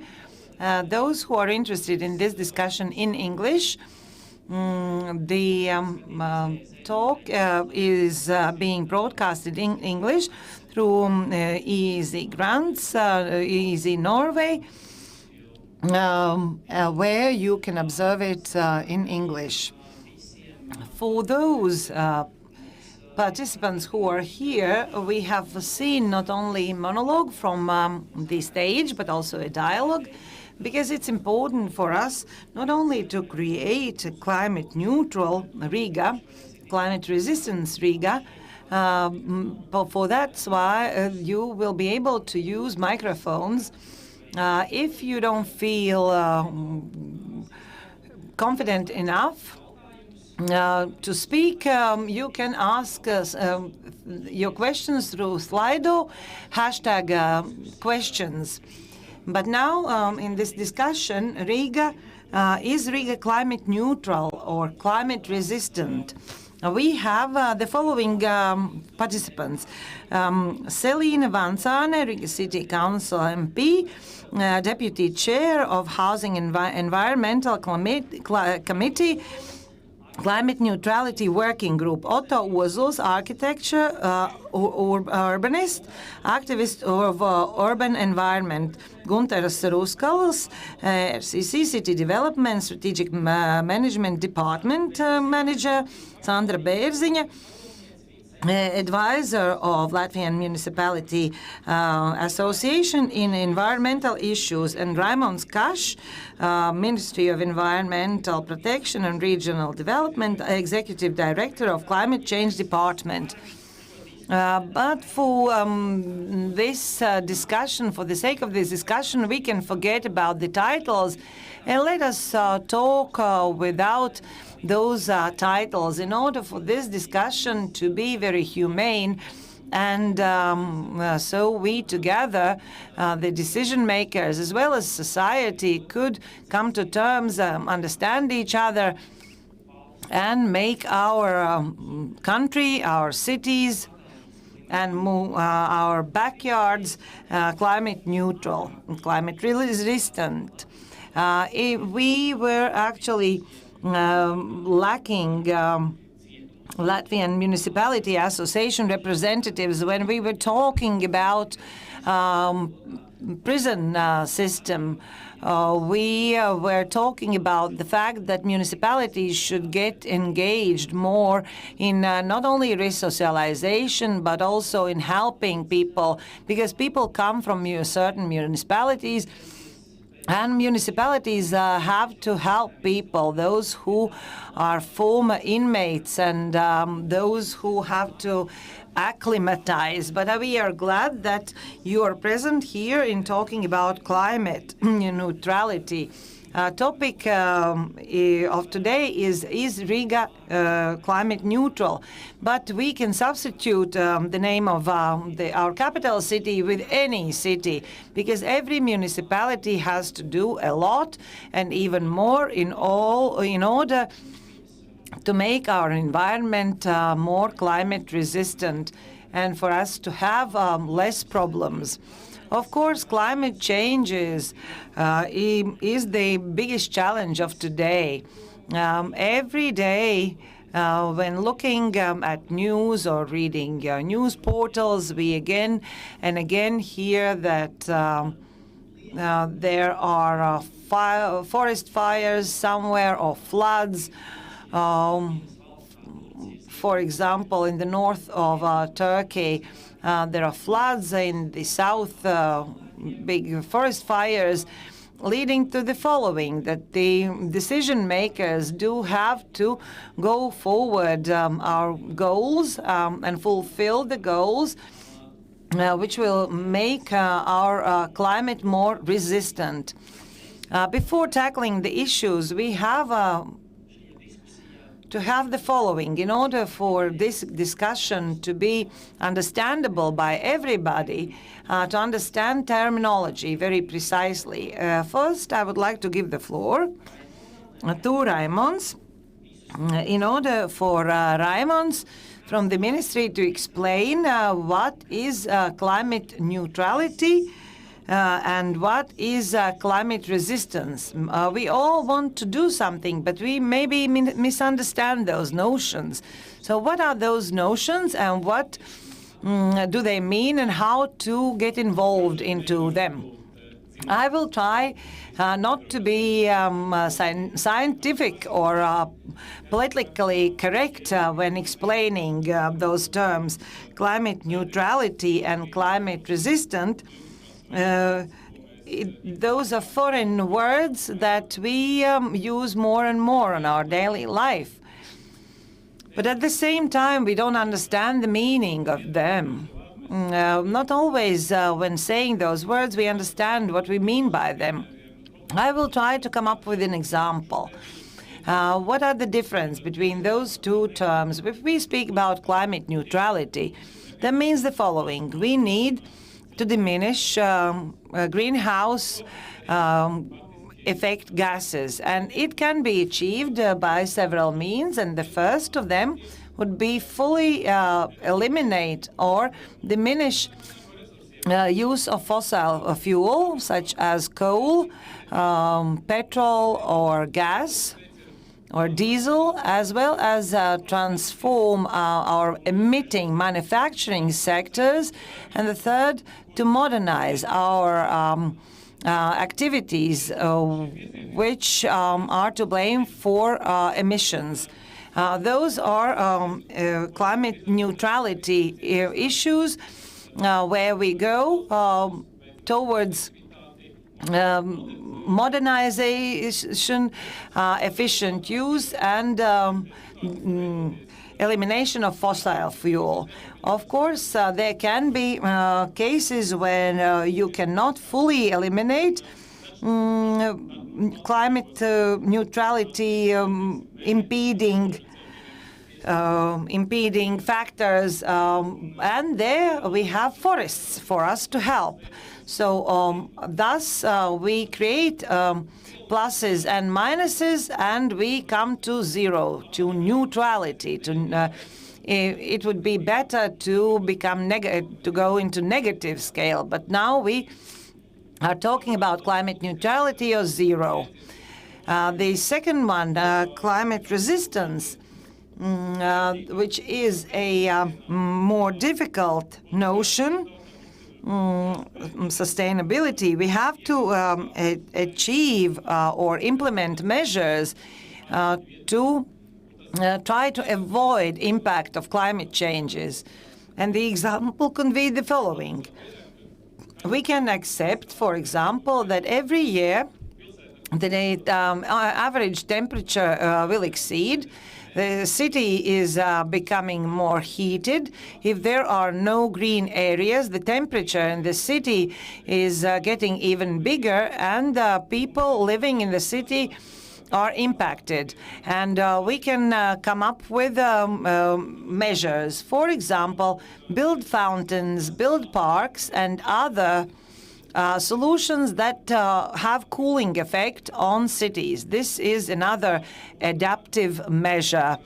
And two other remarks, speaking about those notions. Those are two different areas, climate sustainability or resistance and climate neutrality. And also, if we speak about business climate neutrality, we have economic gain, but climate resistance, we diminish expenses, we eliminate losses. And the last comment is the following. Climate resistant issue is very important, speaking about partnerships of all kinds.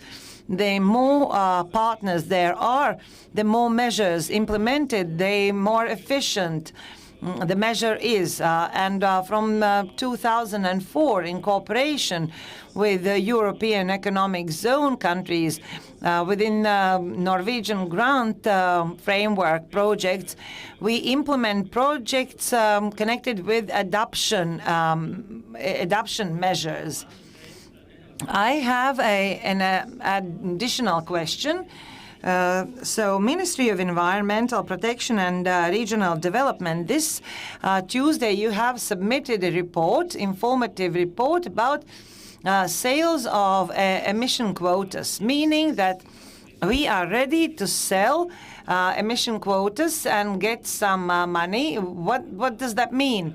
That our job at climate neutrality is much better than planned. Maybe we have done everything and we can sell quota and gain financial means for greening projects. Are we better than others, or have we not planned everything fully? I will tell you the following. On Tuesday, we didn't decide anything. That was an informative report submitted that within the framework of the project, we have planned to obtain electromobiles for our inhabitants. And we are working on a project that undergoes public discussions at the moment, and interest from entrepreneurs and society is rather big. Speaking about sales and obtention, looking at historic data of our emissions on our national economy and development, we can get some money from by selling emission quota. Every European country can participate in this auction, and this financial instrument will be accessible until 2030. We have already implemented 4 projects, and at the moment we are working on 2 procurements and competitions. Thus, this instrument is going to become even bigger and more active. In this festival, we can also communicate with the society and talk what the government is deciding, speaking about those issues. So explaining, it's important. But if we look from the perspective of our government, Mr. Kariņš, our Prime Minister, has placed Latvia as ambitious country amongst EU countries in the climate neutrality. Question to you, whether you would do something even more ambitious or do exactly the same as our Prime Minister, or do quite the contrary? I am following with great interest all those things, because I'm not so much informed about all of that. It is difficult to say how I would act if I were Prime Minister. But as far as I understand, Latvia is amongst those ambitious countries, because we have not because we have done a lot, but because initial point was in 90s when emissions were measured for the first time. The difference today is the following: we have a handicap, a certain handicap, because of the this starting point. But I'm talking about all the measures and things that we can do. We still have a lot to do, be it waste management or transportation area, where we can see how friendly our cities are for by riding bicycles or for pedestrians. Especially in Riga, we have to do still a lot in order to be ambitious and understand where we are going. Sandra, if we are looking at all the municipalities, how municipalities are doing with setting goals and to reaching them, of what Otto just said, namely waste management, also making houses more heat efficient, etc., etc. Are we doing okay? I think that municipalities are quite different. There are very different political stances in municipalities. There are different inhabitants with their own needs, what they want and what they don't want. Thus, solutions in municipalities differ from one another. But if Riga has set an aim and formulated politically a goal, and we all hope and believe that Riga will reach the goals set, that doesn't mean that other municipalities don't do anything. But the following thing is existing. The political goals have not been stipulated yet. Municipalities are doing things, but we are shy as a nation and we are not telling what we are doing. For example, we do not tell that in Ainaži there is electric street lighting with solar panels and wind generators. We are not telling the society about that. We are not telling about smart traffic lights. We are not telling the society about heating the houses, the special measures that are an impetus into reaching climate goals. And the inhabitants are maybe thinking that, okay, municipalities are doing nothing. But a very important thing is what is the demand of the inhabitants in a certain place. And municipalities and their politicians are there to take into account needs and necessities of locals. This is one of the aspects which at this multifaceted topic we can mention and which we have to remember. We will tackle the issue of Riga. Riga is an example, a good example. You will probably tell what Riga is doing well, you as an MP from Riga. But I have a question to Raimonds.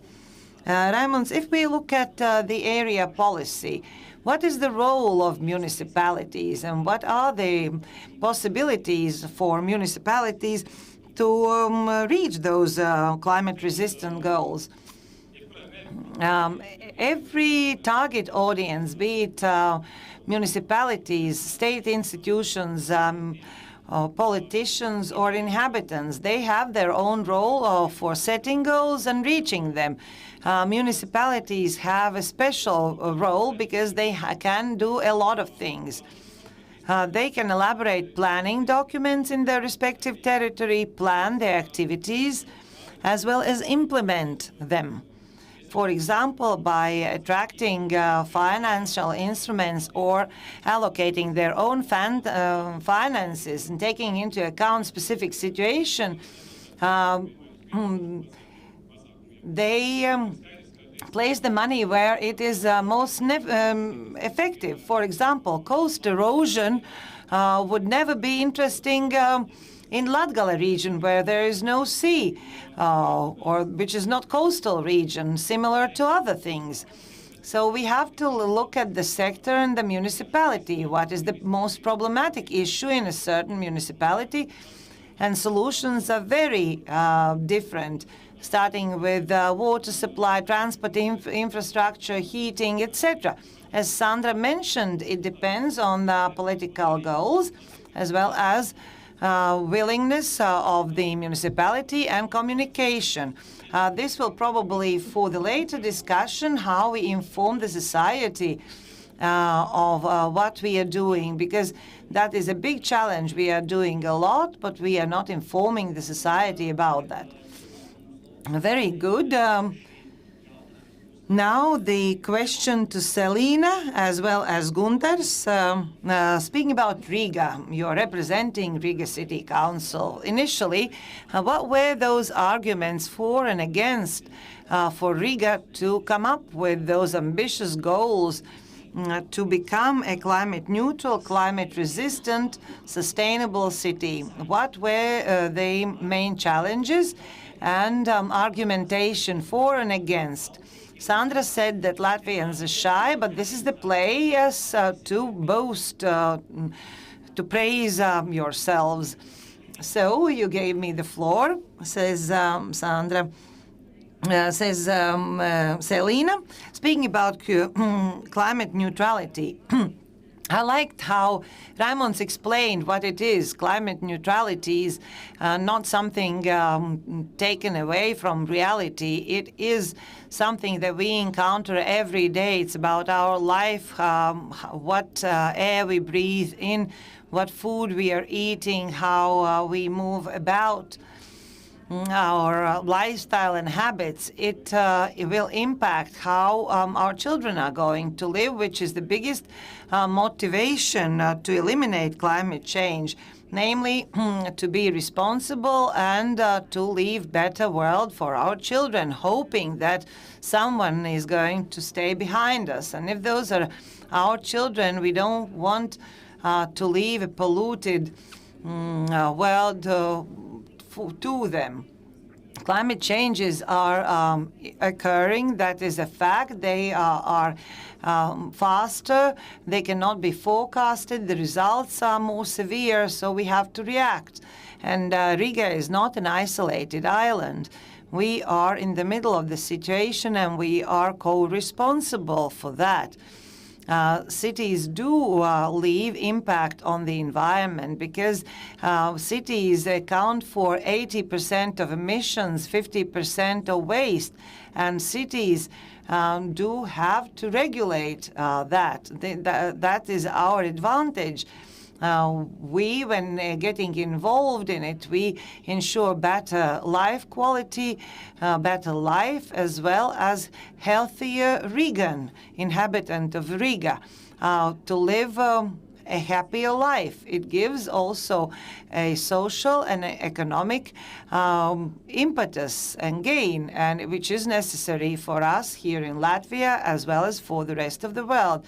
That's why I step away from what you asked. Do not think about huge things first and then look through perspective of Greta, but to look at our daily life, at what is on our tables and what air we breathe. But speaking about Riga, of course, Rigans, when voting in municipal elections, showed their choice, which is one of the main preconditions.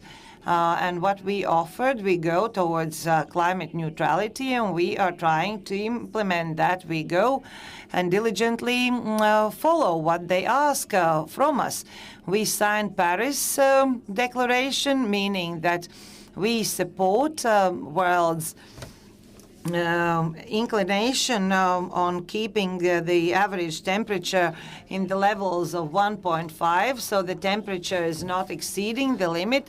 People are happy about hot summers, but not everyone can endure that. But if you think about Earth as one body, meaning 1 centigrade or 1.5 centigrade, in this body, we feel whether we have 36.5 or 37.5, which is no longer normal. We are striving for to live in a healthy organism. We were ready to involve into this movement. 101st cities of Europe that will be climate neutral until 2030 in 10 years. I believe that until 2050, we have to be fully climate neutral. The question is how much it's going to cost us. If we start early, it will cost us less. It will be less painful. That's why we start planning it well in advance. And it is very clear to us. We are not leaving it for the last moment. We want to do it as fast as we can.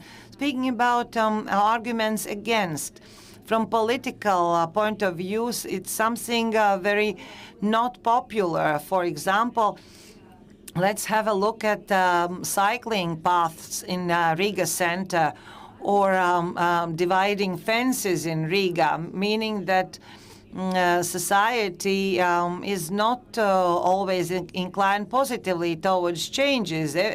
Actually, no one likes changes at first. That's why we have to inform a lot and explain how those changes in a long run sustainably will give the benefit for the society. Here it is important when we talk about climate change.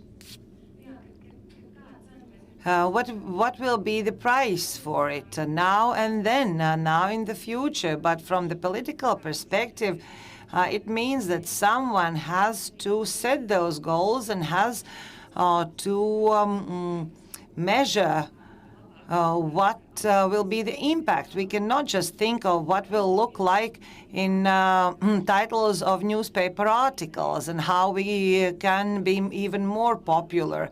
We have planned so many things, but we have to set priorities. We come up with goals, but Gundars is the one who is trying to set the instruments, how we are going to achieve those goals. It might be easier to set smaller goals, and it is more difficult to come up with ambitious goals, but we have a very good start and impetus. When we started working on this project, we inventoried CO2 emissions. We saw the areas, sectors which account for bigger emissions, what can be done to eliminate in order for us to understand what to do. As Kelvin has said, what cannot be measured cannot be made better. Gundars, can you add something to what your colleagues said? Selina mentioned everything, but very shortly, I am working with planning, urban planning for a long time, and the quality of spatial or urban planning has to be changed in a rapid way. Before that, we thought about investors, about pleasing everyone, but already in 2014, when coming up with the new strategy, we placed inhabitant of Riga in the center of everything, the quality of life. So those solutions were very connected with climate resistance. Maybe we didn't call them climate resistant or neutral, but we cooperate with other countries. For example, with Oslo, we go to seminars. They are talking only about the climate. So we started understanding that it is so very important. Everyone, even the young people, are talking about climate change priorities, but the power that came, or ambitions, came from new politicians. I don't know whether Mr. Karins is saying that we have big ambitions, but as Celine already said, that this is mandatory until 2050. We want to be the first in the Baltics. So if Vilnius and Tallinn will be climate neutral by 2050, we have to be climate neutral by 2049. And this pressure is coming from politicians, from ambitious young politicians, and we understand we have to do more than planned.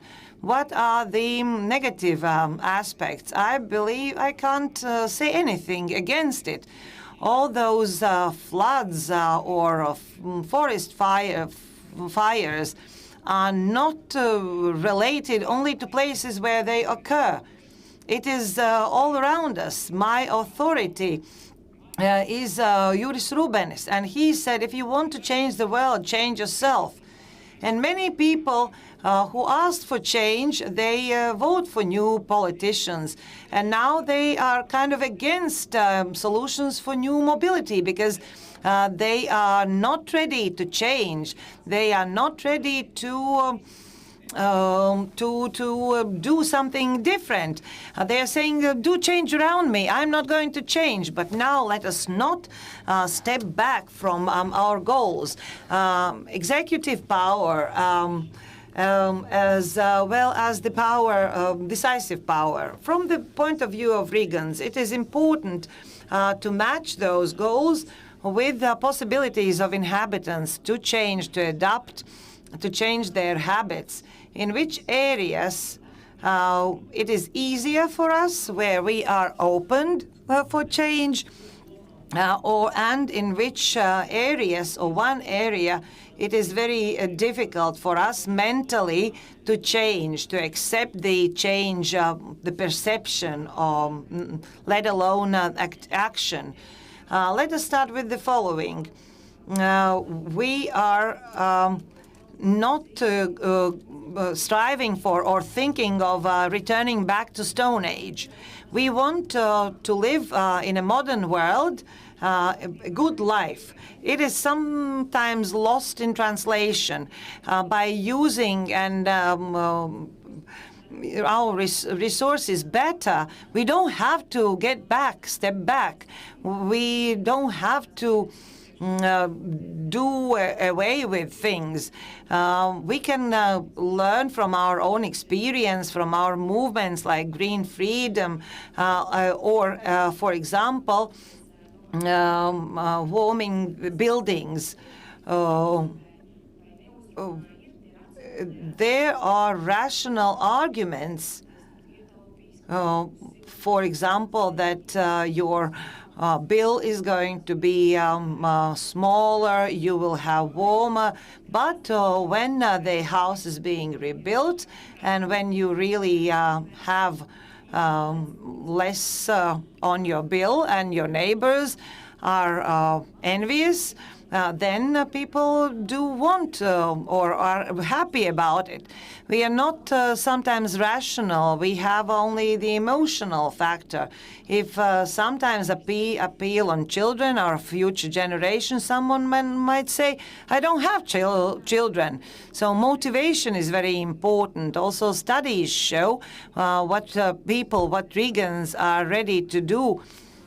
They are ready to sort waste, maybe to lower a temperature by 1 degree, but they are not ready, for example, to cooperate with neighbors. And I am coming today from a business trip about electric communities between neighbors. For them, it is normal to establish cooperations using renewable energy, and where neighbors are owners of energy company or heating system, and they are co-responsible. So maybe we can share. For example, a car. We can share a grass mower. We don't have to acquire our own.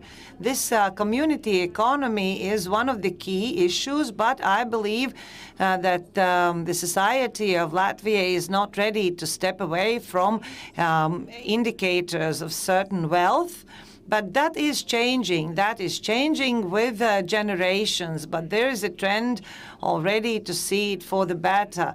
For example, for young people, they can buy things secondhand. It is even in vogue. It is perceived as something fashionable, but for older people, they have this post-Soviet thinking. If I have a bigger house or a bigger car, that indicates my wealth. But that changes. And maybe the philosophy of community will also be a reality one day. Sandra, how about other municipalities? Maybe other examples, maybe other cities where something is achieved easier, or maybe some things that are stagnating where for some reason you have to do a lot. I agree to Selina about sharing, because historically we are people of single farmsteads, and for us it is something unnatural. This is mine. I'm not going to share. I'm not going to give it to my neighbor. But here again, I have to say, how many municipalities, as many solutions. In some places things are better, in some worse. And today I walked here around Cēsis, and I saw that, yes, maybe Cēsis people will correct me.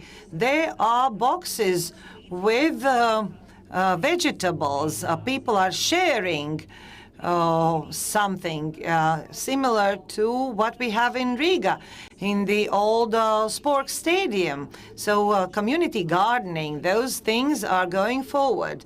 Also waste management, waste sorting is also becoming a reality. But again, I have to mention an example for people. They are sorting waste, but sometimes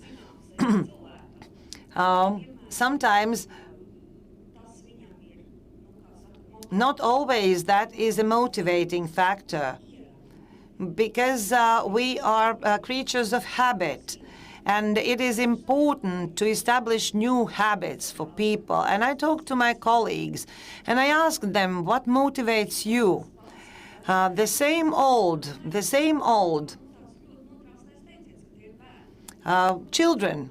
And my colleagues are saying, my children are coming from school and they heard one or other thing what you have to do, and they are looking at me and saying, Mama, you didn't fold the milk cart before throwing it into the waste.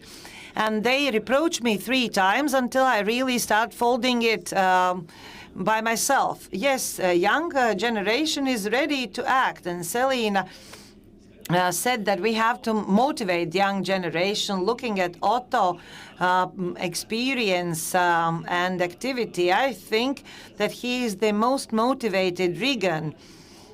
You have also expressed the following, that your wish to make auto-centric Riga greener. How are you doing with it? Can you find similar thinkers? And do you have other people thinking like you? And do you have any helpers in the bigger shelves of the government? And have you achieved results? Yes, thank you. I have many supporters, many colleagues in our association with ideas and implementation. How to say it better? Tell it openly. I will tell it openly. Unfortunately, it's not good. Unfortunately, it is not good. Maybe you can tell an example what is not good, so we will all understand what we have to correct. Good slogans about mobility and climate neutrality and sustainability. It looks good on paper, but there are problems with implementation, because there is one department describing it, and when implementing, no one is involved. A beautiful story about Chaka Street, which was an experiment, but this experiment never happened because this story and project was not competently managed, not from defining point of defining aims or communicating it to the society. It was strange that we asked Danish architects who offered solutions, for example, to keep cycling lane, to come up with smart traffic lights, etc., etc. But on a political level, the reality became quite, not the contrary, but quite different. Also, the execution of the project lacked competency. For example, how to create a sustainable collection of rainwater. And it has not been elaborated in the project because some other department is responsible for that. Also about cycling infrastructure, there is not a clever plan of unified cycling network, how one project, following project, will supplement today's project. Let's have a look at Vilnius. They are going forward. And when we are speaking about for example, pedestrians. We cannot come up with four-way crossing. If we cannot come up with a four-way crossing on a pedestrian street, then what can we achieve? Lack of understanding between departments. Selina, you together with Gunters, maybe you can comment why implementation is kind of lagging behind, why support is lacking. I believe that Otto is right in the following. The biggest challenge is not the challenges themselves, but the capacity and the competency to implement. We have to attract people, smart people to the departments who can materialize those changes. Also, we have a big staff rotation because the workload is big and everyone has to work with challenges, and you have to be strong when standing for your own for your goals. I have given the signals to the new head of our municipality that we have to invest in competencies and specialists, but there is a certain community. Our MPs do have a so-called two speeds. They want to demonstrate already now that they are ready to invest changes. That's why they are good projects, but they are part of a bigger project. For example, we are working at a low emission zone, which is going to be the biggest challenge that the Riggans will feel in the nearest 7 years. If it were in the right order, then Chaka Street project would be a bigger success because it would be a part of a bigger project. Now it just shows a big courage that we can go for changes. In order to prepare for low emission zone, we will have to work very much. For example, using COVID recovery money to implement or to introduce metro bus and other means of transportation. That is going to be just one part, and this money is not going to be enough. For example, in Riga traffic department, there is no department dealing with directly dealing with cyclists and pedestrians. There is a traffic department, but no one is directly responsible for that. Recently, I were visiting Helsinki municipality, and I was working with the head of the department for pedestrians, and he's telling me we are very worried about Riga. Why? Because in one of the projects, Handshake, Riga is not participating. Is skipping all the meetings. No one is responsible. They are in the project, but no one is working. So that will be difficult to reach any goals. On Monday, I will be in Helsinki, talk to them. I will find out the truth. It is a pity that we do not have Olaf Spulks and Stirsis, which is a vice mayor, who is responsible for infrastructure issues, and I think those things will be dealt with. Many things that Otto talked about, I can visualize them, but many people from a side, they lose overall picture. So they all lose overall picture of what we inherited, the previous system, so how Riga looked like before.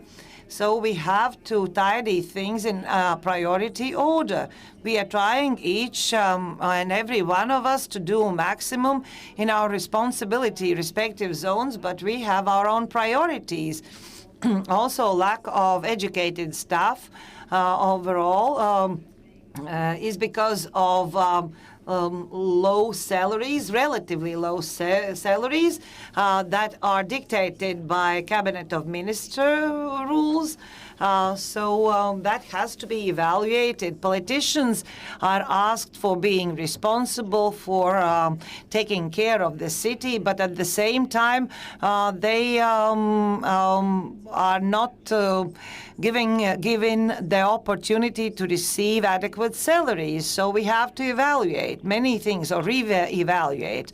There are many people in Riga City Council who are doing their job to the maximum extent. We do see those people, and we have results also. Young people who were previously even not listened to. Now, not everything is as black as we paint. So maybe also in the traffic department, for a long time, there was no systemic work, and now we cannot make everything in order very quickly. And we learn from mistakes, and only we can develop by doing.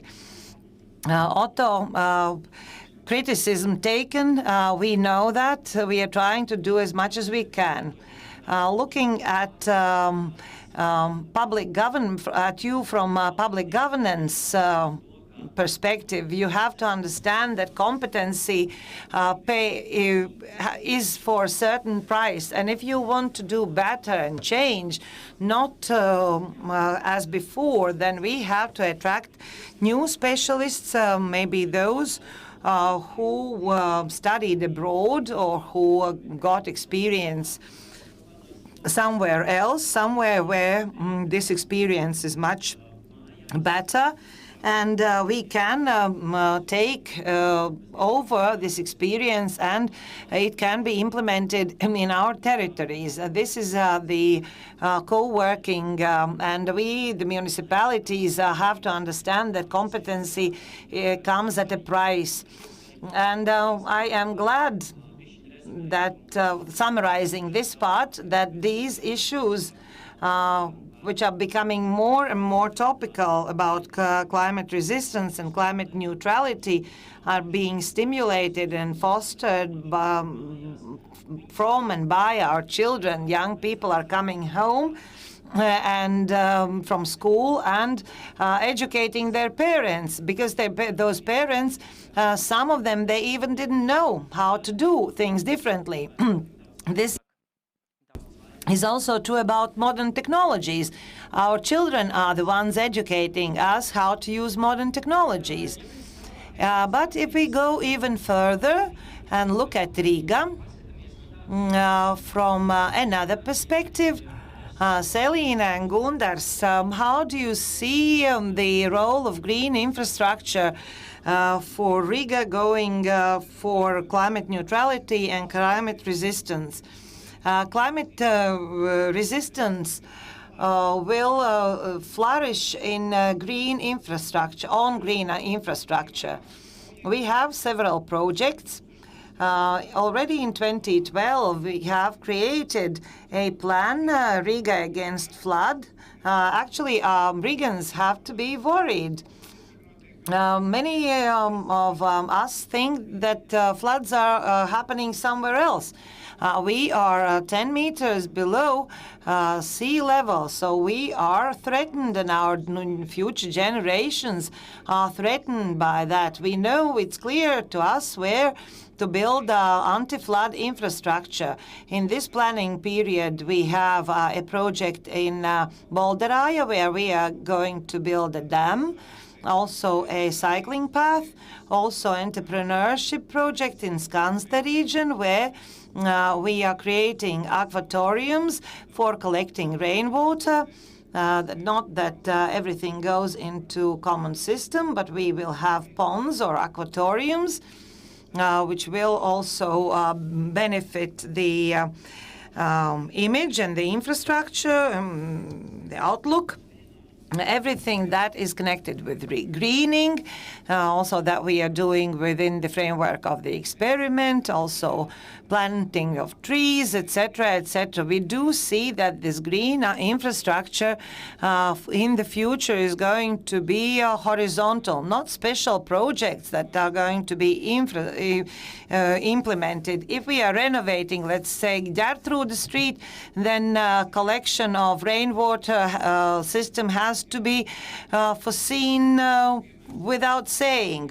Or for private companies, it should always also be mandatory. For example, a private company is building a parking lot. They have to create also collection of rainwater. Alpha, our shopping mall, created new parking lots. Their rainwater is collected in overall system, but they planted a lot of trees, benefiting the greenery and cooling effect of the surrounding area. So we have to invest in green solutions. Selina, infrastructure goes hand in hand with the main issue.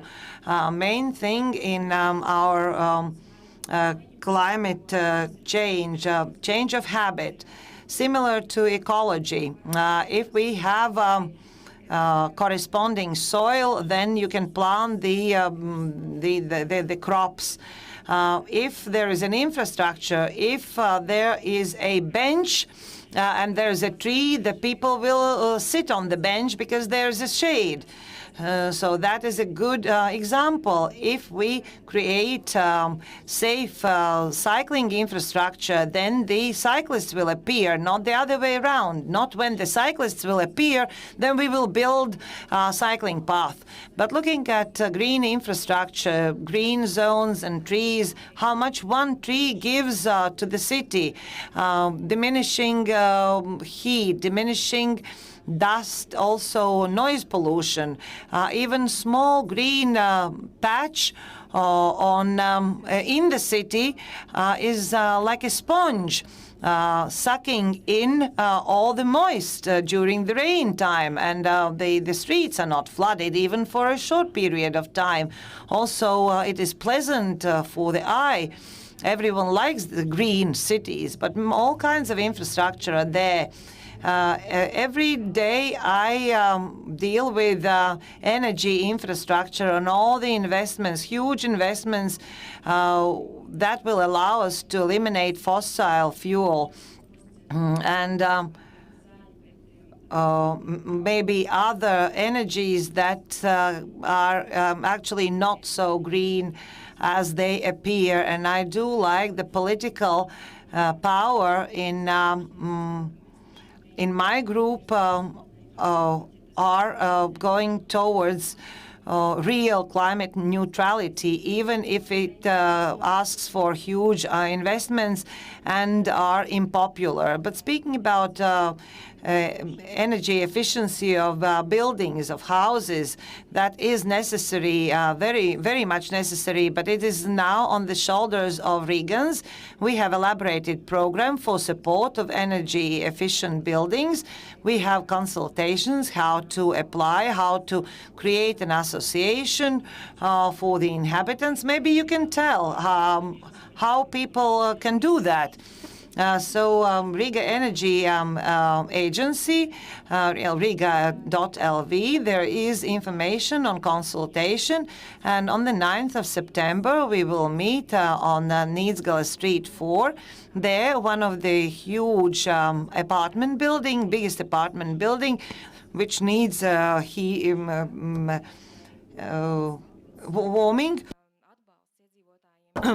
And there we will give a consultation for the inhabitants. The more inhabitants there are in one building, the more difficult is for them to gather, because Latvians and Russians living in Riga are not so keen on meeting each other, even in the staircase, let alone gather 50% or 51% of all the inhabitants of one building. So we have information how to gather signatures, also how to gather together and vote for specific measures for warming a house.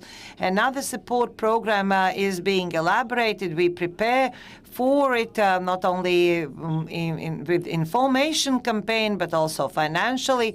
And it is important to look at your flat as an investment, as your own property, because the property is decreasing, and when the property is going to be run down, it will be worth nothing. That's why you have to invest well on time, and your property will gain value. So you will have all information about support programs. Also, we are commenting amendments of the Cabinet of Ministers about new rules and regulations, how to apply, and I believe we will be able to get that money. We also attract additional financial means when European money is going to be to cease. Then we will have another solution how to solve these issues. A lot of work to be done in this one sector, but it is very important for the inhabitants and for their well-being. Sandra and Otto, you had something to add. Private investors, private developers that can be involved, and it cannot go on a voluntary basis. But for example, if we speak about, let's say, collection of rainwater, then, for example, a municipality can come up with regulations how to develop new projects. For example, Vilnius has a very good example. Without any funding, they have acquired 6 kilometers of cycling path. So when IKEA built their new shopping mall, the city defined their regulations, and IKEA had to build collection of rainwater as well as those cycling paths. And also in cooperation, private and state sector, the result can be much more ambitious and much better. And now, finishing this first part, speaking about Riga, at the end I would like to ask a question to Sandra. You are working with many municipalities, and you know how they are doing. Why Riga has become the most ambitious out of all other municipalities? Maybe some other municipalities are even greener, and for them it would be much easier to achieve those goals. Why Riga? Many municipalities that are smaller are greener. It would have been easier for them to achieve those goals. Why Riga? Riga itself can answer to that, but I can only guess. But I believe it's just inevitable. Riga is our capital city. Riga is the biggest city in Latvia. Riga is also our biggest consumer, super consumer. Riga is the biggest emitter, and Riga has to be the first one to do the most in order to diminish the emissions. Also, Riga has the political wish. Politicians want that. That is their goal. That is good. That is another factor. Third issue is the following. Riga inhabitants are very active. Riga has associations of neighborhoods. Those neighborhoods are approaching municipality, city council saying, we want this or that. Also, Riga has better capacity if we compare with smaller municipalities. Those factors taking all together allows Riga to be ambitious. And Riga, as the capital city of Latvia, does have bigger financial allocations than other ones. And Selina was very correct when she very shyly mentioned that all those activities ask for big investments. And at the moment, those investments are divided in several areas, and it is not easily understood or even acquired. The allocations are varies. There are several ministries: Ministry of Transportation, Environment, Finances and Traffic, and we have to look very much in which measures we have to invest. Where to invest, where the biggest feedback output will be in order to reach our goal as fast as possible.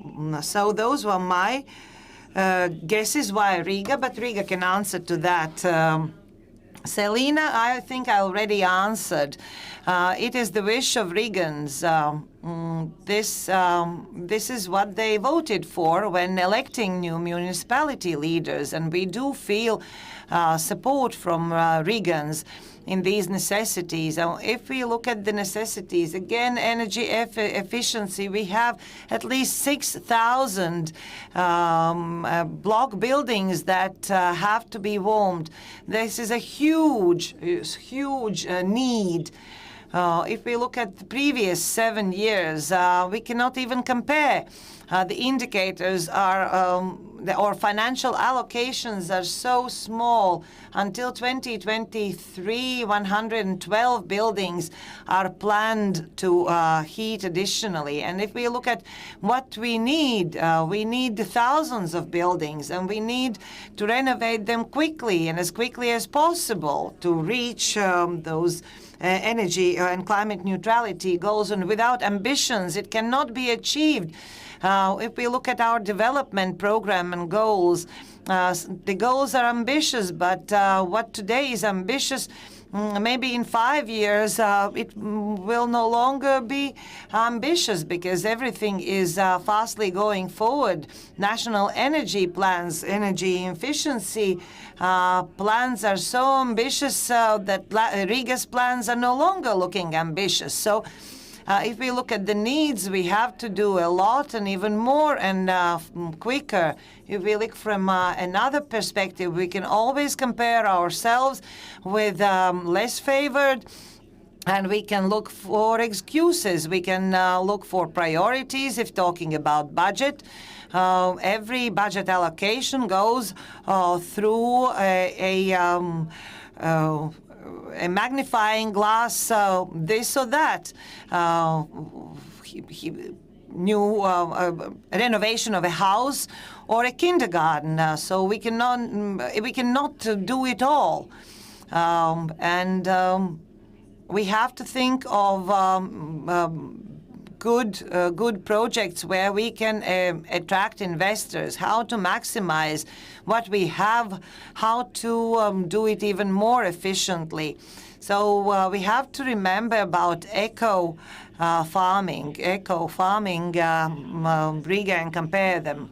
This is a bridge towards the next part of our negotiations, but you, the people present, can raise your hand if you have a question. But if you are shy, use a Slido system, and the keyword after hashtag is jautājumi or questions. Do send in the questions. We will ask them to our participants. The question connected with the next part of our discussion. We finished about Riga, about policy planning. Now, the most important, people. or the role of inhabitants, involvement of inhabitants to receive the climate goals. What are Raimons, what are the possibilities of the inhabitants to achieve the climate goals on the municipal level? In the previous part, we also talked about the involvement, about change of habit, information of society. And the time is our ally and also our enemy.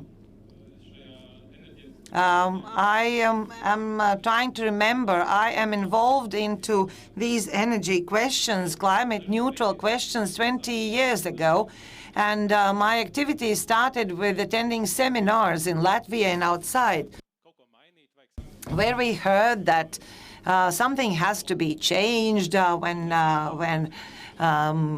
bicycles have to be used, but that was not reality in Latvia. Nothing changed, even after listening to that. Maybe you know how many heated houses there were 20 years ago. I think it was around 0, maybe a couple of houses or tens of houses. I remember well, because when using also foreign experience and transfer of knowledge, we used foreign experts who gave specialists of municipalities best practices, why it is necessary to warm houses, and what are the effects, and why I am sad even now that again those 20 years have passed, but the number of warmed houses is not sufficient. This is the measure that lasts back 20, even 30 years. What I like, innovative ideas in municipalities, how to change how to change solutions. For example, experiment of a cycling path in Riga is a good stimulus for a change of habit. The experiment can be good or successful. It can also have some negative impact, but the results can be measured later on. And I will not be a pessimist, and I might say that we will return to this issue in the nearest future, to the overall idea. If one idea is being considered not good, I believe that we will modify the idea and return to it.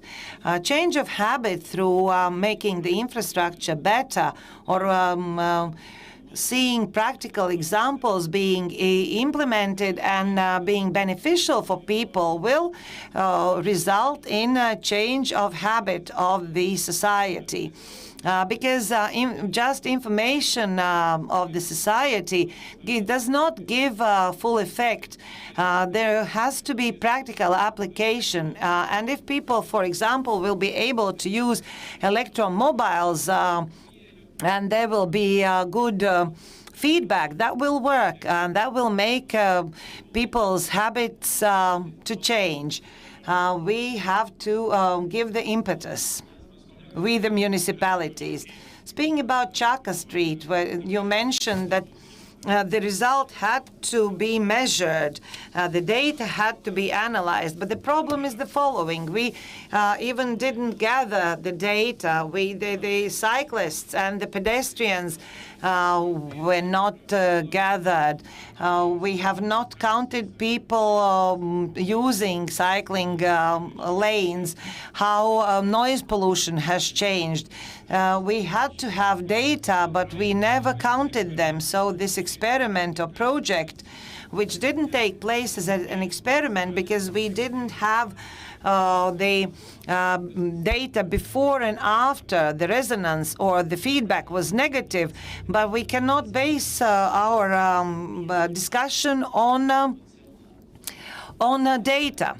Also, many people live around Riga, in the suburbs of Riga, and there's a question, is there a synergy planned with suburbs of Riga or with Salaspils, Sādaži, and others in reaching climate neutrality goals. For example, I talked with NORVÄU today, and NORVÄU is the first municipality who has implemented energy community project, meaning that the house or two houses have placed solar panels on the roofs and using that for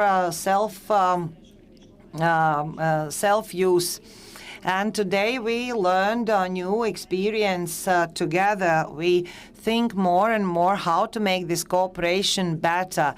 And Riga Planning Region is playing its role, uniting us in this project for exchanging experience in the area of energy efficiency. And one thing that when in Riga, we think about suburbs of Riga. We think that they live around Riga and they come to Riga to work and use our infrastructure. But very often it's the other way around.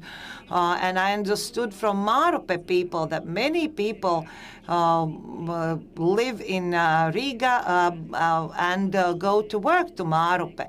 So the truth is somewhere in the middle. Speaking about experience, we will make it even better. We established Riga and Riga suburbs metropolis as a platform for cooperation for reaching common goals. Before another question, within the framework of a recovery mechanism, we have also a common network of cycling path with the suburbs of Riga, where we will make it in the mutual network. And Raimonds will be able to get involved. He, as a non-Rigan, he will be able to participate. We have another question. A question, yes, from the audience.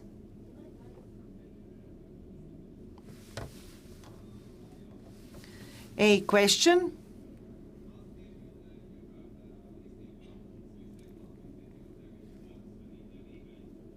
For all of us inhabitants of Latvia, it is important for Riga to succeed because irrespective of whatever we say,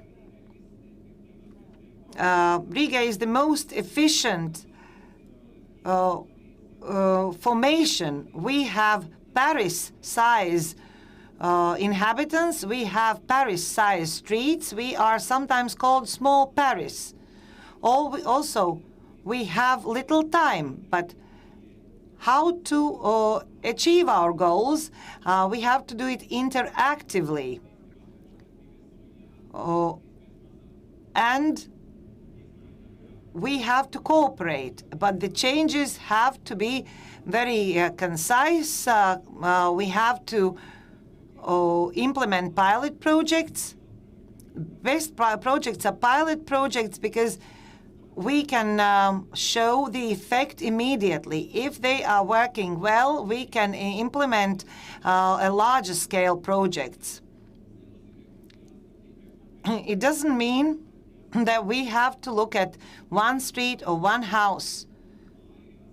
But if one project is successful, then a pilot project is successful, then it can serve as proof for other projects. And this is a complex issue and very important issue. And for us, the rest of the inhabitants of Latvia, it is important for Riga to succeed. As Otto is saying, Chaka Street is not being monitored, but nevertheless, there are other questions returning to Riga. Do you believe in climate neutral Riga, taking into account that people living in Riga do not grow their own food and consumption goods they are also not producing by themselves? Yes, indeed, we believe in what we do. The more we believe, the better we are in succeeding. I personally do believe in climate neutral Riga sooner or later, better sooner, but better later than never.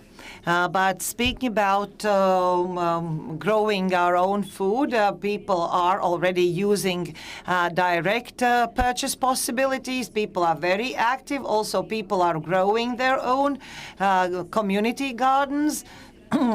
Sometimes in the countryside, I see people growing their or bringing their harvest to Riga, eco markets, etc. Also, the supply chain should be as short as possible. But speaking about manufacturing, what is not dependent on Riga itself, but with good example, we should also persuade people that it can always be done better, it can always be regulated, or the market will regulate itself. I myself am the one who is writing letters to ministries, coming up with my suggestions, namely on national level we have to have ambitions, that Riga is not going to solve it all by herself. For example, value-added tax is higher for fuel, but energy efficiency has full VAT, which is going to have a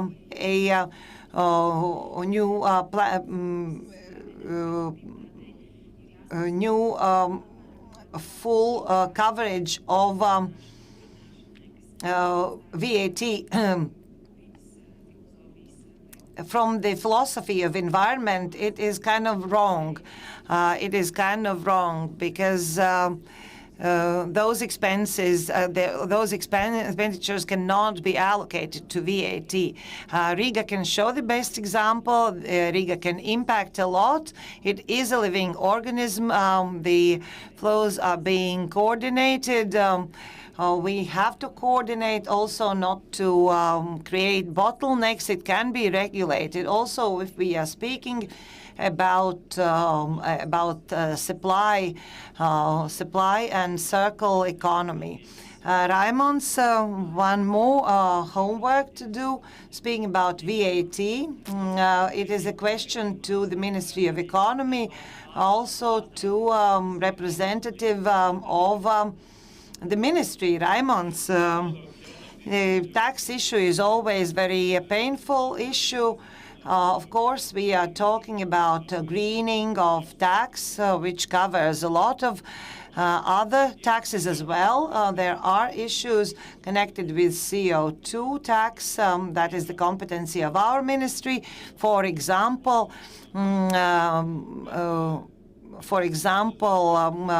machinery, green machinery. But we have to think about greening of our taxes as well. Similar to other issues, we want it or not, but that's the issue of when. The sooner the better. Thank you very much. One more question from Slido. Percentage-wise, by how much Riga apartments have been warmed? Why results are better in Lithuania? Lithuania is more successful. They have state support, state program. They call it Jasper.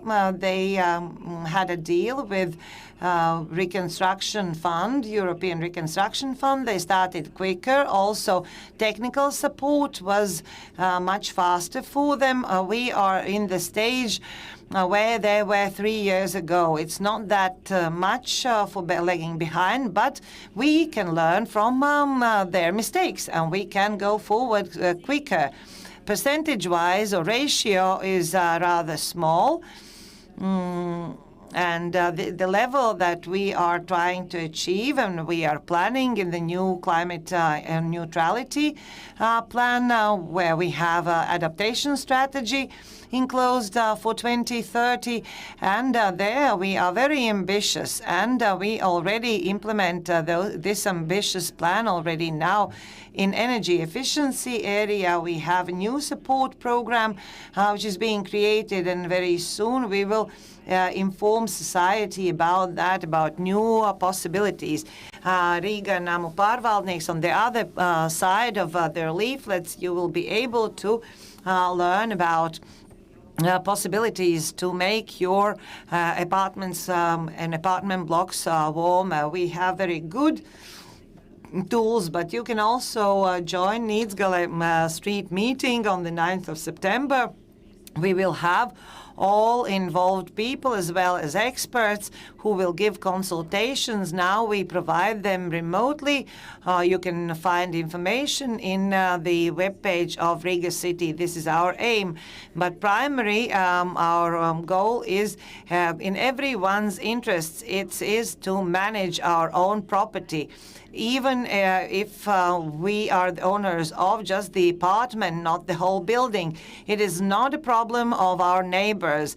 The manager of the house is managing also our property, because the stairway, also the roof and the fundament is also our property. We want the value of our apartment to grow, not to be lowered. We want nice houses. This is really from my experience. We had those problems. We were talking with our neighbors about warming the house, but unfortunately from our neighbors we hear that let the manager take care of that. Those are his or her problems. We are still in the level where we are trying to educate people that those are our problems, our house, not someone else's houses. Let's ask our own housing managers to answer to questions, and we can control the execution of their work. We can see the results. This is in our best interests. Now let us quickly touch upon the role of people, of their initiative, how the neighborhood coordinator initiatives were created. Are they important? Whether it is important for people to get involved, how those initiatives are being developed, and whether those initiatives bear fruit. Are they being heard by decision makers? Already from 2009, we created those community associations. At the beginning, that was meant for monitoring municipality activities, but now it is more for strengthening the community. But because communities know each other, be it like SESIS, and bigger responsibilities there, responsibility for the place, environment around you. And at the moment, new city council went even further, and they reoriented, namely, or reorganized it in 5 community centers with coordinators. In the future, there will be 10 or 15 such community groups. So people are changing their habits. You can work with community, you can work with energy community or other types of communities, or we can talk about other issues of circular economy in those communities. This is a good instrument. Selina, maybe you have experience working with these communities. You are maybe working, because I don't know. I actually don't know, but I have been the leader and founder of Take a Community. Take a Community. Now I'm not so much involved in that, but that has been the area where I tried my strength in. This local patriotism is a decisive factor, because the more we feel a sense of belonging to the place, to the country, the more we take care of it, and the more we think of what we are going to leave to our children. And when my first child was born, I was writing letters to Riga City Council because there was no children's playground. And I gathered also young mothers. So maybe these communities were created because Riga City Council didn't take care of us. So we fought for ourselves, and only together we could achieve our goals. And also we applied for financial support for the community. Riga Mayor is at the moment making a round around these communities, answering questions. We also give support for strengthening capacity of those communities. Co-financing budgeting is a unique experience. I told Germans about that, and they told me, oh, we can learn from you about this co-financing budget. They said we are very progressive about that. We try to support initiatives of inhabitants as much as we can. There are some places where projects are stagnating, projects are good, but we allow inhabitants to come up with their own ideas, whether they are important.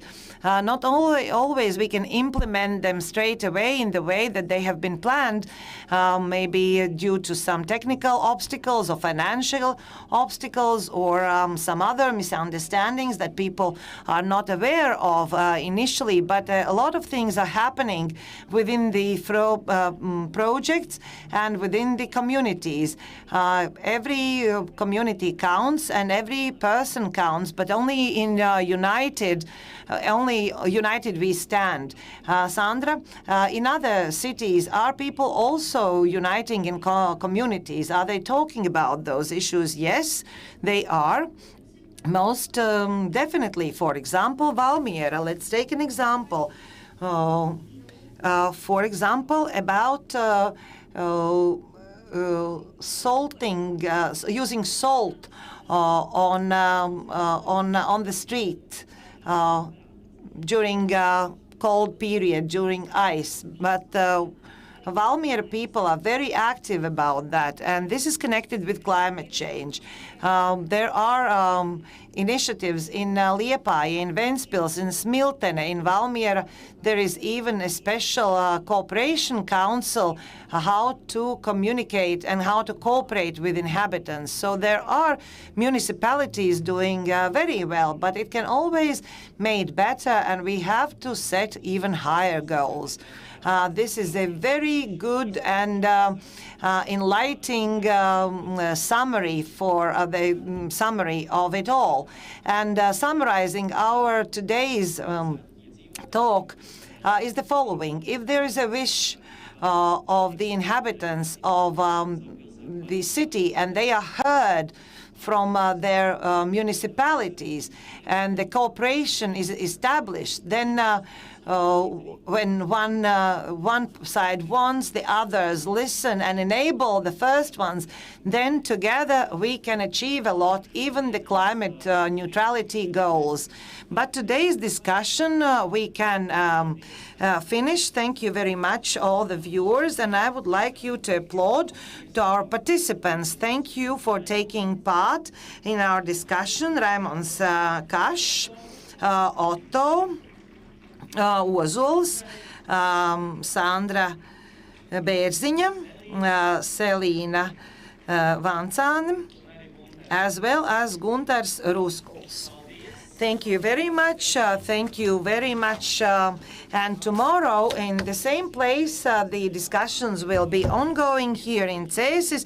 Do take part in them. Do participate. Do ask your questions. Thank you very much and good night.